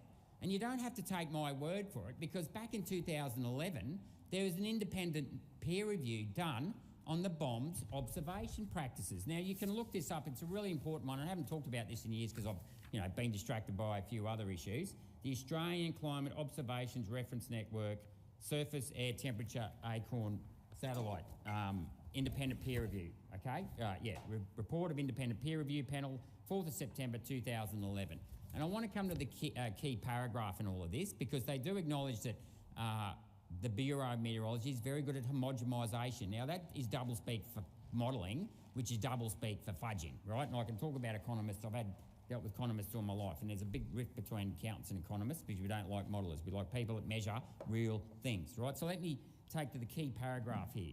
The World Meteorological Organisation guide states that an acceptable range of error for thermometers, including those used for measuring maximum and minimum temperature, is plus or minus 2 degrees, 0.2 degrees. However, throughout the last 100 years, the Bureau guidance has allowed for a tolerance of plus or minus half a degree for field checks of either in-glass or resistance thermometers. This is the primary reason why the panel did not rate the observation practices amongst international best practices. So there you have it, Senator Wong. I know you're not in the chamber, but if you're listening, check it out, because this was the review that you'd obviously commissioned. It was either yourself or Greg Combay back in 2011 when you were the Environment Minister. Okay, so not my words, independent peer review, 2011. And one of the first questions I asked in estimates as a young whippersnapper back in 2019 was to the Bureau on whether or not they'd reduced that margin of error, and they hadn't. Plus or minus half a degree is 1 degree, right? Minus half a degree on the low side, plus half a degree on the top side, that is a degree. That is exactly what they're claiming up until about 2 years ago. So the so-called increase in temperature is purely within the margin of error. I could go on, but I just thought that needed to be said for the record after that insulted an imputation from Senator Wong yesterday about me being a coward. No, it's actually all written here. Now, the other thing we need to talk about here is that somehow renewables are cheaper. And I'd really like to know on what basis the Labor Party and Senator Wong, and I've heard the member for Sydney, Tanya Plibersek, say it earlier this week on TV as well, that renewables are cheaper. Now, that's an interesting comment to make, because when I was in estimates, I asked Senator McAllister how many kilometres of transmission lines are going to have to be built to reach the 43% reduction in CO2 by 2030. And lo and behold, Senator McAllister had absolutely no idea. Here's the range we were given, somewhere between 5,000 kilometres and 28,000 kilometres. Okay? Can you believe that? That is a massive range. And I just want you to think about, if we've done 28,000 kilometres of ripping out, scars across the beautiful countryside, it'll both be farmland and native forest, is that good for the environment? I don't think so. I don't think scarring the landscape with transmission lines will be good for the environment at all. But that's not all. We'll also be getting the death of eagle hawks, bats. Bats are, with bees, one of the key pollinators of our native plants in this country. But no. In the name of reducing carbon emissions, carbon dioxide, by the way, is recycled naturally, as I said the other day, every 4 years. That's all free. That's true. If you want free energy, come back to photosynthesis. But I digress. Let's get back to the batteries and talking about batteries. Because I can tell you, if you think transmission lines are going to be bad for the environment, and solar panels and wind turbines, wait until you break down what goes into building a battery. Lithium is a 1% ore body. That means you've got to mine 100 tonnes of the ore to get 1 tonne of lithium, and that involves an intensive electrolysis process to actually get the metal out of the ore. But that's not all, because you can't just go down and get the ore body out of the ground. You've got to go round and around and around. Those big mining trucks and the big, caterpillars and everything else that picks up all the dirt and cart it out. So you can often have a stripping ratio of up to 10 to 1, which means to get 1 tonne of lithium metal, you might have to shift 1,000 tonnes of dirt. And guess what? That's just one of the many metals that even goes into a battery. Okay, you've got other things like aluminium, you've got steel, you've got cobalt, and, cobalt, where's the world's biggest producer of cobalt? Democratic Republic of Congo. Well, how do they get their cobalt out of the ground? That's right, child labour. Child labour. Gee, that's going to be good for the environment. I mean, it's bad enough that, all of these so-called renewables, which they're not, none of this stuff recycles naturally throughout the environment every 4 years like carbon dioxide does. It's also a human rights issue. Okay, because it's going to be bad for the children in the Congo and who knows what other countries. And of course, it's obviously the human rights issue here, because we're transferring $30,000 every time a new car's bought from the poor to the rich, from the working class to the wealthy. And of course, that is what the Labor Party and the Greens are today. They are the party for the inner city, self-loathing, virtue signalling, rent-seeking elites. That is what they are. You know, I well remember a former Labor Prime Minister said, you know, God save the Queen because nothing will save the Governor-General. Well, let me say, God save the King because nothing will save the Labor Party from the working class when they have their, you know, nose driven into the grindstone by the increase in taxes and the economic pain that is going to come from higher energy prices, and watching as the, you know, urban elites drive around with their electric cars while, you know, the working class is struggling in their petrol cars. And they're not, you know, and it's not just to hand out a $30,000 for a car. It's also going to be the fact the working class are going to have to pay the fuel excise, okay? Because these electric cars aren't going to have any fuel excise. So we're going to have a user toll on them. And then on top of that, I mean, good luck to you trying to actually get your car charged. I was actually reading an article on the weekend someone had sent to me where there's now recharging rage in the UK because people have to wait so long to get their car charged that if someone accidentally bumps into the queue, they've been waiting here for 3 hours, you know, they're starting fights at these recharging stations. It's not like, you know, with an internal combustion car, you just pull up, fill up your tank and drive away. No. And I tell you what, it won't be too long before there's another bill in here where we're suddenly going to have to start building the recharging stations. I guarantee you that's what will be happening, right? No sooner had the ink dried on the 43% reduction in carbon dioxide by 2030, and what have we got? We've got another handout here with the fringe benefits tax for renewable cars. I mean, and it'll just keep on coming. Yeah, I'll guarantee you that Rewiring Australia fund of $20 billion, that'll have to be increased because there was modelling showing the other day it was about $2 billion or $1 billion for every kilometre of transmission line or something, some astounding amount. It was estimated to rewire Australia to get the 43% was going to cost something like $100 billion. So the $20 billion rewiring fund is not going to cover it. And if you think that the private sector is going to stump up $80 billion their own money, forget it. Unless, of course, it's superannuation money. It might be, they might get there that way where they, you know, if it's bad enough that they're, you know, you've got to pay fuel excise, but now, you know, you've been forced into paying 12% super, right? You're never going to see, our young people, don't think you're ever going to see your super again because they are going to blow it, right? Because these super funds are driven by ideology, not productivity, ideology, right? This ESG stuff, right? So, you know, and they're all bought, you know, you've got the Marxists in the boardroom now, you know, they're not driven by productivity, they're driven by ideology. And that is a sure recipe to send this country broke. But I just want to touch on one other thing. These electric cars are going to be up to 800 to 1,000 kilograms heavier. That is going to increase the braking speed, right? So we're going to have more car accidents, right? Because your braking speed is going to be much heavier. The weight of these cars can increase by 20 to 30%. We're going to have to use more energy just for the car to travel around because they're going to have massive batteries. And these things are solid bricks, right? They're solid bricks. I mean, imagine the impact of getting T-boned by cars, especially here in Australia. Actually, I just was talking to a famous Queenslander of the year 1986, Russell Strong, who did Australia's first liver transplant, and I'll let you guess why we got in touch. He's on my side, by the way, if you're wondering. But yeah, Australia, the reason why we have more liver transplants in Australia is because we drive on the left-hand side of the road. So the driver gets T-boned and obviously, you know, damages the liver, and that's why... yeah, so anyway, so there's going to be more liver transplants, you know. But the other thing is, what about the southern hairy-nosed wombat? When all these inner-city elites from Sydney and that are driving down in an extra, you know, in their new EV cars and they're going down for their ski trip. I mean, the member for Warringah, I mean, she had a lovely career growing up, travelling the world, you know, competing in ski trips.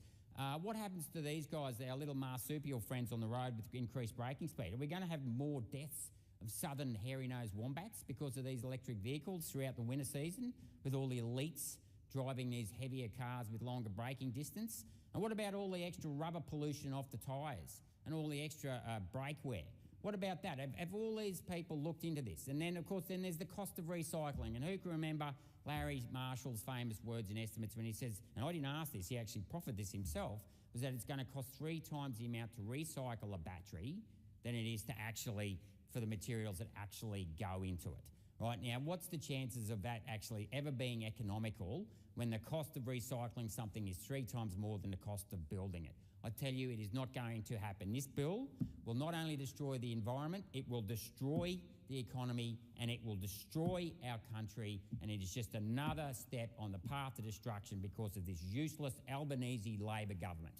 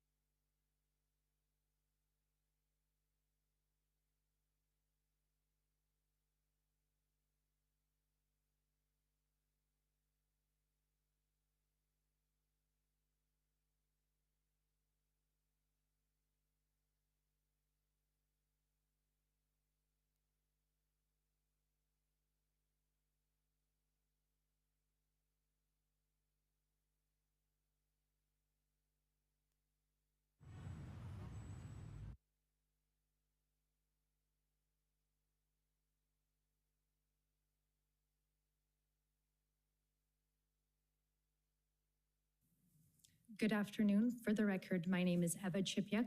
I am one of the lawyers representing Freedom Corp and the protesters who were here in Ottawa in January and February 2022. Mr. Commissioner, friends, Canadians listening to this public inquiry into the government's decision to invoke the Emergencies Act for the first time in history. You will remember on the first day of this public inquiry, our lead counsel, Brendan Miller, in his opening statement spoke about the evidence and threshold required for invoking the Emergencies Act. Mr. Miller set out each element of the test for invoking the Emergencies Act and then predicted that there would be no evidence to support any of the factors required to invoke the Act. I would like to restate Mr. Miller's opening statement and add to it what evidence in fact came out. It is our view that there was no justification whatsoever to invoke the Emergencies Act. The Emergencies Act requires several things. One, it could be invoked due to espionage and sabotage. Did you hear any evidence about espionage and sabotage? The answer is no. Two, it could be invoked on the basis of clandestine or deceptive foreign influence, or foreign influence that involves the threat to a person. Did you hear evidence about that? The answer is no. It also could be invoked on the basis of threats or use of acts of serious violence against persons or property. Did you hear evidence of violence against persons or property? The answer is no. Lastly, it can also be invoked if there is a group or persons trying to destroy or overthrow by violence the system of government of Canada. Did you hear evidence about individuals trying to do that? The answer is no. And the answer is there was no reasonable and probable grounds to invoke the Emergencies Act, and the government exceeded their jurisdiction both constitutionally and legislatively in doing so. In using the Emergencies Act, which gives the government with extraordinary powers, the Government of Canada chose use of force, that is state violence, over peaceful negotiations and democratic engagement with the Canadian people. The sad irony is that the protest in Ottawa was fundamentally about government overreach. Canadians felt that the current government had gone too far with the COVID-19 mandates. The government's response to the protest by invoking the Emergencies Act was a further reach in power over people instead of power by the people. In response to the unprecedented unison of voices of many Canadians, including a voice by way of millions in donations to the cause, the Government of Canada refused to engage and listen to the people. Instead, by invoking the Emergencies Act, the government stepped even further into their oppressive governments by quashing the most fundamental right that belongs to a Canadian democracy. That is to come together in their nation's capital, in front of Parliament, to engage in dialogue with their elected officials. Protesting is, in fact, the people trying to have a dialogue with their government as a last resort of engagement when all other avenues for discourse have failed or have been censored. A healthy democracy demands continuous engagement between people and government. And when the government uses violence to assert its power over the people, the fabric of democracy is torn.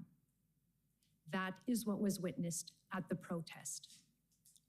We heard from witness and protester Maggie Byrne, who knelt before the public order units, placed a copy of the Canadian Bill of Rights, the first human rights law in Canada, onto the snow in front of her before being brutally snatched and shoved behind the police lines, thrown to the frozen ground, beaten, and had a rifle pointed to her head. We heard from witness and veteran Chris Deering, survivor of a bomb explosion in Afghanistan. He fought for our country because he believed that our Canadian values were worth fighting for. He said he came to Ottawa because it was his duty to support the protesters in their cry to the Canadian.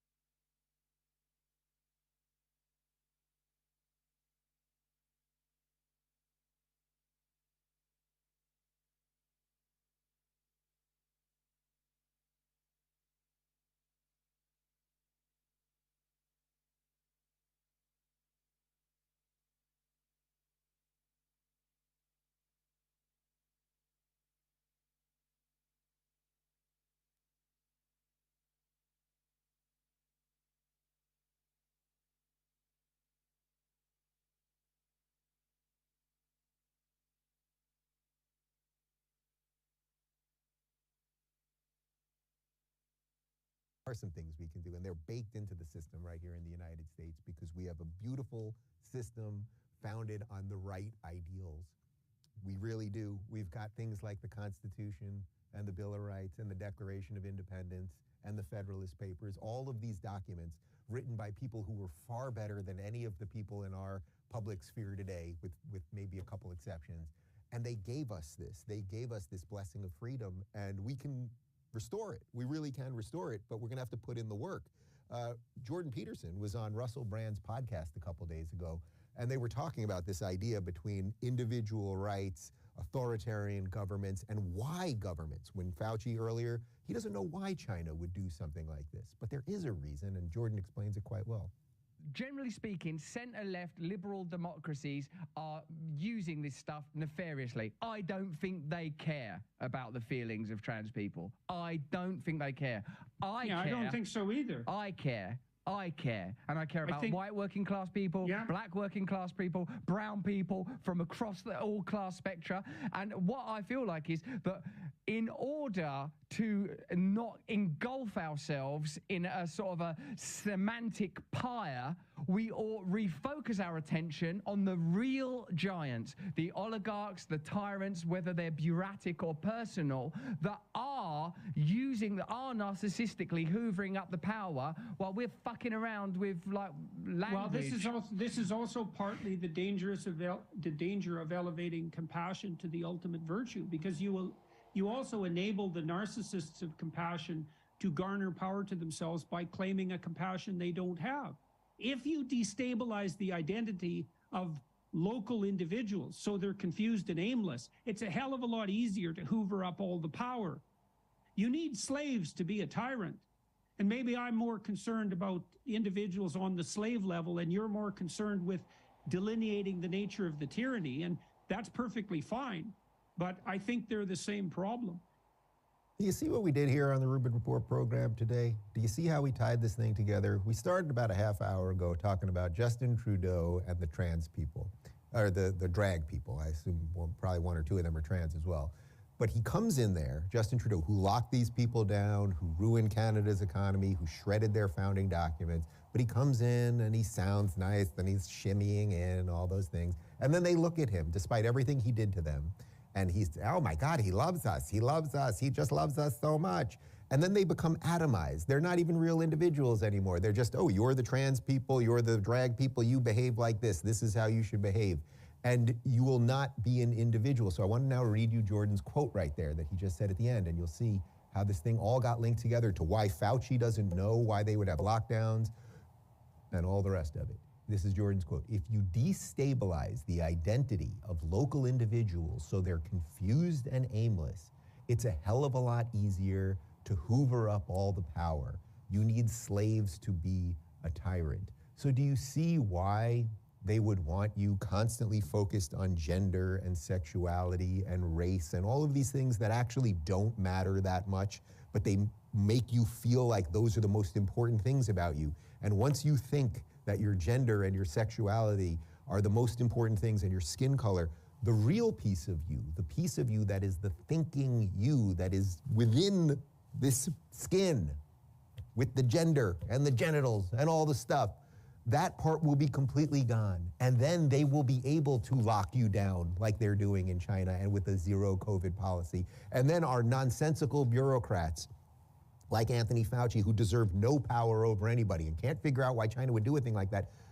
Well, if you had a belief in yourself, if you had a belief in autonomy and individuality, you would not be giving power over to them.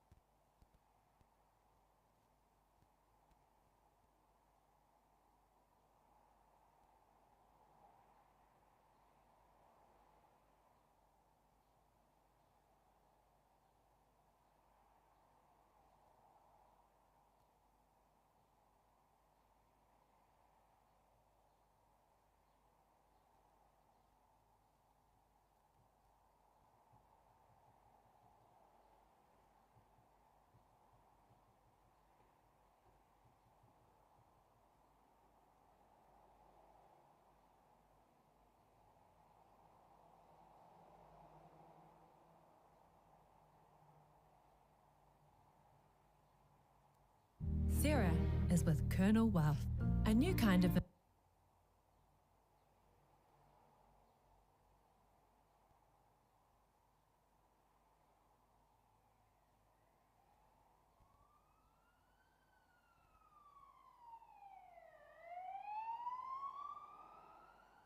Remember when New Zealand Prime Minister Jacinda Ardern won re-election in October 2020? That was a very emphatic win. Of course, she had cashed in on the pandemic, where leaders sidelined political opponents and dominated all the airwaves and messaging. Opposition leaders all around the world couldn't get a word in at the time. Queensland Premier Anastasia Palaszczuk did the same thing. So here was Jacinda Ardern, or Saint Jacinda as they call her, winning over 49% of the primary vote. This gave Labor 64 seats and a rare outright majority in the parliament, while the National Party picked up only 35 seats. With a landslide victory like that, you'd think Saint Jacinda would be in power for the next decade at least. Well, not so much. The shine has worn off the New Zealand Prime Minister, and thank goodness for that. Her sanctimonious lectures and woke green left ideology have been excruciating to watch. New Zealanders have worked out that she knows nothing about economics, and in fact, the once strong New Zealand economy left by John Key and Bill English in 2017 is now in tatters. Trade unions have been bolstered under her premiership, and the housing shortage remains despite her overzealous promises. Who could forget Ardern's promise to build 100,000 affordable new homes in 10 years under the plan titled Kiwi Build? 2 years later, the Kiwi Build policy was under review as only 258 houses had been built. That is a huge betrayal to New Zealanders who relied on her to fix the housing crisis as she had promised. What's worse is in 2019, she told farmers they had 5 years to reduce their carbon emissions before her government would introduce financial penalties. Does the Prime Minister not know that New Zealand's agriculture sector is a huge source of wealth for the country? Her ignorance has no limits. Fancy at a time of hyperinflation and global unrest, her government wages a war with farmers across the country and introduces unworkable regulations. Last month, Saint Jacinda said this, quote, "Cutting emissions will help New Zealand farmers to not only be the best in the world, but the best for the world, gaining a price premium for climate-friendly agricultural products while also helping to boost export earnings." She went on, "We're committed to building a system that works for farmers. We will continue to work in partnership to drive as much consensus as possible to ensure we have a system that lasts the distance." Well, excuse me, building a system that works for farmers? She's absolutely kidding. How is introducing heavy taxes on the agricultural sector, which by 2030 will mean an estimated 20% of sheep and beef farmers and 5% of dairy farmers will be forced out of business, how is that building a better system? That's called sending farmers broke. Agriculture is New Zealand's biggest industry, generating more than 70% of exports and about 12% of gross domestic product.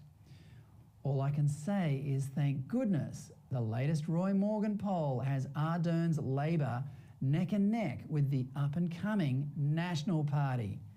The opposition leader, Christopher Luxon, looks to be a fierce political opponent who can finally give Saint Jacinda a run for her money at next year's election.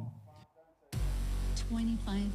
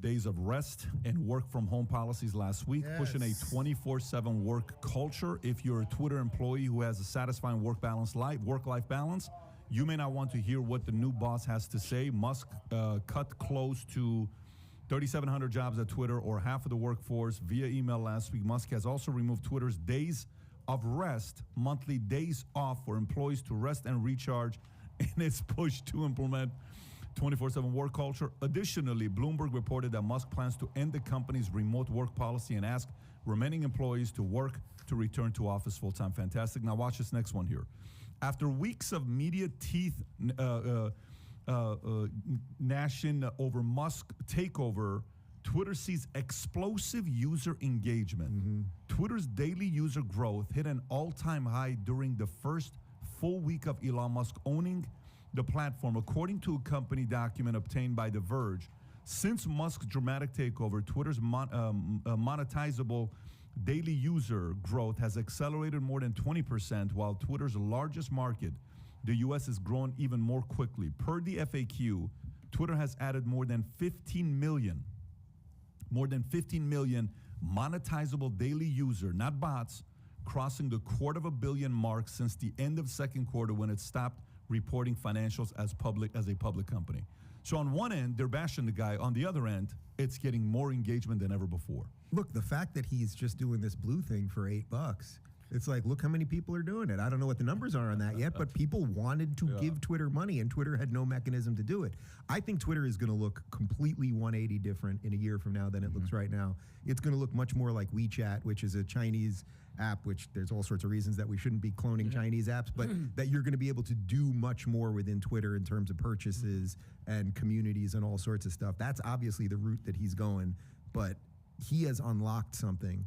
He has unlocked the fact that the government was in on it with the previous guys, and Jack Dorsey should be hauled in front of Congress again and again. I know nothing ever comes of it when they do it. Of course. But Jack Dorsey has a lot to pay for. They still have to expose what really happened with the laptop and who fully decided all of this stuff, and was a call put in by the government to Vijay Agade, who is the head of Trust and Safety. And there's so much that he can expose right now. And COVID and all that. Hence why Joe Biden is up there going, we'll find something. And also don't forget one thing with the $8 and how he's trying to monetize.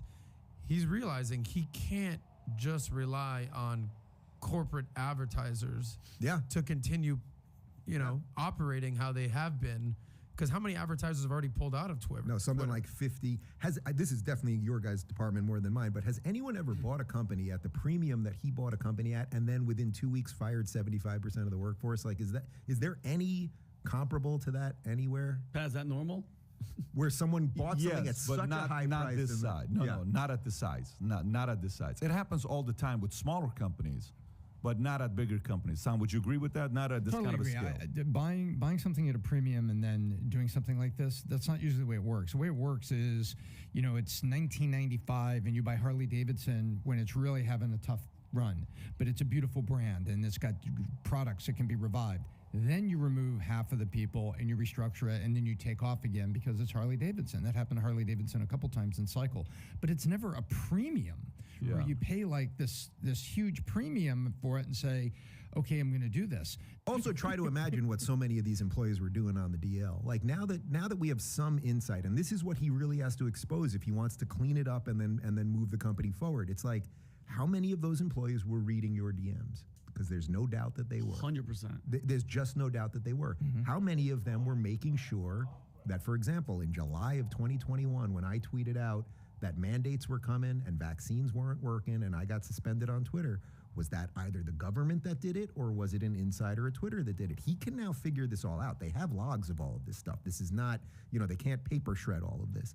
So it's like, if he just goes in and figures out who did what, when did they do it, and get rid of everybody. I mean, everybody there. Do not hire because of equity, hire because of competency, and give everybody what they want. He has in some ways it's a very easy job because everyone wants him to succeed except for Biden. I like what you said there. Do not hire because of equity, hire because of competency. Yeah. And that's a major theme in America today, right? It's very bizarre. I don't hire people based on the color of their skin. If you're looking for more honest and thoughtful conversations about politics instead of nonstop yelling.